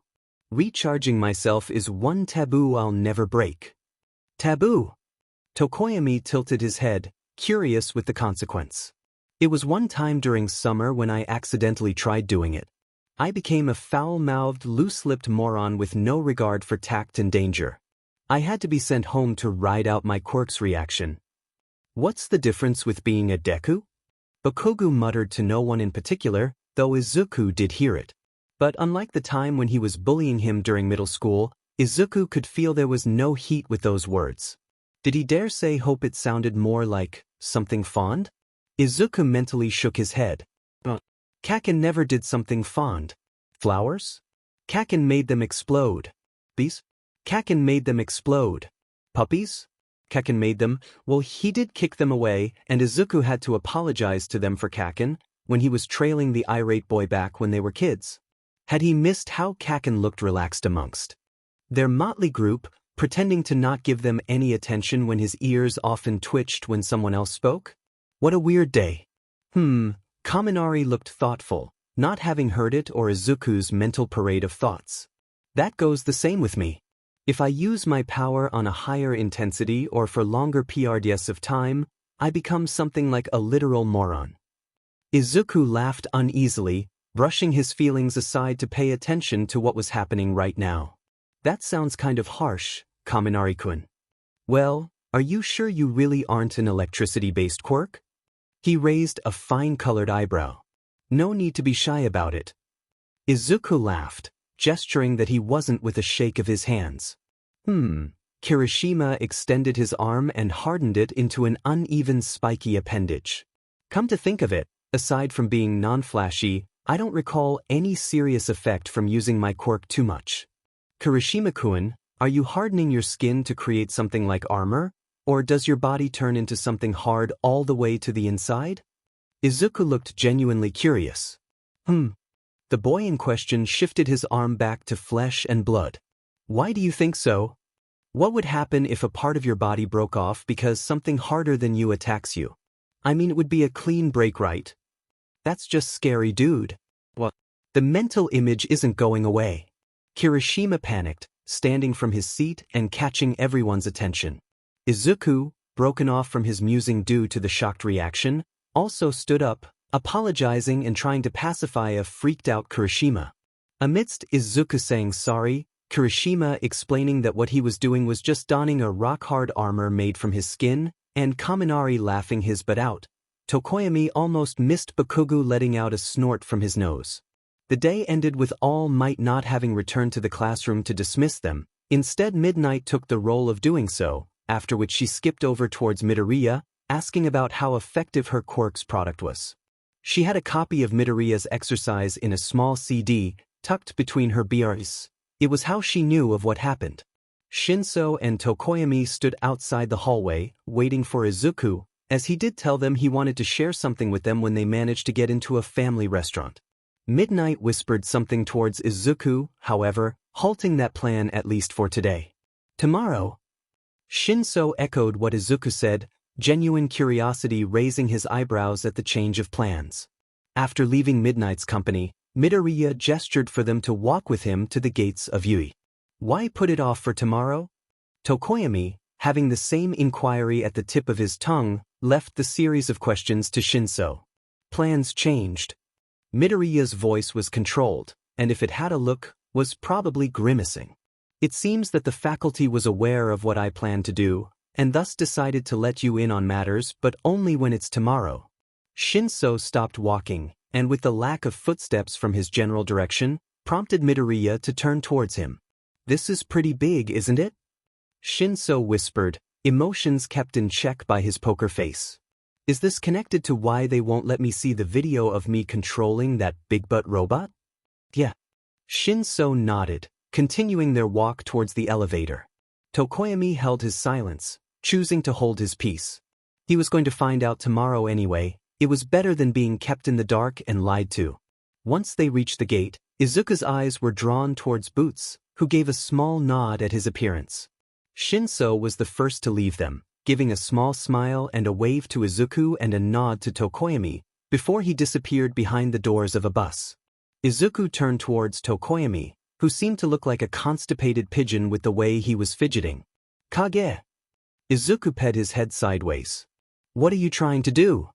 Tokoyami struggled for one last time before giving up. I was sure that with my proximity to you, I'd manage to bring Dark Shadow's wings out like earlier. Maybe I judged wrongly." Izuku weighed his options on whether to tell Kage that needed a stronger connection to him in order for that to happen. Izuku mentally shook his head. Now was probably not the best time. "You wanted to try flying back to your home? It would save me on transportation expenses." Tokoyami sighed, pointing at his temples. "I literally have a bird's head, but I can't fly. There's something wrong with this picture." Izuku grunted hard enough to hurt his uvula. "Warn me next time you crack a joke, Your ambush attacks are too deadly. All Might would probably enjoy your sense of humor too." "All Might?" Tokoyami raised a feathered eyebrow. "Yeah." Izuku secured his bag on top of Boots. "He likes manzai." Tokoyami nodded. "I see." Besides, Izuku strapped himself on Boots as the dinosaur prepared to lift off. "If you really want to try flying, you need to get a license from the Land Transportation Office for a Paraland license. This way, you won't get accosted by heroes for flying without one. Do you have one?" Tokoyami shielded his eyes from the dust that was being kicked around by the thrusters. He waved a hand, his goodbye for that day to a new friend. "I do." Izuku waved a goodbye as he made for Mei-chan's workshop before heading for home. "My babies. I'm sorry." For other people, this would have sounded something bad and bordering on emergency, but the Hatsume household had already grown used to Izuku unwittingly breaking Mei's gadgets, and Mei crying over it like Izuku just took an axe and beheaded her firstborn child with it. After countless apologies and pacifying Mei-chan using the field test results for lightning and the 20M bullets, Izuku bid the household farewell. "Izuku." Boots called his attention, just as he was about to climb on top of the dinosaur's frame. What is it?" "Your mother has contacted me asking for your whereabouts. I have taken the initiative to inform her of your delayed arrival." Izuku nodded, muttering a small, "thanks." The sun was slowly disappearing into the horizon. He still had enough time to fly home for their usual early dinner. "Mom, I'm home." His arrival was heralded with a large yell from the front doorway. Boots decided to put himself away in the garage, at least until when the family was asleep before he started doing the midnight patrols. "Welcome back." The greeting came from the kitchen, where his mom was cooking. The smell of oil, fried bread coating and pork wafted in the air, making Izuku drool in anticipation. "Are we having katsudon tonight?" He greeted his mom with a kiss. "It's not a special occasion or anything, right?" His mom shook her head, amused and fond with her eyes on her son. "Nothing like that. There was a sale on pork earlier, and I figured it didn't hurt to make your favorite food, especially since you're still a growing boy." "Mom." He blushed on cue, though he made for the stairs instead of being targeted by his mom's teasing. "I'm going to take a bath. Your clothes and bath towel are on top of your bed." She replied. "Where will you eat?" "At the table." After a hearty itadakimasu, the only sounds that were heard in and around the house was the monotonous drone of the evening news on the television and the occasional crackle of crispy tonkatsu in Izuku's mouth. "Seconds, please." Izuku offered his rice bowl for another scoop of rice. They were halfway done through dinner when his mom asked him of today's events. Izuku relayed as much of the experiences he had as he could stuff into a few minutes, while making sure that he took out any of the dangerous details like almost getting blown up by Kakin or something similarly hazardous. He was sure that his mom appreciated the school's contribution in her child's physique and mental outlook. There was no need to sour her opinion in regards to the school's hands-on approach to introducing their students to the dangers of heroics. Their table was small, a rectangular wooden tabletop with 4 chairs. Izuku and his mom sat parallel towards each other, while the rice cooker was beside her in case seconds were asked. There was a tray with a bowl of rice and a bit of katsudon on the side. Izuku glanced at the 3rd set of bowls on the table and sighed. It wasn't hard enough for Midoriya Izuku to realize what it was about.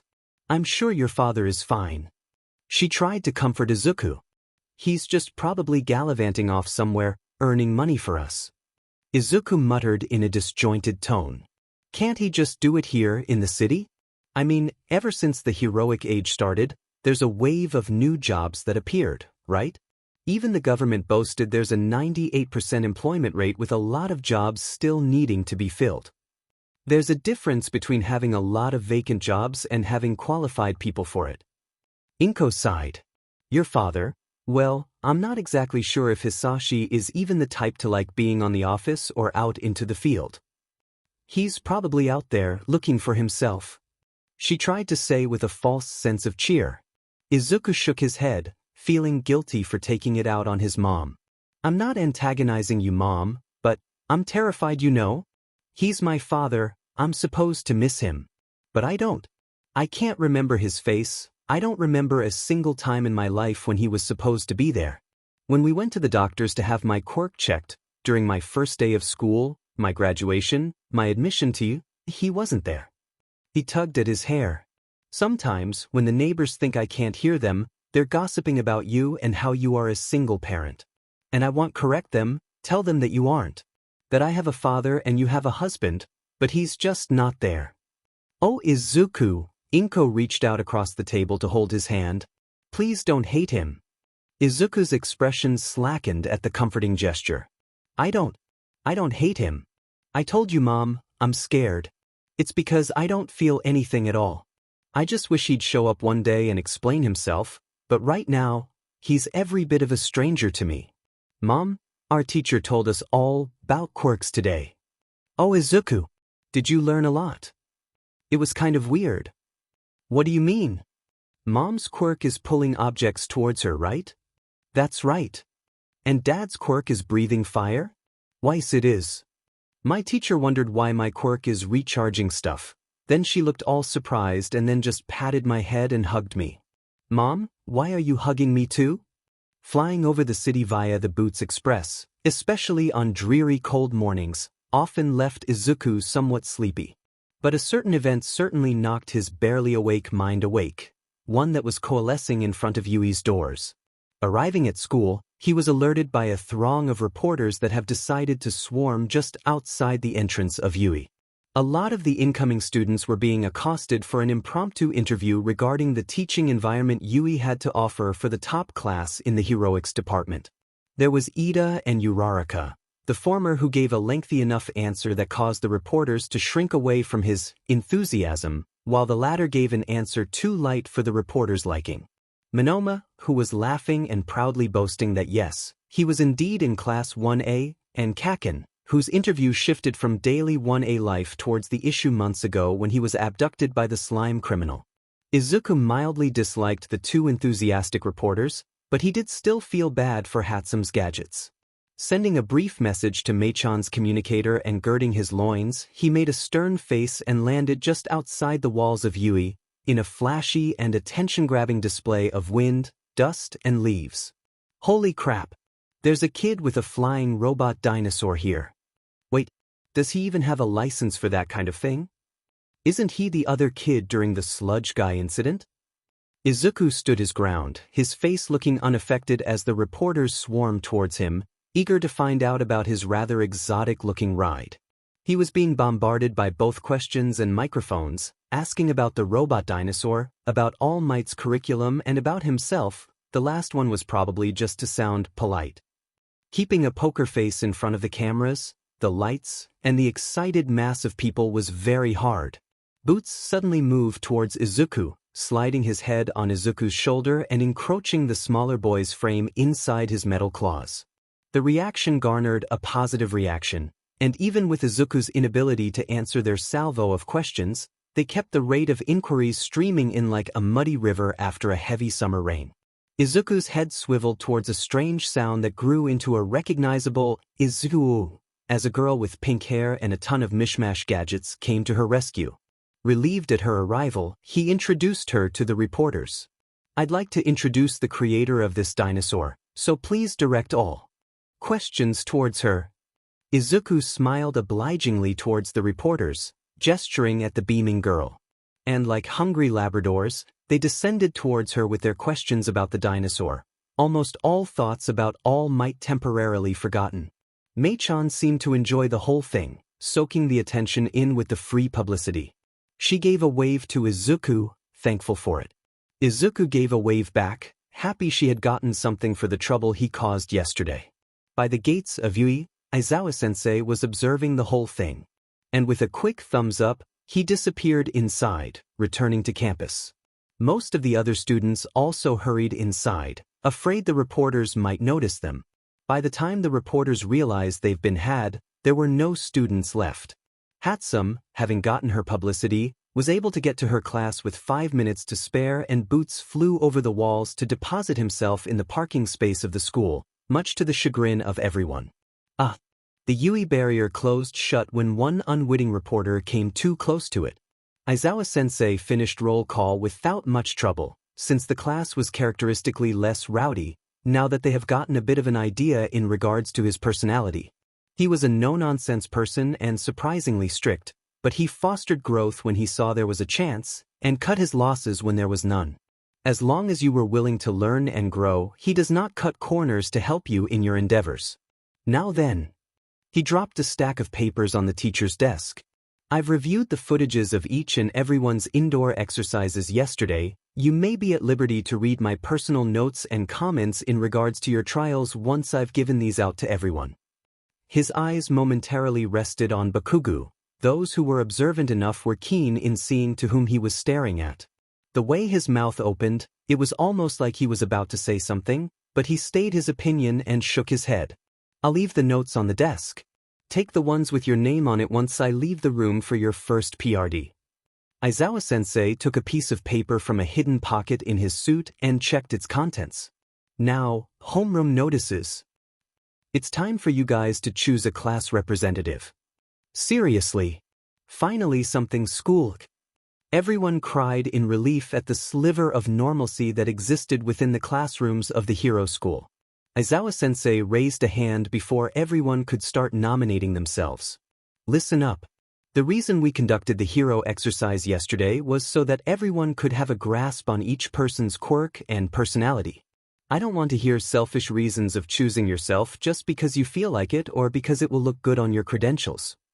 Almost everyone literally dropped their hands, the ones who didn't never raise theirs in the first place. "With that said, I really don't care how you guys do it. But settle this matter quickly before homeroom ends." Aizawa-sensei muttered, as he slid himself back in his bagroom-like sleeping bag. He delivered the punch line in the end. What to do?" Kirishima wondered out loud. "It's gotta be a vote, right? The responsibilities of a class representative entail the weight and pull of everyone inside the classroom. They must be willing to go above and beyond the role of a student and become a leader everyone will look up to. I believe that a class representative should be someone everybody trusts, and this is only reflected through a fair and proper voting procedure." And there goes Ida-kun with his 2 cents. Izuku thought to himself, laughing timidly. Though it sounded like $2 instead of cents though. "Then let's make a rule." Shinso raised his hand to get everyone's attention. "We can nominate candidates, but we can't nominate ourselves." Murmurs went around. There was a lot of nodding and agreeing on the condition. Well, with that settled, Shinso rose up and went towards the blackboard and wrote a name.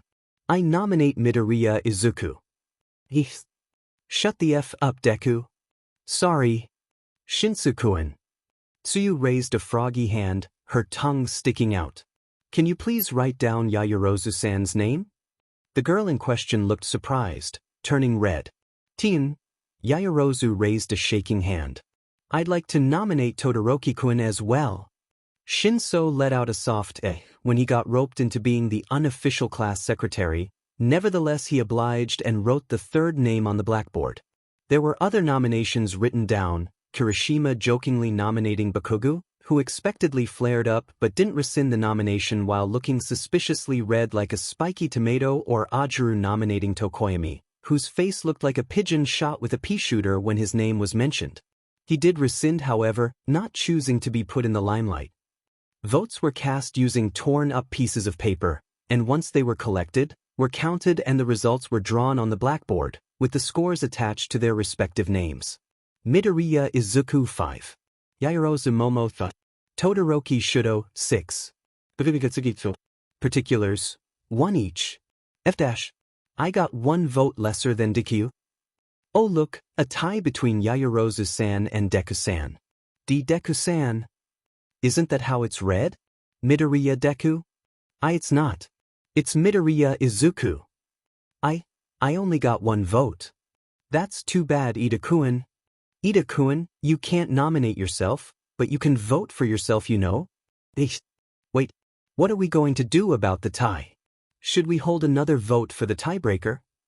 The class representative, Aizawa-sensei's voice pierced through the din of after-election noise, is going to be Todoroki Shudo. The assistant class representatives are Midoriya Izuku and Yaoyorozu Momo.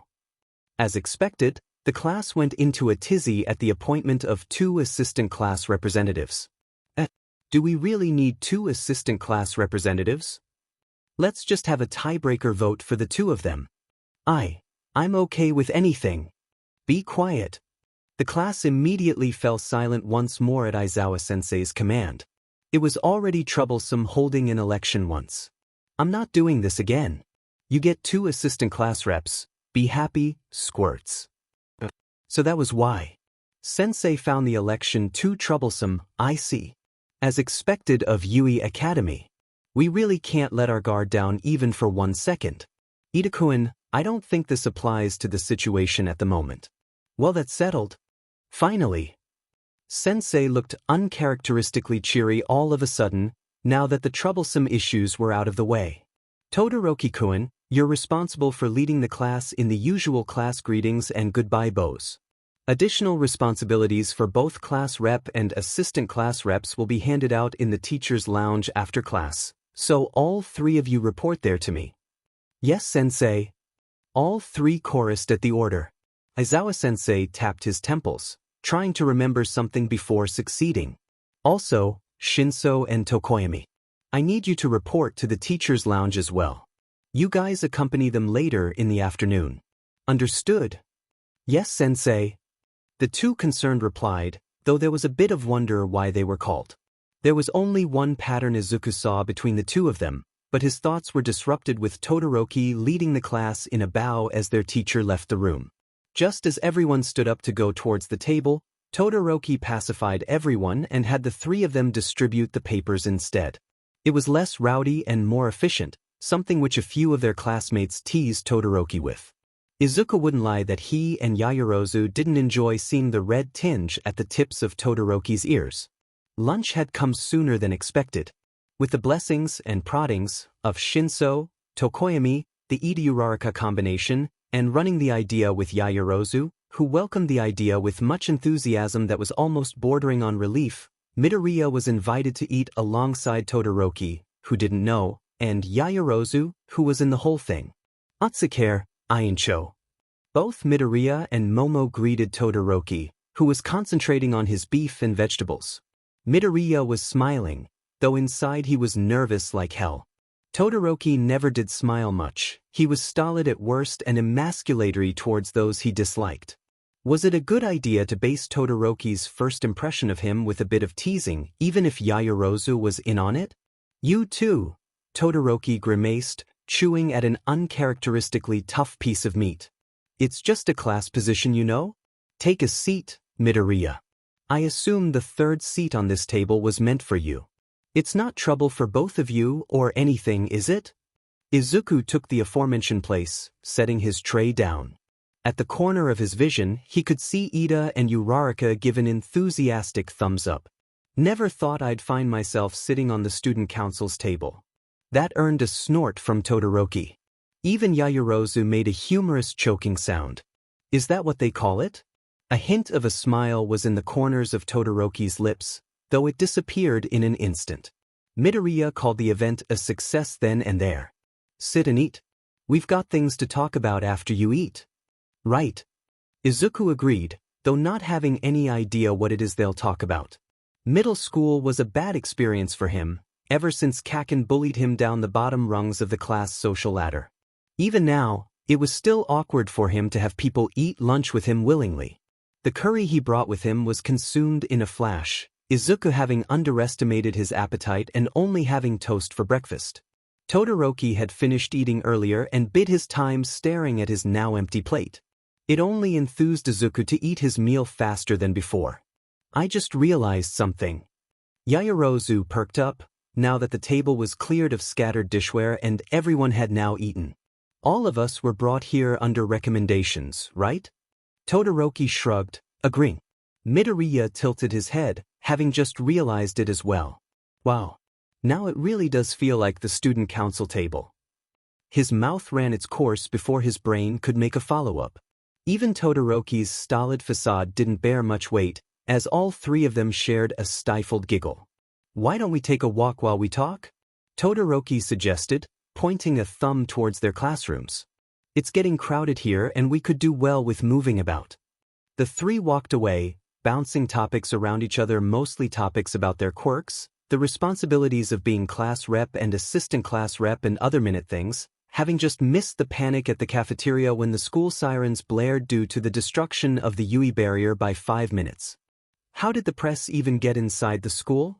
Heard someone took down the UE barrier. It's practically in shambles now. Apparently, Ida-kun managed to control the cafeteria situation. Lunch Rush was praising him endlessly. It wasn't like that. I couldn't have done it without Uraraka-kun's help. Young Master Ida is so shy. Why, young master? We'll be counting on you. Emergency exit Ida-kun. Emergency exit Ida-kun. Midoriya paid no heed to the din that was happening inside the classroom. He was writing like a maniac, jotting down notes on the things he heard Todoroki and Yaoyorozu explained about their quirk. They were truly amazing quirks indeed, top tier if he dared call it. Yaoyorozu's creation, which can create anything save organic materials and compounds.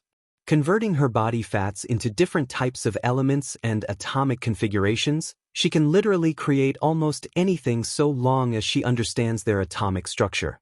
Creating machines and complex contraptions would further require additional understanding of their mechanics as well. If she was able to create anything as she claimed to be, then Yaoyorozu's genius must be on an entire tier above the class. Todoroki's half-cold, half-hot, an amalgamation of two different temperature extremes housed inside one person. The drawbacks of being burned or frozen yourself if overextending the use of either sides being remedied by the quirk itself makes it a strong ability with little disadvantage. Was that scar an accident from his fire side? Fire seems flashier, but he favored ice over it. He probably just didn't want to hurt the opposing team. His thoughts drifted towards the exercise yesterday. Ida and Tsuyu couldn't do much with Todoroki's overwhelming quirk advantage, so they just sat back as his ice crept through the entire building and froze any solid opposition present inside.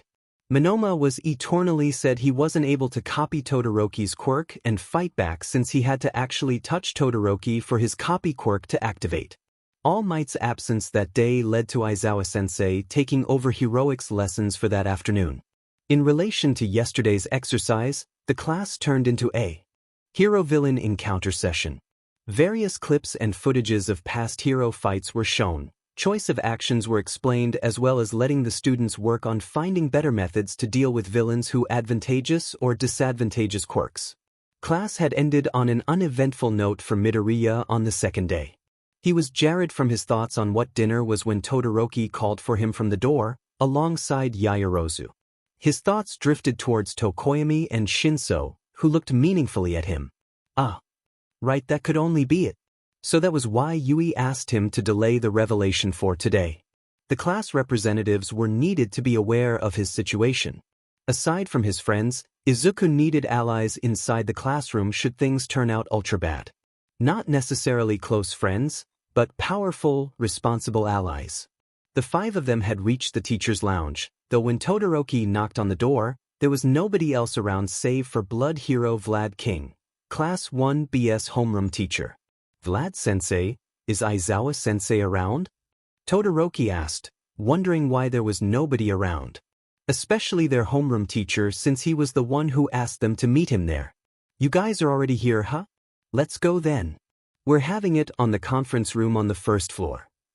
Vlad-sensei stood up, ruffling Izuku's hair when he passed by them and gesturing for all of them to follow him. Todoroki quirked an eyebrow at the familiarity Izuku had with Class 1 BS homeroom teacher. Do all the teachers know who you are, Midoriya? Todoroki asked in a polite tone, genuinely curious at the boy's relationship with Yui's faculty members.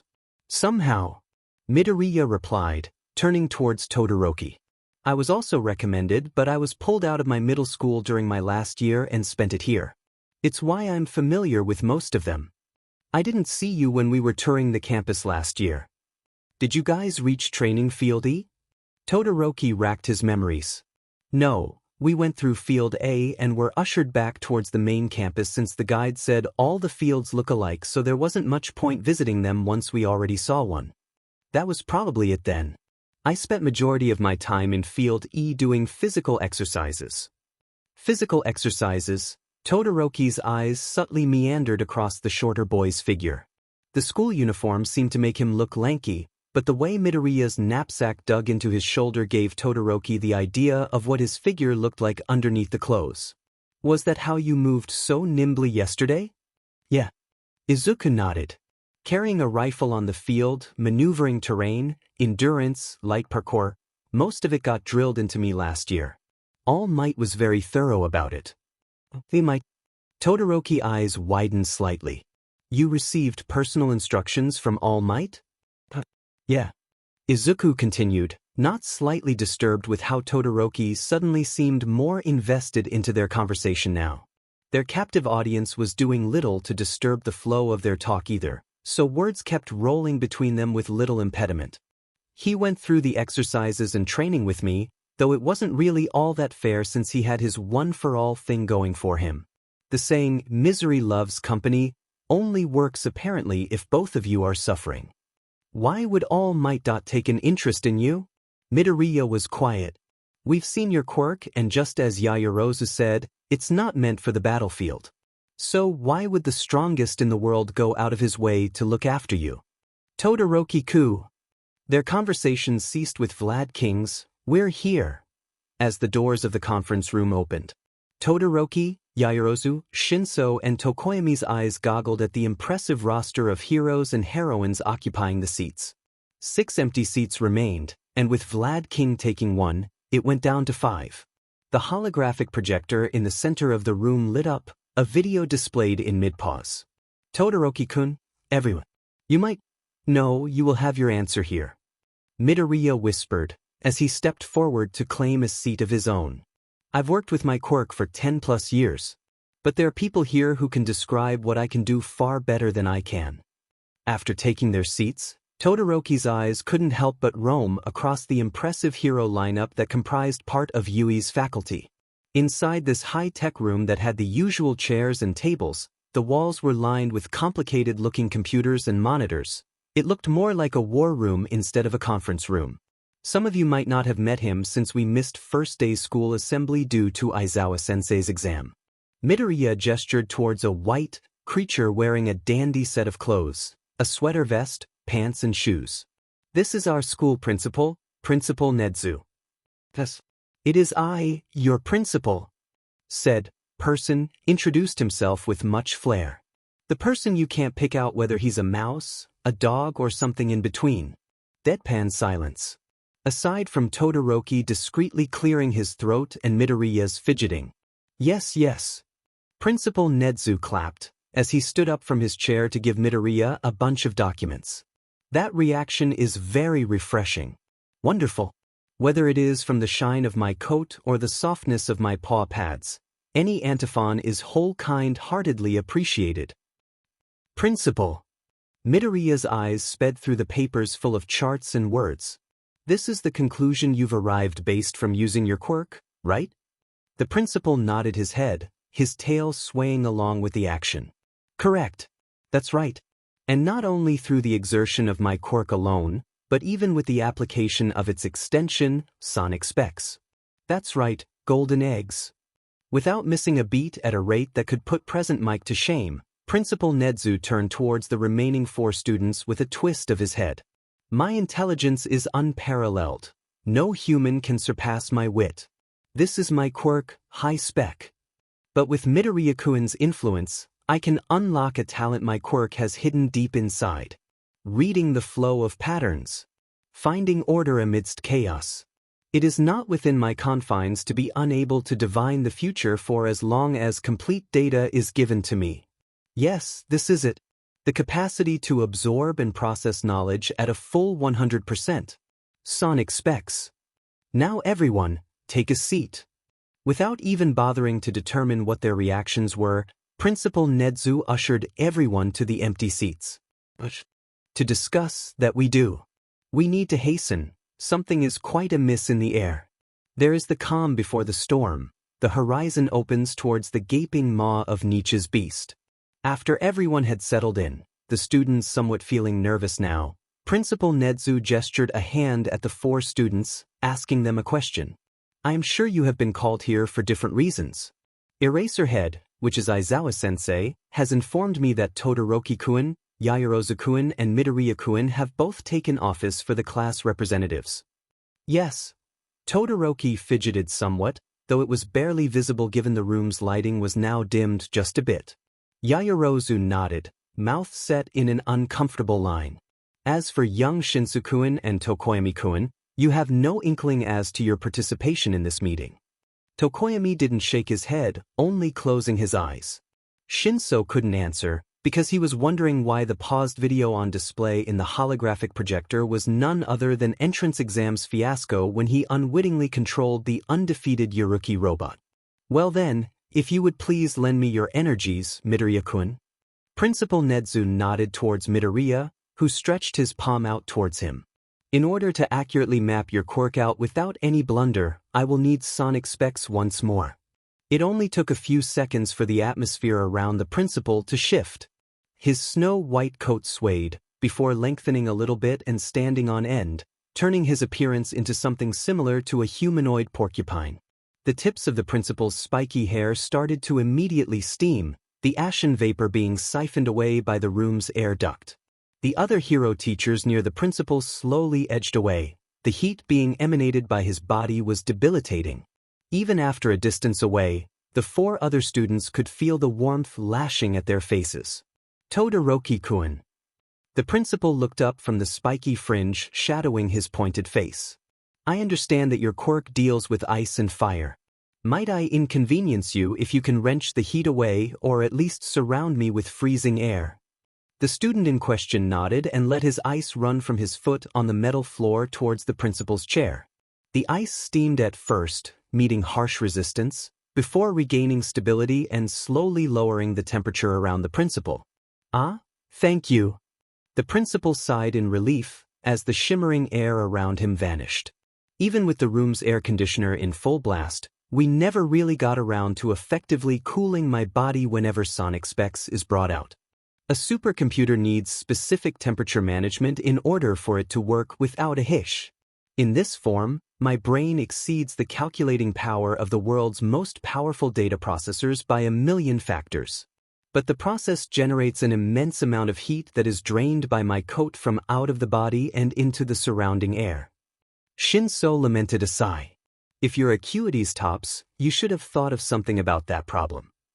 He murmured, realizing his mouth had run off before his brain could comprehend what he had just done. Yes, indeed. A sound argument, Shinsu-kun.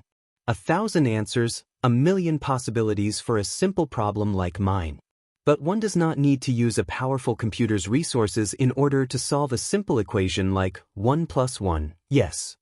During the first time I obtained the use of sonic specs, I had indeed attempted to use my quirk against a simple problem such as this. What happened had terrified me at first, for a world was open to me before my very eyes. How one problem could easily split itself into tens of answers, hundreds of scenarios, thousands of consequences, and millions of possibilities. Principal Nedzu regarded the chastened Shinso with his scarred eye. Using a too large solution for a minute problem will always create new problems in itself. It is the same with hero work. We do not send a powerful hero against a small-time villain because it is a mismanagement of resource. A risk for collateral damage and accidents can always happen. When it comes to being long-winded, even I can't beat the principal. Present Mike muttered. Shinso was truly regretting not keeping his mouth shut. Now then. The principal had probably felt that the chastising had done its job. For the sake of our younger audience, I feel perhaps that it may be best that the whole matter is explained from the beginning. For our teachers, new things have come to light now that ample data has been gathered thanks to the indoor training conducted during All Might's class. According to young Midoriya's quirk registry, he has the ability to recharge items, as is evident by the amount of devices he often wields during practicals. The entry is called plus minus, and is indeed considered a recharging quirk of the non-electrical category. It is a rare quirk, but nevertheless unimpressive and unfit according to common hero standards. Midoriya nodded, closing his eyes and taking a slightly deeper breath. However, young Midoriya has revealed that he has been fervently using his quirk without pause for the past 11 years. For common heroes, this figure is nigh unattainable even during their active years. Can any one of you students tell me what happens when a quirk is used all the time? The ease of use improves. Todoroki answered, huffing a breath of warm air to maintain his body temperature. The effects grow stronger? Yaoyorozu raised a hand due to habit. Efficiency for me. Shinso replied, shrugging. You become more familiar with the nuances of your quirk. Tokoyami thought for a moment. Most of the previous answers he had thought correct. Educated guesses, yes. We go back to the theory that quirks are biological processes, one and the same. The postulate that is the most accepted nowadays due to supporting evidence is that quirks are able to extend function, role, and utility. This is an advanced lesson for you first years, determining the identity of your quirk extensions. Quirk extensions? Yaoyorozu looked thoughtful. If we take it by its name, can we assume that it means our quirks do not change, but rather break new abilities? An 80-100 guess, Yaoyorozu-kun. Principal Nedzu nodded. Let us take breathing for example, a common physical process exhibited by almost all living beings. Every living being breathes, but just because you breathe your whole life, it does not mean you become proficient at it. You need discipline and practice to convert breathing into something of an advantage over other living beings. Masters of the martial arts convert breathing into a form of discipline, coordinating it with activity. Thus practitioners are less winded when performing physical activities compared to others. Swimmers and deep divers adapt breathing and convert it to deep breathing, holding their breaths when treading water or when exploring the murky depths with no gear on their backs. All of this returns to the basics in breath management. So how does this all relate to young Midoriya? Principal Nedzu tapped something on his PC tablet, showing a chart. Quirks are a product of evolution. And through my musings with my own quirk, I have arrived at the conclusion that through his unabashed usage, he has extended his quirk far enough to cause it to mutate. Almost a year ago, young Midoriya and a middle school classmate of his by the name of Bakugo Katsuki was involved in the rampaging of the muddy criminal in the Tatooine Ward shopping district. From his PC tablet, a Hero News flash article displayed the details of the event. All Might had been pursuing the villain at an earlier time, and though an impressive heteromorphic quirk it was that the villain possessed, he was easily apprehended and stood no chance against the #1 hero. The pictures shifted to those that were obviously taken by CCTV cameras. While being pursued, he was an algae green color. A second picture was placed beside it in comparison. And on his second appearance, after having escaped All Might's jurisdiction, here we see that he has evolved into a blood red color. The pictures were put away. Police reports on both events have stated that it was only on the second occurrence that they had noticed the villain to have been emitting a powerful chemical capable of knocking out people with weak stomachs due to the indescribably foul odors surrounding it like miasma. There was a noted increase of mass and strength in the villain that had raised him into a threat level only All Might was capable of dealing with, as compared to his earlier form. Hold on, sensei. Yaoyorozu carefully examined the photograph showing Midoriya running towards the already powered-up villain that had been holding Bakugo hostage. I understand where this is going, but your photograph clearly shows Midoriya had yet to make contact with the red version of the villain. I had expected your astute brain and keen eyes to come to this conclusion, Yaoyorozu-kun. Principal Nedzu gestured for Cementos to pass some papers towards her. This is a shared report given by All Might that is only accessible to this school and with the police. Please do read the contents.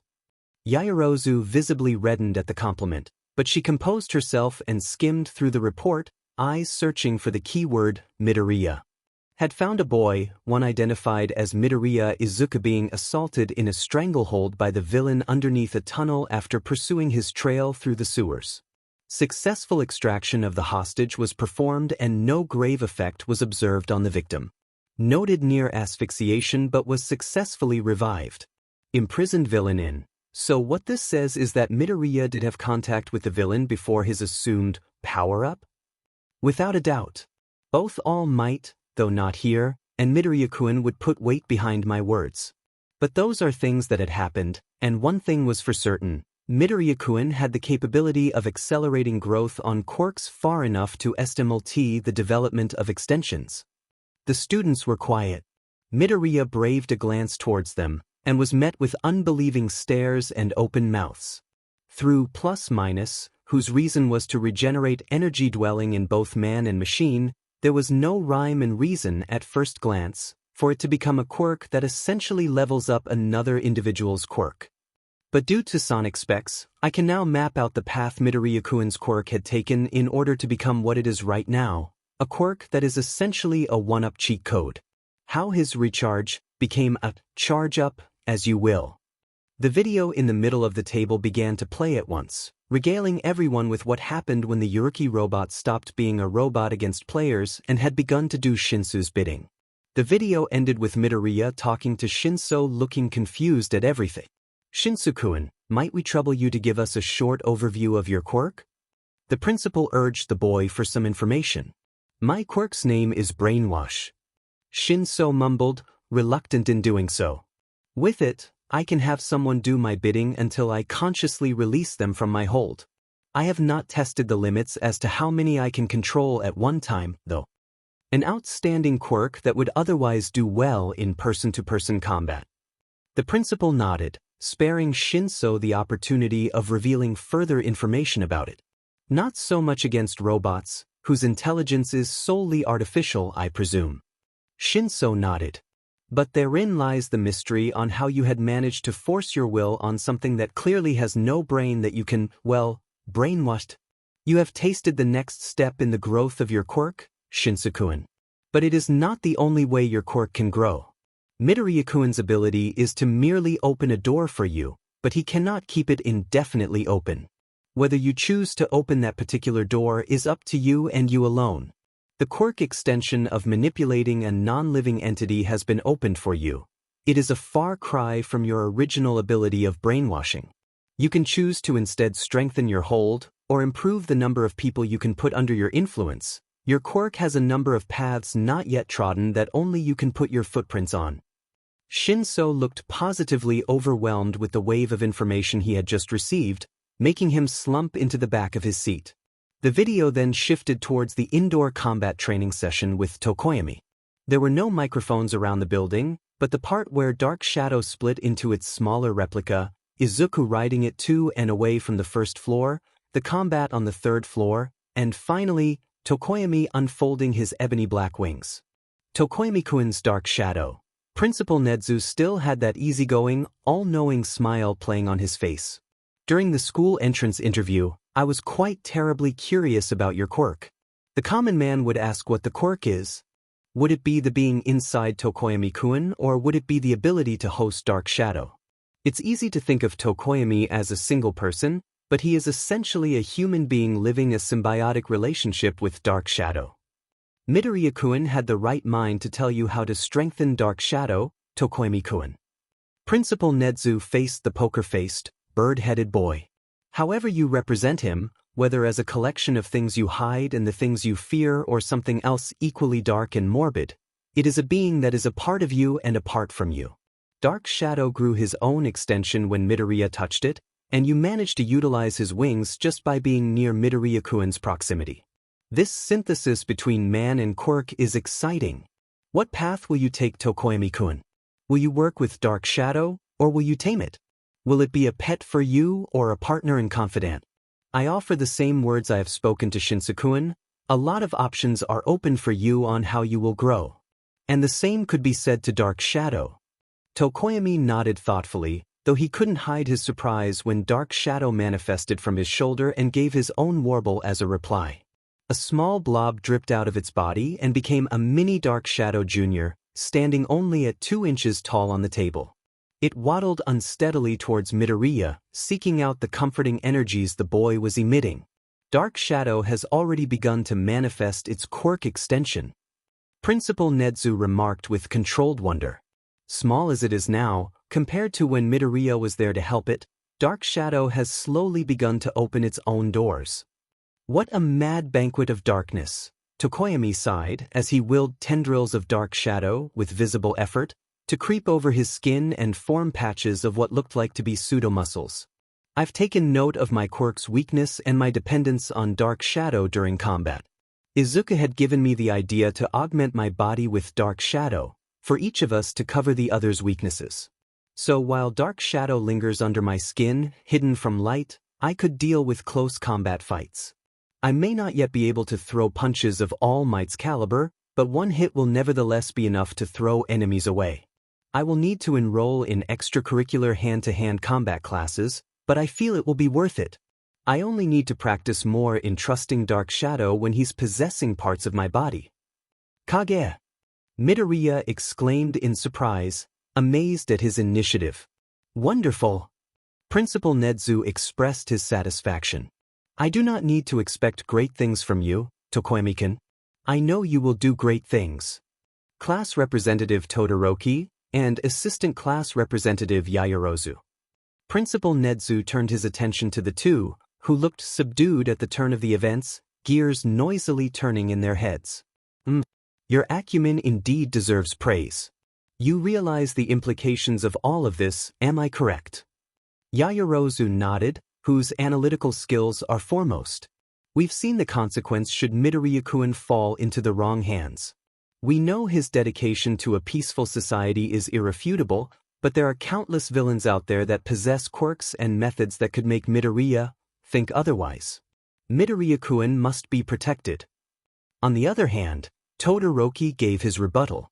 It will benefit neither Midoriya nor us should he be locked away and coddled like a baby. Midoriya needs to grow and be exposed to the hero curriculum like everyone else. The school was within reason to keep his quirk categorized as a recharging quirk. He does not need the extra attention, not when it will paint him into being a target for villains everywhere. Todoroki regarded the principal with suspicion. You called us here because you want us to prioritize Midoriya's safety should an emergency arise. Principal, I feel that you are not telling us the complete story here. We are merely kids. You could have let a pro-hero teacher prioritize Midoriya's safety over ours. It is not like we are completely helpless to begin with. I don't think I should, Todoroki-kun. Principal Nezu batted Todoroki's opposition away like a noisy gnat. There are secrets linked to Midoriya-kun that could shake the pillars of hero society. I have been given authority to disclose this one secret to the four of you, as it was the wisest decision I could come up, based upon the thousands of simulations I have performed using my hyper-quirk function. I do not wish to estrange Midoriya-kun from his class, which is why the teachers are trying their best to limit the attention given to him. There are places and situations where teachers cannot go to assist Midoriya-kun, but fellow students can. I am sure that the close combat exercise revealed to you that even though we have done our best to arm Midoriya-kun, It is often not enough against powerful quirks that can easily overwhelm other lesser abilities. Moreover, it is not like you would not benefit from this arrangement, Todoroki-kun, Yaoyorozu-kun. The students made a small, oh, sound, and regarded Midoriya thoughtfully. Said boy squirmed in his seat, uncomfortable at the attention. Are you not curious about the next steps your quirks will take when evolving? You've seen Shinsu-kun and Tokoimi-kun's results. You've seen how large a step forward they have taken in a single day, compared to pro heroes that would have taken years and even decades to achieve. One quirk whose strength is unrivaled in Class 1A, and the other whose quirk is akin to a god's. Principal Nedzu sagely stroked his spiked coat. It is not a far cry and impossibility for any one of you to completely surpass our generation faster than we had with our predecessors. Which brings me to you, Midoriya-kun. Yes, sir. Midoriya nodded, gulping down his Adam's apple. You said you found new things about my quirk. This quirk of yours is not without its dangers. I do hope you realize that. Midoriya stilled, not at all expecting this turn of the news. The danger is subtle. Principal Nedzu took a piece of paper. It is a silent poison that will quietly slip inside your blood, driving you to madness should we leave this unchecked. My quirk has told me so.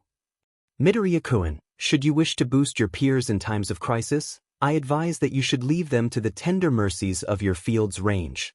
Do not, I repeat, do not ever share your quirk's ability through contact by touch with another quirk holder, especially a villain. Your quirk has evolved far too extensively to levels unknown to most of us. It is a quirk that encourages growth, but exercise care when doing so. Just because you give to others, it does not mean you do not receive something in return. Something in return? Midoriya clenched and unclenched his hands. I didn't realize what and when. For simplicity's sake and thusly are we able to remember easily, I will provide labels that will help you understand what I have gleaned through countless replications of theories and philosophies that govern singular quirks like yours. He gave the piece of paper he'd been writing on towards Midoriya, illustrated with his quirk's evolution. At 4 years of age, plus minus had made its appearance. A shabby quirk that was a recharging ability for machines at most. From then till you have reached the age of 15, an approximate 11 years of continued, untiring use of your quirk resulted in silent growth. From recharging machines, it grew to be able to influence quirks. The answer is your obsession with quirks, Midoriya-kun. You influenced your quirk with your mania on hero stats, hero note-taking, and hero skill and habit dissections so much so that your quirk had little choice but to latch on to this direction. Your inferiority complex stemming from your quirk's inapplicability to hero usage warped it long enough to want to make an impact. Heroes need flashy quirks. Heroes need quirks that make an impression to everyone around them. The boy gulped at how easily the principal read his past. Your quirk was like a cosmic egg, waiting for that one single moment or thing to cause it to explode in its own version of a big bang. You wanted a quirk that was suitable for heroics. But quirks that are used for heroics require one specific criteria. They are to be used on other people, whether offensively or defensively. Midoriya-kun, you have never used your quirk on another person because you were told it was only for machines. That stagnancy ended rather too abruptly at that event in the Tatooine shopping district. And the consequence of having used your quirk for the first time was rather too evident, but only for the people who knew you. But no one really knew you, did they? Midoriya nodded, too wrapped in the information provided that he didn't even deign to do his usual mutters. Your first beneficiary, unwilling that you were, was the muddy criminal. Your quirk has caused his to extend. His body become more fluid, more rancid, more deadly. Your second beneficiary around that time was All Might. Consequently, his able performance in executing a heroic move lost to him when he slipped from his prime was found once more. It was that heavy smash he was mostly fond of during the Golden Age. All Might. The question slipped from Todoroki's mouth, eyes looking at Midoriya. How is it that Midoriya keeps being related to All Might? The coincidence for Todoroki was hard to believe. How did it feel, Midoriya-kun?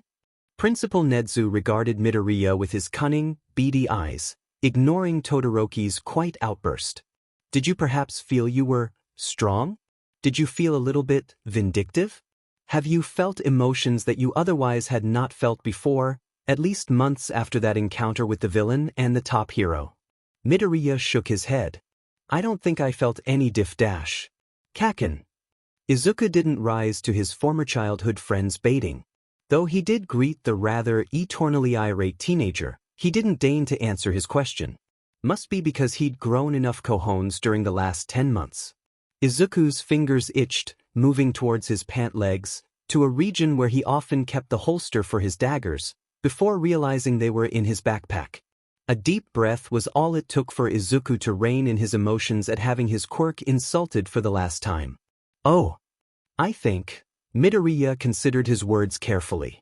I almost shanked Kaken with a knife the first time we met after a long while. Some of the faculty members looked concerned at the villainous confession. Principal Nezu only nodded, like how a scientist felt satisfied when an experiment supported his conclusion. Your quirk side effect, when you tried to recharge yourself, had given me the clue to this rather detrimental knock-on consequence.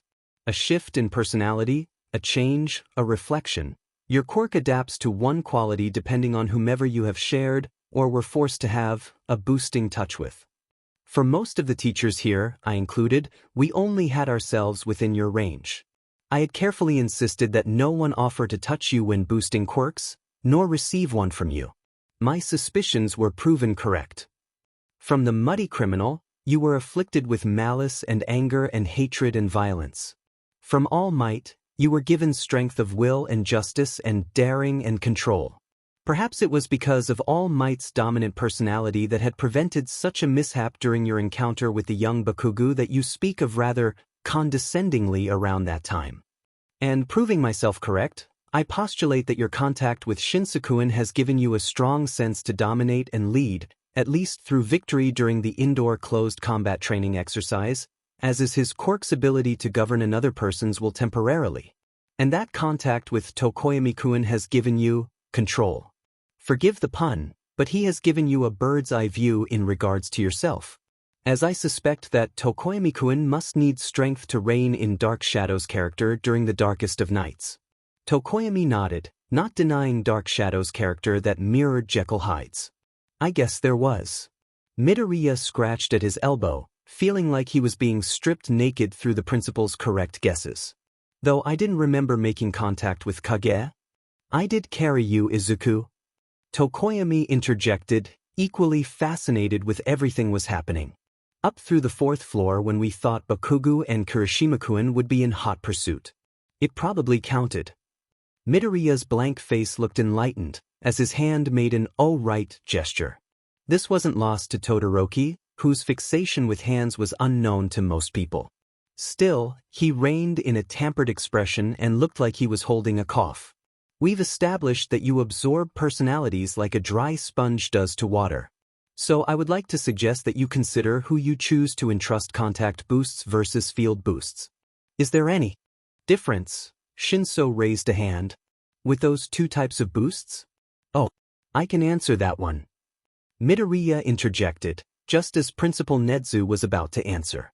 Contact boosts are easier for me to gauge how much quirk energy I transfer towards someone. With field boosts, I can't really tell what's happening. But with contact boosts, I could almost see what's happening, huh? Midoriya looked confused. I just realized something when I touched Dark Shadow. I saw it in something like a mind's eye. A static-like black egg. I fed it enough energy just to make it hatch, and well, he ran a finger through Dark Shadow Jr.'s tiny head. Some version of this came out. This brings me to my second point, Midoriya-kun. It is not only personalities that you have managed to absorb, but your quirk also mutates itself into some aspect of any that it touches. Principal Nezu clapped his paws together. Without even any preamble, I have successfully managed to hypothesize the end result. From the muddy criminal, your quirk has obtained elasticity to stretch your quirk's range to a limit. Midoriya's thoughts went towards the solo connections he was able to establish with All Might, Boots, and Shinsu's cell phone. Oh, that's right. From All Might's One for All, the details are entailed as another secret, thus I cannot reveal it here. From Shinsu's brainwash, you have acquired insight, the ability to peer into another quirk's appearance. And from Dark Shadow and Tokoyami you have acquired, Midoriya-kun, try and generate your quirk into a field in your right hand. Midoriya ped his head sideways at the strange order, but did so anyway. Everyone snuck a peek in, trying to see if anything will happen. Picture in your head that you are giving it a specific wavelength, a color in the spectrum that is visible to the naked eye. Pick any color. All Might's blue Golden Age costume was the first thing to appear in Midoriya's head. And right before everyone's eyes, from his hand blossomed a shifting maelstrom of snowy blue and gold petals made of light that burst from his arm and sank back in without leaving a mark on his skin. From Dark Shadow, an irony and contrast in appearance, your quirk has obtained the property of visibility. You have given your quirk a form that is discernible to anyone, much like how Tokoyami has given form to Dark Shadow. Midoriya stared in wonder at the petals that danced to the tune of a non-existent gust of wind. Why petals though? The principal shrugged. Only you can answer that. And while this may seem impressive, this also hints that your quirk is at an unstable level, if it can freely change itself and can be easily influenced by outside factors. I need more time with the hyper-intelligence provided by Sonic Specs, but that will have to be for another time. Principal Nedzu's spikes slowly shrunk back to his coat, and he was once more the way he was, unassuming and less threatening. Blood started dripping from his nose, of which Blood Hero Vlad King immediately staved off with a wave of his hand. Thank you, Vlad-sensei. My limit with hyper-intelligence causes me to develop hyper-blood pressure, as my body compensates to provide more blood to my brain. I could probably die if I use it too much. Thank goodness I am an animal and not human. Everyone was silenced by the rather morbid, yet comedic attempt at dispelling the tension in the air.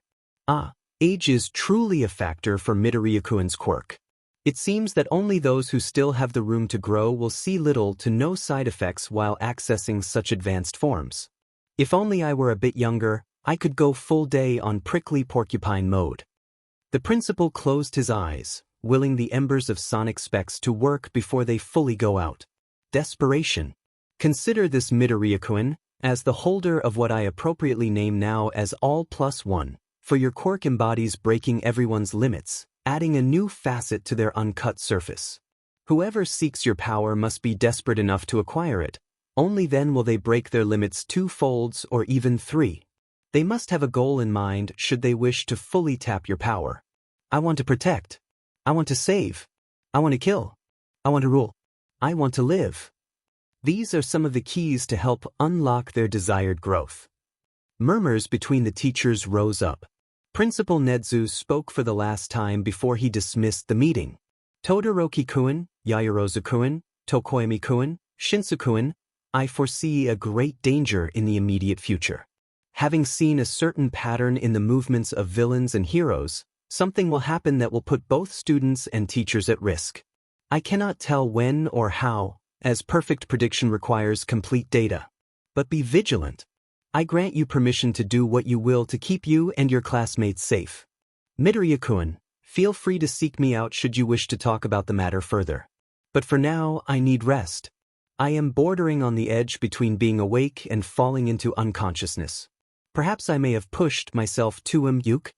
Principal Nedzu fell sideways, right into the open arms of Blood Hero Vlad King, who anticipated that the sudden drop of blood pressure in the principal's body would cause this fainting spell.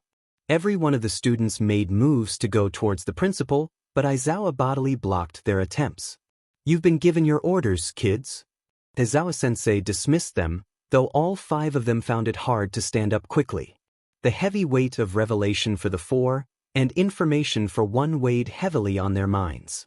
It's up to you on how you will act on this. The principal decided to burden you with this because he's seen you fit enough to carry this. Go B+ Ultra outside. Shoo! Having been successfully kicked out of the conference room, the group quietly trod towards the Yui barrier, thoughts occupied by a lot of things. All 5 of them still looked hesitant. Todoroki looking tired, Yaoyorozu looking worried, Midoriya fidgeting non-stop, Shinso looking troubled and Tokoyami looking downcast. The dark shadow junior on Midoriya's shoulder squawked its last before dissipating into dark threads that blew away into the wind and disappearing without a trace. Honestly, stories like Quirk boosting powers, Todoroki muttered, sighing, exasperated. I was expecting to go home after receiving my class representative responsibilities, not having a state secret shoved up my face. Midoriya grimaced, taking a step back. Tokoyami and Shinso sensed their friend's distress and flanked the fidgety boy, the former sending a deadpan look at Todoroki, the other a rather despondent glare. Todoroki, recognizing that he was acting like a JRK for indirectly blaming Midoriya, dispelled the other boy's worries. Take no offense, Midoriya. The whole afternoon was just too surreal for me. I know I should be impressed, or something. Yaoyorozu crossed her arms under her ample biaristes. Or something seems accurate. Todoroki sent her a nonplussed stare that looked like, aren't you just in the same boat as I am? Yaoyorozu shrugged, slightly shaking her head. Nevertheless, an opportunity is an opportunity. Aside from class administrative work, we now have more reason to work closely than ever. Yoroshiku, Midoriya Izuku. Todoroki offered his right hand in the gap between Tokoyami and Shinso, which Midoriya gingerly took, yet firmly shook. Shinso grudgingly moved aside, while Tokoyami was still calm as ever. Yoroshiku, Todoroki-san. Midoriya shook the other boy's hand. I'll try not to burden any of you. Todoroki looked unimpressed but doubtful, imperiously tilting his head. You won't. Your combat experience is adequate, and your analytical skills can probably give most pro heroes a run for their money. There is no need to unnecessarily demean yourself like this. Midoriya lowered his head in an attempt to hide the reddening of his cheeks. Me too, Midoriya-kun. Yaoyorozu chimed in, offering the same handshake. I do think you have a very powerful quirk, even if it is not evident during combat use. I feel like I've underrated it the first time during the indoor person-to-person combat training. I hope you didn't take offense. None taken, Yaoyorozu-san. Midoriya shook her hand, smiling in relief. Your quirk is amazing, but the effort you've put in learning every single item's composition is one that should be commended. It must be a never-ending learning experiencing. Yaoyorozu predictably blushed at the compliment. I will be frank, Midoriya. Todoroki looked pensive, touching his chin and looking thoughtful. I will have to think about whether or not I would like access to your quirk's ability. But I am hesitant letting anyone else tamper with this quirk I have. If anything else. He glanced towards Shinso and Tokoyami, reminded that there was a captive audience between them. I'd appreciate it if we can privately discuss the circumstances surrounding this quirk. Todoroki mumbled, taking a piece of paper out of his pocket and a pen from the other pocket. Scribbling something hastily on it, he handed it to Midoriya. Here's my number. Once you conclude your business with Yaoyorozu-san and the others, call me or send me an SMS or email so I can meet up with you. Nodding his leave towards the other three, Todoroki spared a glance towards Midoriya, tilted his head, and went along his way, exiting out of the barriers destroyed. So that was what everyone was talking about, how the media managed to get inside the school grounds. How surprising. Yaoyorozu discreetly glanced at the piece of paper, though she couldn't make out what the numbers were. Todoroki-san looks like the type of person who values his personal information. I didn't think he'd actually give you his contact number. He does have that air, doesn't he? Tokoyami agreed. Like a king. Or better yet, an emperor. Considering how his quirk is, it's not easily that far-fetched of an idea. His attitude needs a lot of work though. Shinso oomphed. Midoriya, since the principal said that you got that insight thing from me, and you saw Tokoyami's black egg? What? Tokoyami felt ruffled at how that sounded. How vulgar. Yaoyorozu covered her mouth, attempting to hide a laugh or a grimace. Can you tell me what my quirk looks like to you? Shinso grinned, slinging an arm of Midoriya's shoulder. Can you do it without contact though? Wouldn't want you to start acting like I do. I'm curious as well to see how you do it, Midoriya-kun. Yaoyorozu clasped her hands together. I hope you don't mind if you could do the same to me after Shinso-san. Not a problem. I can try and do it simultaneously. Midoriya shook his head and closed his eyes, concentrating.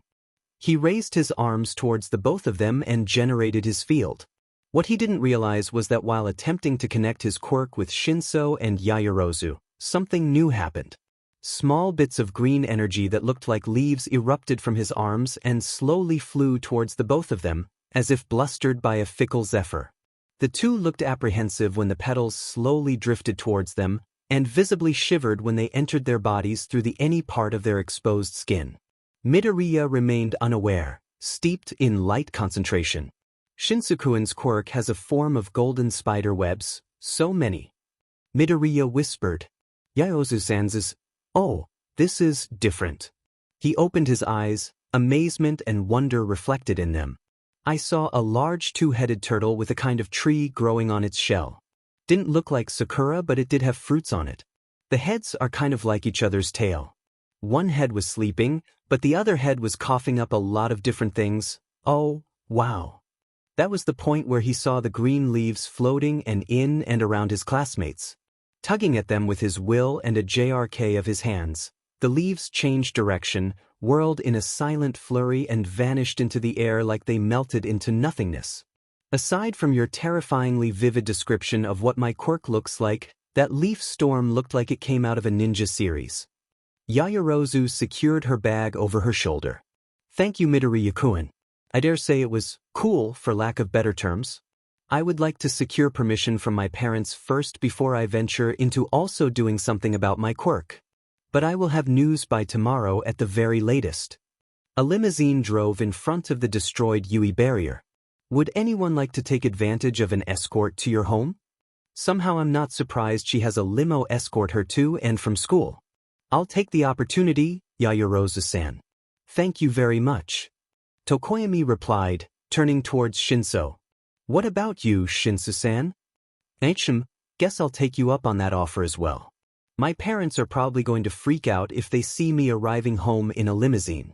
They'll probably say I mind-controlled someone into giving me a free ride again. Tokoyami raised a non-existent eyebrow, while Yaoyorozu looked amused. Again. It was one time. Shinso vehemently denied the accusation, looking uncharacteristically flabbergasted.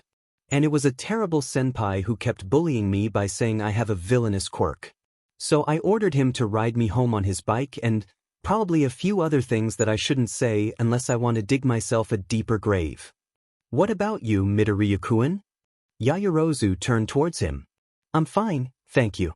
I have boots to take me home. Looking at Yaoyorozu's confused face, Midoriya explained. He's my sort of butler and ride.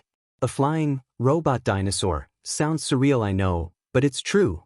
I do have to meet with Todoroki-san after this though. He did tell me to contact him after we finished keeping things in order. I might take you up with your offer one day, however, if that is all right.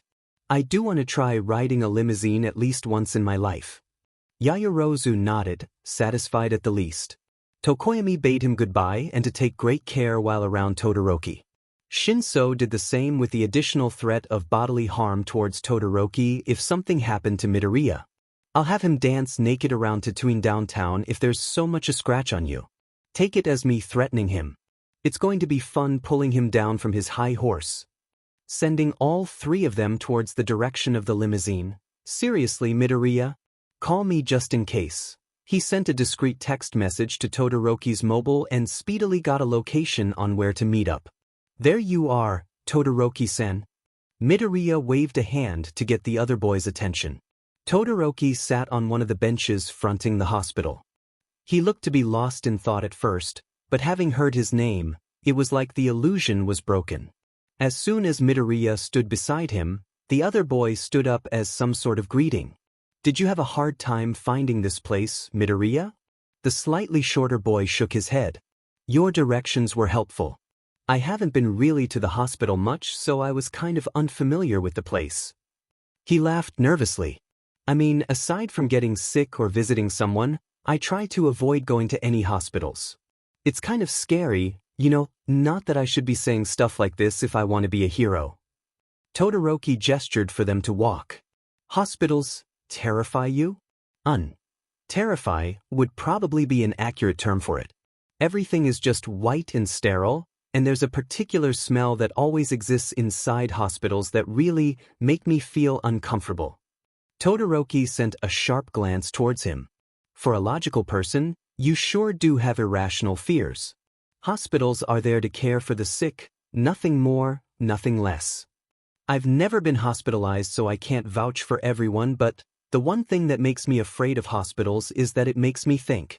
When you're kept inside a room, stuck in your bed and you can't sleep, it makes you think of a lot of things. I tend to think a lot, and most of those are things aren't really good ones. Painful memories, things about the future, family-related issues, my dad. Midoriya, I'm not here to play nice and make friends with you.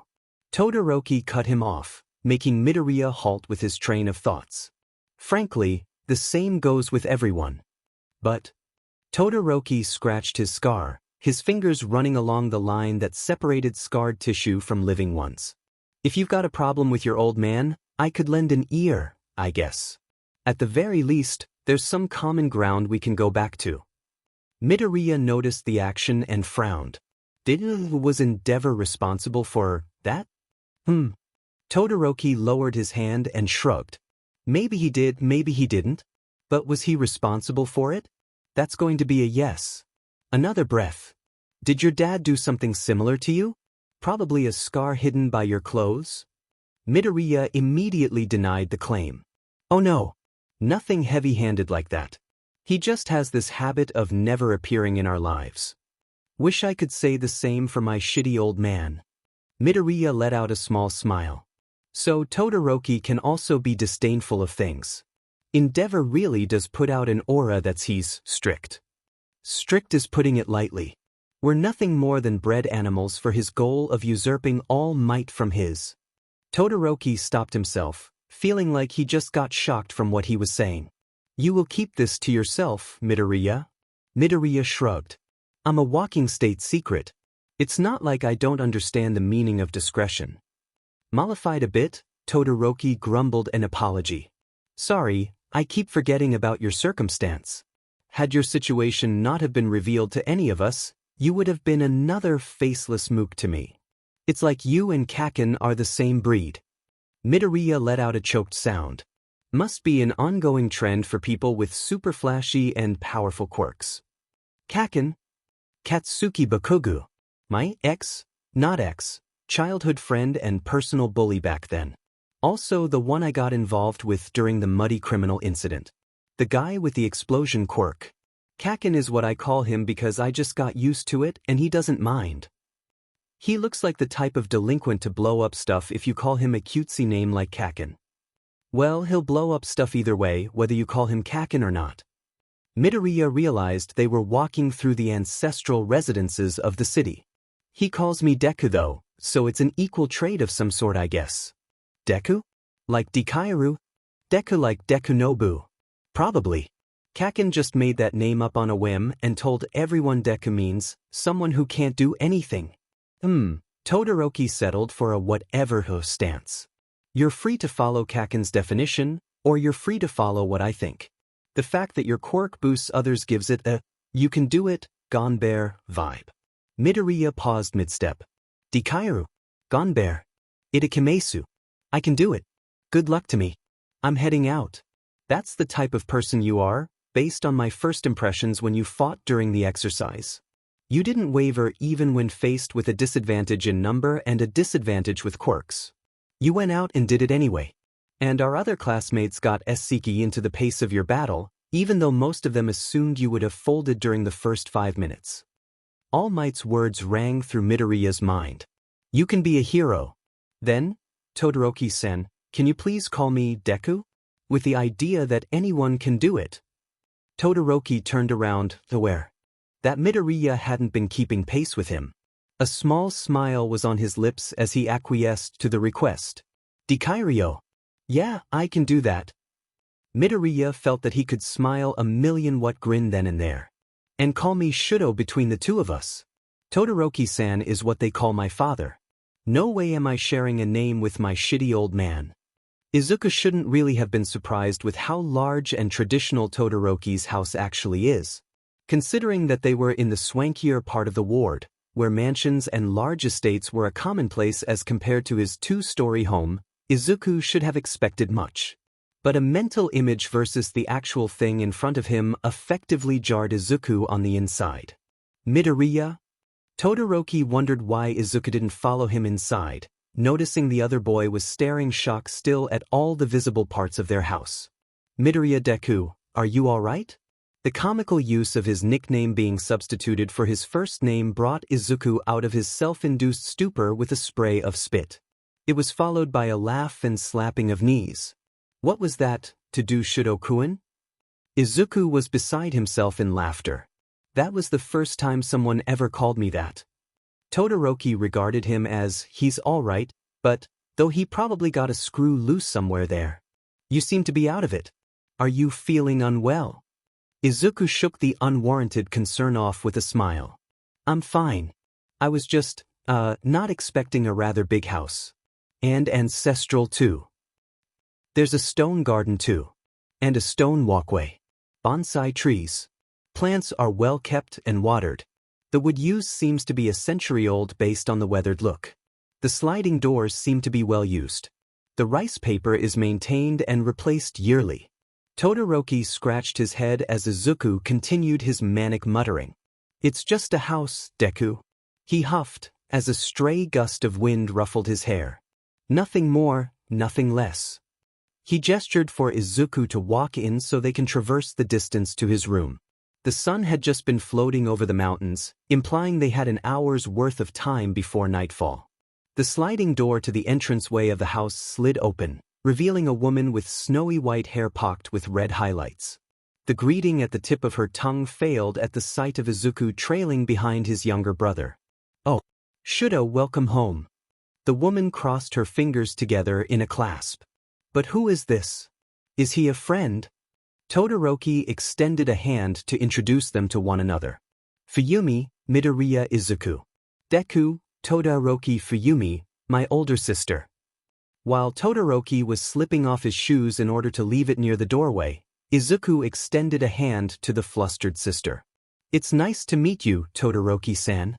Oh, nice to meet you too, Midoriya-kun. Fuyumi enthusiastically shook his hand. Please call me Nasen. You didn't tell me you were bringing a friend home, Shudo. Todoroki was silent for a few seconds, a literal hovering over him before he finally answered. My bad. We just got acquainted today. The declaration that Shudo actually had a friend stalled Fuyumi into shocked silence. Izuku took the time to slip off his shoes and pad towards Shudo's side, waiting for him to show him around. Come, Deku. Todoroki directed him towards the hallway leading towards the second floor and to his room. We can talk privately in my room. Okay. Izuku nodded, turning towards the still shocked Fuyumi. It was nice to meet you, Todoroki-nizen. Fuyumi continued staring at the odd scene playing out before her, his youngest brother actually socializing with another person without being persuaded by their father. He could hear Shudo's ambient warnings of, "Don't get too close to my sister, Midoriya Deku," and the appalled reply of, "I was being polite to your sister, Shudo-kun." The casual use of his younger brother's first name from another person's mouth outside of their immediate family made her collapse to her knees on the floor. To Shudo-kun, a harsh whisper. It seems like something heavy just fell on the floor. Pay no heed to it, Deku. Are you sure it's okay to just? My sister will have taken care of it. Fuyumi was in an outright state of panic. This was big news. Oh, where were her younger brothers when she needed them the most? She was fumbling with her fingers, wondering whether she should call them or not. But a few seconds of contemplation had her inching away from the idea. Whatever happened inside the house often led back to their father. And Todoroki Enji was known to them as someone who would cut away anybody he deems unnecessary to Shudo's purpose of snatching the title of #1 hero from All Might. Still, she really needed to tell someone about this. She took her cell phone, slid through her contacts and after finding the number, slipped back to the kitchen to hide away from prying ears. Izuku was glad Todoroki's room was more Western than the house. At the very least, it seemed Todoroki valued privacy as much as every teenager their age did.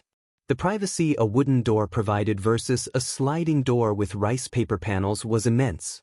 Todoroki's room almost had the same setup as Midoriya's, a bed pushed towards the corner of the room, a study table where a few piles of notebooks were stacked, a bookshelf with a sparse collection of titles too dim for Midoriya to see.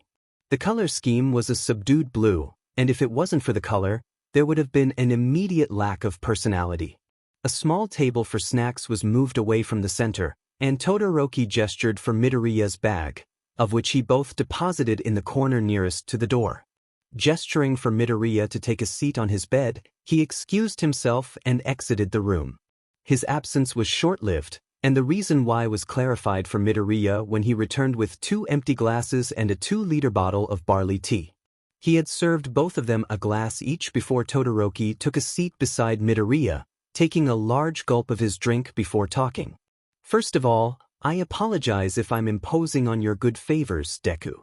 Todoroki didn't look at him, choosing to focus on his half-empty glass of iced tea. "I seem to be making such a large fuss over the issue in regards to my quirk, and with your abilities, I was hoping you could remedy a problem I've been mulling about ever since I was young." Midoriya admitted he had never heard Todoroki talk up a storm before. Whatever was bugging the other teen was probably serious enough to warrant a walk home, an intrusion to his room's privacy, and a loose tongue of sorts. "It's fine, though I am curious though. What's with the cloak and dagger, Tachibana?" Before we get to the main topic, this has been bugging me somewhat, but are you having a speech impediment in regards to pronouncing my name? Midoriya turned red. "It's not. It's just, well, your first name is, we're friends, right?" Todoroki tilted his head sideways in confusion. "I should hope so. The benefits are mutual to both of us." Benefits? A certain idiom passed right through Midoriya's head, the one that started with, friends with. "Aizawa-sensei has placed the responsibility of ensuring your safety to me and to Yaoyorozu-san, Tokoyami-san and Shinsu-san." Todoroki took the bottle of tea to refill his glass. Swirling the liquid inside, small chips of ice coagulated in the mini maelstrom of brown liquid. "However, I would assume that battle-wise between the 4 of us, the one who stands a greater chance of protecting you is me." "Oh," Midoriya tried to fight the confusion, disbelief and, was it? Anger warring inside me. "Am I just a responsibility to you, then?" Feeling that he had trodden on a certain faux pas, Todoroki hastened to correct the assumption. "Not at all. What I've said to you earlier were all truths. I do admire your ways of fighting, and I've never looked at you like some damsel in distress. I also fear that you may entirely not need my help at all, so the favor I would ask you would probably skew me into owing you one instead." Mollified and slightly confused now, Midoriya wore a muddled look on his face. "Then what am I to you?" "You're a friend, Deku. Though perhaps I have been insensitive to ask your side of this association as well. Are you unsatisfied with this arrangement?" "I'm not. Not dissatisfied or how else you put it. But how you're saying it is like some sort of business arrangement." Todoroki sighed in relief. "Forgive my lack of decorum then. My social skills have long died away due to circumstances you may or may not be privy to in the near future. I have been without friends ever since. Only family, relatives, and my shitty old man's acquaintances." The words "omii" lingered in the air far too heavy for Izuku not to notice. "So what you were saying was, you wanted us to be friends back then during the walk?" Todoroki had an appearance that looked like childish innocence. "I had offered you the use of my first name, had I not? I have noticed you had done the same with Shinsu-kun and Tokoyami-kun." "Well, yes you did, but I've taken it as some sort of trade for me asking you to call me Deku. Also, there was the certain condition you have with your father which is why you expressed dislike in being referred to by your last name." Todoroki certainly turned red at this point. I was just embarrassed." Midoriya had nothing to say to that. "You were the first friend I tried to make for a long while now. I had to tack in some sort of excuse just so yeah." Well, he definitely had nothing to say to that. Well, at this point onward, Midoriya was willing to do anything to spare them both from unnecessary grief. "I did ask you to call me Deku, but call me Izuku too, okay?" Todoroki turned towards him, eyes looking hopeful. Izuku, he tested the name with his tongue. Don't wear it out or something. He gently teased to do shoulda with it. And friends don't do business arrangements with each other. If you needed my help with something and if it is something I can do about, I'll try my best to help. Friends don't owe each other. Todoroki nodded, a small weary smile finally gracing his tired face. So, what did you need help about? I'm telling you. It's true. Shudo's actually brought home a friend. He even said so.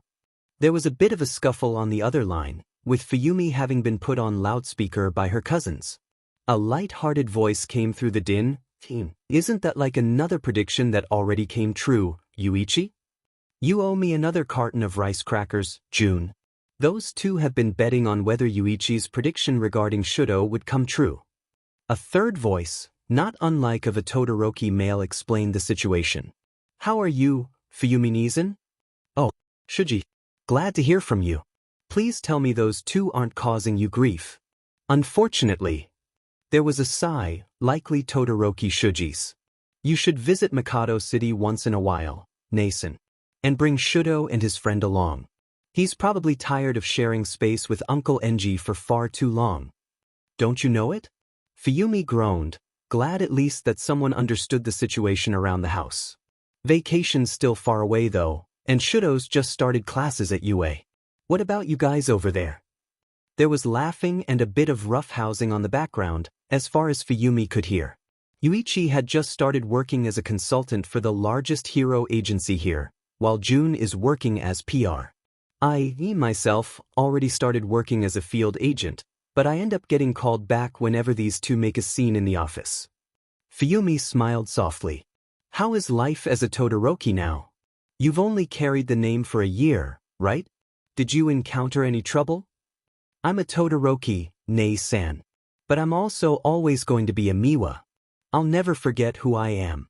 But I'm also secure with who I am now. Thank you for helping me back then during my most troubled of times.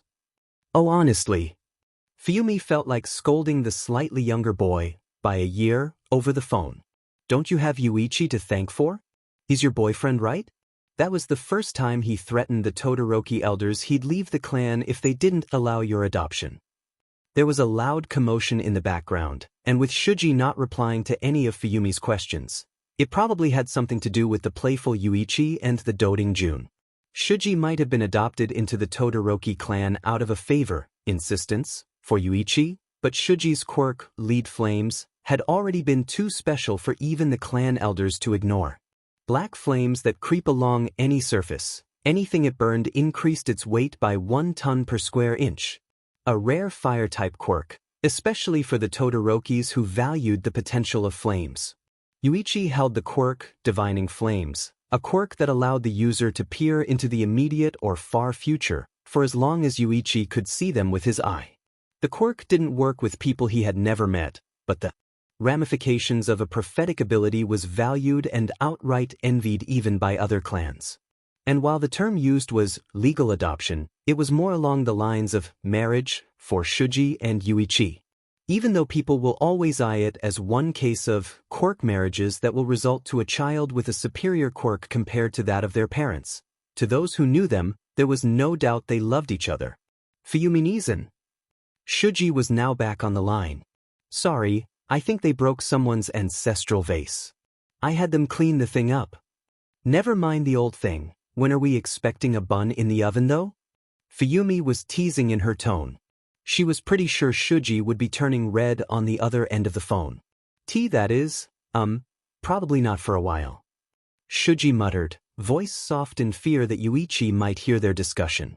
I just started service and, well, needing a maternity leave at the onset would be bad for my employment record. I'm not really sure why you're insisting with carrying throughout the term. Fuyumi twirled a lock of her snowy hair. As a boy, you have access to other forms of quirk-assisted pregnancies, right? There's one woman with a PRGN-CY quirk that can immediately form a child just by touching 2 different people, and there's another that can form an incubating egg where you can grow your kid outside from start to finish. Fuyumi-Nizan. Shuji sounded like he was actually scolding her. You're starting to sound like Enji-sama. I'm rightly concerned, you know. Fuyumi bit back. Not only are you going to be in pain for the next 9 months, but there are several complications as well for quirk-induced male pregnancies. It is Yuichi's children and mine. Shuji's voice was quiet. I will gladly bear the pain and any inconvenience that comes with carrying them, because it will be worth it, Fuyumi Nizan. I'm just worried for you, Shuji. In any case, Yuichi said barring any complications, it'll be a pair of fraternal twins. A boy and a girl. And I'll have no problem delivering them, save for a painful C-section. We already agreed we're calling them Todoroki Chika and Todoroki Yuma. That's what his quirk's telling him. I keep forgetting your husband has a very convenient quirk. Fuyumi laughed. I guess I worried for nothing. It is appreciated though, Nei-san. Shuji yelled at both his husband and their adoptive cousin to stop roughhousing. Sorry, I really have to cut the call short. I'm preparing dinner for a few visitors that decided to pay a last-minute visit to our house. Oh. Fuyumi looked at the refrigerator in realization. I forgot I was about to bring up snacks for Shudo and his friend as well. Thanks for reminding me, Shuji. Sure, Nei-san. Shuji blinked, not expecting the spontaneous turn of gratitude. I'll be calling from time to time. Say hi to Shudo for me. The call was ended rather hastily, with Fuyumi rummaging the cupboards for any snacks that would go well with iced tea. I won't mull you with the details, but is there any way you can permanently tamp down the flame parts of my quirk? With all the suspense Todoroki was building in regards to his quirk, the one thing Midoriya did not expect Todoroki to do was to have him try and put a handicap on his quirk. Midoriya looked like he was about to abort someone's baby, given the way his eyes looked wide enough and the disbelief running through his face. I think I must have misheard something you said, Zoro-fin. You just asked me to literally extinguish your flame side. Am I right? Todoroki didn't look like he was kidding. Permanently. Izuku hurriedly placed his glass of barley tea down and wiped whatever dregs were left on his face after comically spilling the liquid out in a rude spray. Why would you even want to consider doing that? Midoriya was ready to protest against the rather absurd idea. I can't say. Todoroki fully faced him, expression dead set on his intent. But it's something I must do. It's not something you must do.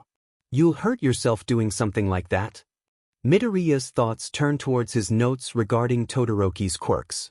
It was a personal hypothesis that his flame side and ice side balanced each other out, but now was probably not the best time to butt theories with the stolid boy thinking the stupid idea. I will manage. Todoroki didn't look disturbed one bit. It was almost the same face a man would make after declaring that didn't have any problem chopping off his right hand and leg. You will not. Midoriya declared, anger leaking in his voice. Quirk removal is dangerous. Or even modifying it just a single bit. There's been records of people having had their quirks moved around or changed, and they all ended up brain dead or worse. Oh, I dunno, body dead. Todoroki shifted uncomfortably, having remembered their history lessons on the victims of a certain unnamed villain who managed to steal other people's quirks during the Golden Age. Right? That was a terrible idea. Todoroki massaged his right temple, looking away. You're a genius, Shudo-kun. Midoriya admonished, finally relieved that Todoroki dispelled the rather foolish notion of impairing his quirk. But when it comes to things about yourself, you tend to lose a bit of that genius. Todoroki looked away, completely mollified. It was my one chance to disavow him. To cut the tie that binds my quirk to his. Midoriya took his glass back, about to drink the contents again. I can put 2 and 2 together. But I don't understand what this bind has to do with your father, Shudo-kun. Todoroki grimaced, torn between explaining everything to Midoriya and telling the other boy to butt off. Midoriya's next words hit the mark, however. All Might once said that, it's a hero's principal quality to butt their nose in on other people's businesses.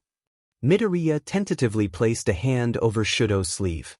But the same could be said otherwise, right? They should also be willing to have other people prod into whatever problem they might have. The last threads of resistance fell away inside of Todoroki's mind. I want to inherit the title of #1 hero from All Might. Todoroki admitted. If only it would mean that I could prove to him that I'm better than him. But doing so will mean I'm falling right into the palm of his hands. I was bred to become the person who will usurp all might, Izuku. If I become number one, that will mean he was right and everything I've done to fight against him will be utterly useless. Midoriya was quiet, an understanding look on his face. So I will use my ice side to gain that title. I've only ever used it because it was Mom's quirk. The more I keep away from his flames, the more irritated he gets. It's a childish victory against this war we're both having, but I'm grasping straws, Izuku. I'll take every single win, every little victory I have against him. Whatever happens, I don't care. From Midoriya, tiny green bits of energy emerged from his body, dancing around Todoroki's still form. I won't say I fully understand your situation, Shudo-kun. Midoriya closed his eyes, grasping Todoroki's left sleeve with both hands. I can only say with conviction the things I know. And from my experience with everyone's quirks, from the faculty to our classmates, there's one constant thing that never changes. Their quirks are their own, Shudo-kun. There is nothing that binds their quirks to other people or to their families or to their parents. Midoriya opened his mind's eye to witness Todoroki's quirk form. When people you save thank you, when people call you, they will shout your name, Shudo. Not Endeavor's, not your mother's, but yours. When they see your quirk, they will not say it is your mom or your dad's. It's yours and yours alone. A bright mist, unlike fog, floated in vast empty space. Midoriya looked like he was floating in an empty abyss. The mist was quite a distance away. Amazing, Midoriya thought, as he turned around in a 360 direction. He was met with nothing but darkness that was darker than black. His quirk has so much room to grow, but because he's deliberately denying his fire side, his quirk is so stunted. Midoriya tried to float closer towards the mist, but it was like chasing the moon. The more he tried to get closer, the more it seemed to shy away from him. This wouldn't be an issue if I could initiate skin contact, but the principal had told me how dangerous it could be. Shudo. Midoriya was still concentrating, eyes closed and energy dancing around them like a green flurry of leaves. I need to somehow get close to your quirk. I need more contact area between us, but avoid trying to have our skin touch one another. Can you do that? Todoroki nodded, but realizing Midoriya couldn't see, he answered instead. I think so, but what are you exactly trying to do? He shifted a bit and rested his right sleeve over Midoriya's double-handed grasp. Proving a point. Midoriya answered, maintaining his concentration, as the quirk slowly crept in close but only so. And hoping to figure out how your quirk works, because right now, all I see is something like a scared child inside of you. A scared child? Todoroki murmured, mildly fascinated and curious at whatever Midoriya was seeing. A bright mist in an empty vast of space. Midoriya frowned. The contact between them was still lacking. But your quirk is so underdeveloped that it isn't filling up the space inside of you. It's hiding in a corner, small and almost afraid. Quirks don't have emotions, Izuku. Todoroki frowned, the action useless against Midoriya's closed eyes though. I know they don't. But I've seen a turtle inside Yaoyorozu-san and a black egg inside Kage. I'm hardly going to discount something like a quirk being afraid right now, Shudo. Todoroki would have wanted to ask what exactly did the other boy mean by a turtle and a black egg, but Midoriya cut through him before he could put his question out. Still not enough. I can't reach your quirk like this, Shudo. I need more contact with you. Can you try and do something about it? Midoriya, too absorbed inside Todoroki's realm, could only observe whether he was getting closer or farther from the bright mist which he assumed was Shudo's quirk. His senses were too detached from reality. How's this, Izuku? Need a bit more, but whatever you did made me go closer to it. How's this? Better. But still not enough, whatever you did, try to, plus ultra it. Plus ultra, huh? A few seconds passed before results came to Midoriya's side. Yeah, that's it. Good. Midoriya was finally floating face to face with the glowing mist. Now that he was this close to it, he could fully feel the strength of Todoroki's quirk, even though it was in such a diminutive state. The whole mist fog thing was alive. It was bombarding Izuku with heat, but it was also stealing heat away from him. The mist was undulating, and every movement it did, Izuku could feel his body swaying with the motion. Like a gigantic tidal force that moved so little, yet influenced a lot. Izuku raised a hand towards the glowing, golden fog. Slowly moving his hand through the sparkling mist, his face morphed into surprise when sparks of electricity crackled in his hand. The movement sent a chain reaction through the whole mist, resulting in a shot of blue lightning shooting towards the darkness. Todoroki's hand twitched, and to his surprise, ice began to coat his hand even without him willing for it to appear. "Izuku, what did you do?" "My ice powers appeared without me using it." "I'm not sure, but, Shudo, try and will your ice powers this time. I need to see something." Todoroki did so, and from Midoriya's side, the whole mist rippled blue before shooting out another shot of blue lightning. Outside, Todoroki's hand was slowly being encrusted with layers of ice. "Shudo, can you try and use your fire side this time?" Todoroki frowned, denial at the tip of his tongue already at Midoriya's latest request. Midoriya patiently waited before the mist began to rumble a violent red and shot a clumsy bolt of red lightning that had too many branches compared to the blue one earlier that only exhibited itself as a single bolt. "I see," Midoriya murmured. "So that's what it was." Midoriya Izuku began to work immediately. Todoroki Shudo surmised that maybe, just maybe, having someone tinker with his quirk might not have been his brightest idea to date. No. He definitely trusted Midoriya Izuku wouldn't screw up on whatever he was focusing on doing. He didn't base this trust, however, on some flimsy concept like friendship and all that Nakama bullshit he kept hearing on television. Nope. Gaining strength by shouting and believing in your friends was something that should be reserved for stories featured only on Jump. Midoriya worked his magic on all the faculty members of Yui. It was a hypothesis with much evidence. And if the principal and even All Might, because how else would Izuku be linked to All Might in some conspiracy-wrapped secret if not for Izuku somehow engineering All Might's quirk back to strength, had given him the green light and approval that Midoriya Izuku wouldn't accidentally F up his quirk, then Todoroki believed that Midoriya was adequate in whatever he was doing. So Todoroki's current situation right now was that there was him and a boy on his bed, with Todoroki's limbs all wrapped around the smaller boy's prone form in a literal over-the-top bear hug from the back. A sleeve was not enough to satisfy Izuku's quirk to work properly, 2 sleeves weren't enough. And when a casual arm over the shoulder was not enough, Midoriya had given him instructions to plus ultra what he was doing. And plus ultra he did, as he gingerly positioned himself from behind the boy, making sure that no skin made contact as per the principal's instruction, slid his legs under Midoriya's thighs, enveloped his arms around Midoriya's torso, shifted him so that he was literally sitting on Todoroki's lap and rested his head on the smaller boy's shoulder blades. The position proved fruitful when Midoriya made a satisfied remark and delved deep inside him to find out if there was something wrong with his quirk for the other boy to comment that it was somehow like a scared child. Memories of him cowering in his room and hiding from his father's punishing training sessions flashed through his head. He felt a trickle of power escape his right hand, feeling ice emanate from it. The leaf-like energies flowing around them somehow looked beautiful against the frigid air. Another minute passed and Midoriya requested he use his right side, then his left side. And so he did, and something in Midoriya clicked, because he finally grew silent as if in deeper concentration. Todoroki didn't know what was happening, since Midoriya was making no indication that he was going to offer a blow-by-blow account with whatever he was seeing inside of Todoroki. All he could do now was make sure that he wasn't disturbing Midoriya's work, and keeping close, undisturbed contact until this was done. Easier said it was, however.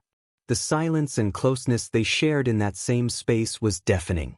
All his senses were hyper-aware in regards to the smaller boy.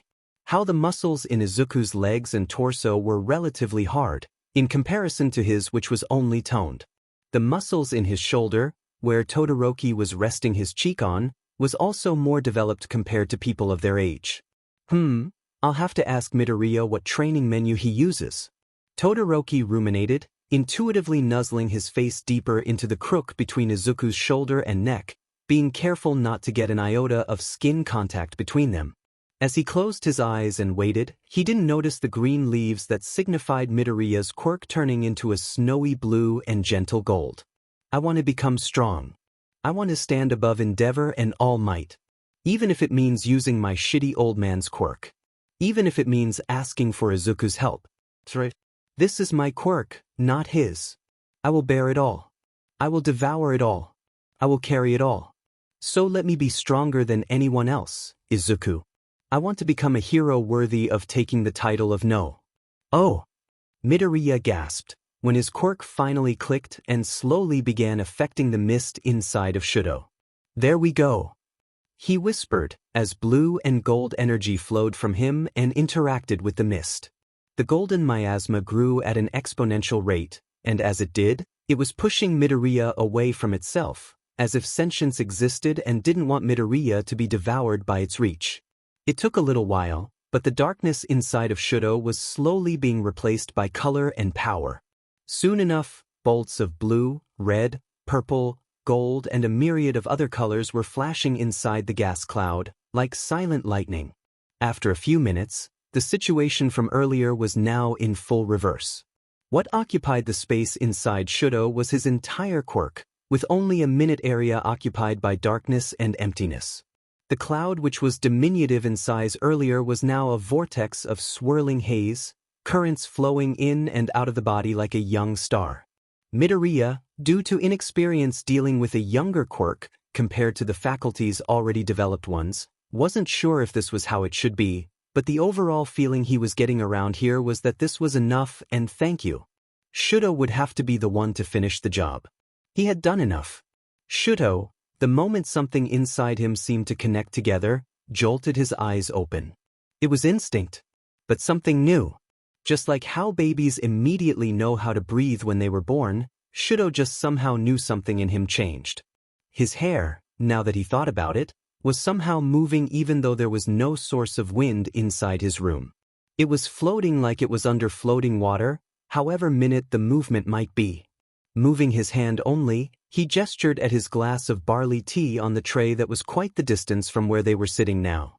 A tug of his finger caused a blossom of ice to erupt from within the drink, proving his suspicions that something changed. Half cold, half hot, or how inaccurate it seemed to him now, required that he touch something before being able to make it freeze. This often limited him to resorting to use ground attacks if the enemy is in long range, or wasteful spires of ice if the enemy was flying. In close combat, the situation was easier.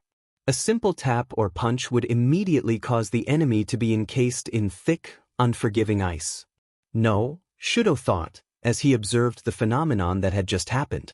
The ice erupted from within, but it still started at the side of the glass facing towards them. Cryokinesis would have made the ice blossom from the center outwards. Something still had to connect his finger to the side of the glass from this distance. It's plasma. Midoriya seemed to have read his thoughts, as his eyes slowly opened to adjust to the light after having closed it. Like science-wide plasma and not blood plasma. Shudo straightened up, realizing he was hunching over Midoriya's form. Like the fourth state of matter? Highly ionized gas with free-flowing electrons and whatnot. It took me a while to understand what that mist was. Izuku raised a hand to rub at his eyes, feeling he could still see the glare from Shudo's quirk. But now it reminds me of a primitive nebula that was now forming a new star of some sort. Shudo had the temptation to stick his finger in his ear and clean it out. But, have a star inside of me? Midoriya smiled, finding humor in how Todoroki could even manage to attempt thinking something like that. It's just a representation, Shudo. It's how I see quirks because they were given form. There's really not a literal star inside of you. That's just how my quirk lets me see it. I'm really not sure how or why you're not hurt by this plasma, or how your parents factor into this. My only guess is that while you did inherit your father and your mother's quirk, they didn't stay separate. They mutated into one whole new quirk, with fire and ice as one of its abilities. It's easy to think you have two separate quirks, given your whole, bicolor scheme. Shudo shrugged, unconcerned with how his hair split into different colors.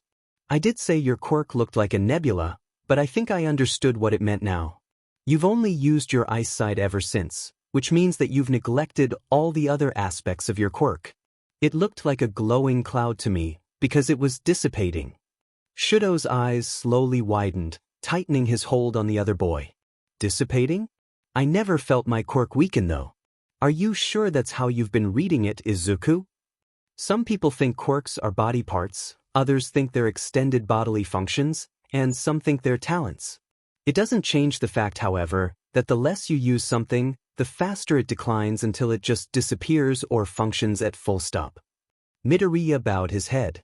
If you continued with your rebellion and denied your fire powers from manifesting, your ice powers might not have been enough to keep your quirk from disappearing. Your quirk would have stopped working within 2 years or 3. It's not only my quirk that's unstable at our age, you know. The prospect scared Shudo, and for the first time in his life, his childish rebellion seemed so small, so insignificant against the prospect of actually losing the only thing that could make him into a pro-hero, a dream he shared with his mom when they were watching one of All Might's television interviews. You know, Shudo, on an objective basis, I think you're above me in terms of practical strength. But with how underused and skewed your quirk is, it will barely hold a candle against your father before it finally dies out. I will become a hero. Todoroki shook his head. I'll start over. If it means I have to relearn everything, if it means I have to discover everything there is to know about my quirk, even if it means asking his help, I will take it all in order to become strong. He raised his left hand, putting in a more noticeable effort before a small orb of flame hovered above it. It was a spherical blue flame, unlike the usual one with a flickering tail of yellow and orange. Midoriya's eyes widened at the control Shudo displayed, even though he was generally lacking in the area of flame control. And the flames weren't in contact with his skin. It was hovering in midair, supported by a cushion of almost invisible lilac gas. I just remembered Mom saying my dad's quirk was breathing fire. Izuku's gaze was fixed on the ball of fire. If I inherited his quirk instead, will you have hated me when you first met me, Shudo? Todoroki tried to imagine a scenario where Izuku would have flames instead. A small smile tugged at his lips. I would probably have considered you a good target practice for my ice skills. People would have probably tagged us as some sort of rivals due to our conflicting quirks. If you did have a strong flame quirk qualified for heroics, I would have thought you were from a branch of the Todoroki family, or from a disowned relative. Heh. Midoriya unwittingly buried himself further into Todoroki's one-armed hold, finding the position rather comfortable. There was only one knock on the door, before it opened to reveal Fuyumi's cheerful face and a tray full of tea cakes and rice crackers. Shudo. Sorry if it took so long for me to find the snacks. I had to rummage through the kabinets. The sight of Shudo's deer caught in the headlights look, Midoriya's "this is what looks like" face, the smaller boy being ensconced within Shudo's embrace, a ball of blue flame hovering in Shudo's left hand, and the fluorescent light above acting in a funny manner like there was water inside. Fuyumi did the most logical thing she could do when faced with such a surreal situation. Shudo-kun.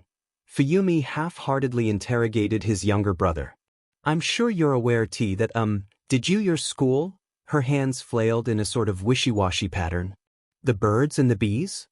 Shudo extinguished the flame and gave his sister a deadpanned look. I am 15 years old, sis. Midoriya, horrified look, turned towards Shudo's poker face.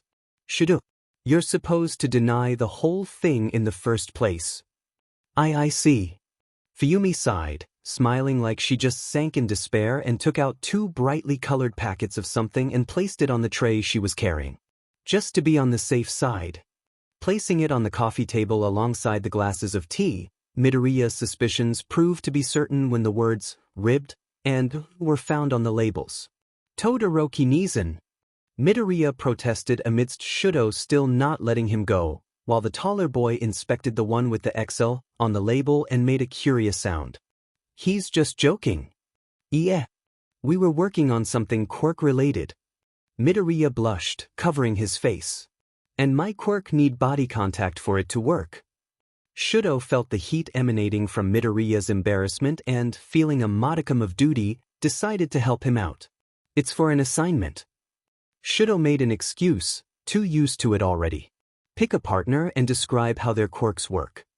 The next few minutes was spent by both boys placating a highly embarrassed Fuyumi who apologized for the confusion, just as much as Midoriya kept apologizing for looking the way they were when she found out.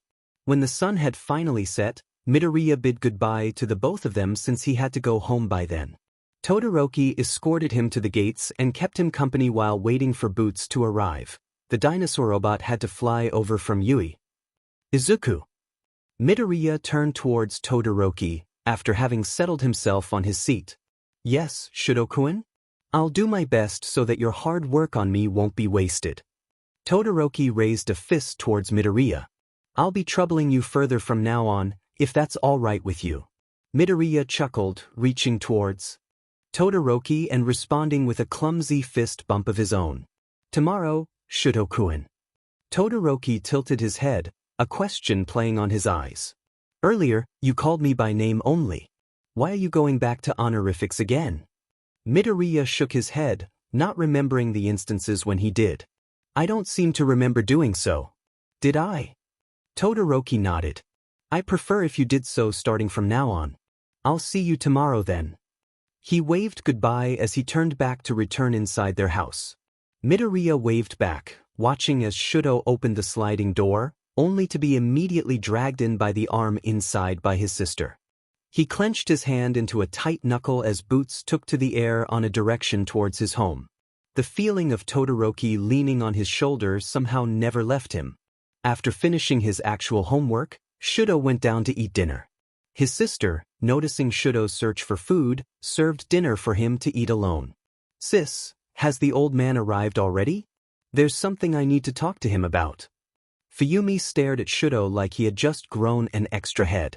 She never remembered Shudo actually seeking out their father unless it was so that he could avoid him. He's in his study right now. Shudo nodded, finishing dinner and thanking his sister for it. Fuyumi never really found out why Shudo went looking for their father. Only that their night was punctuated with Todoroki Enji's laugh, followed by the training room being blown to smithereens in the middle of the night.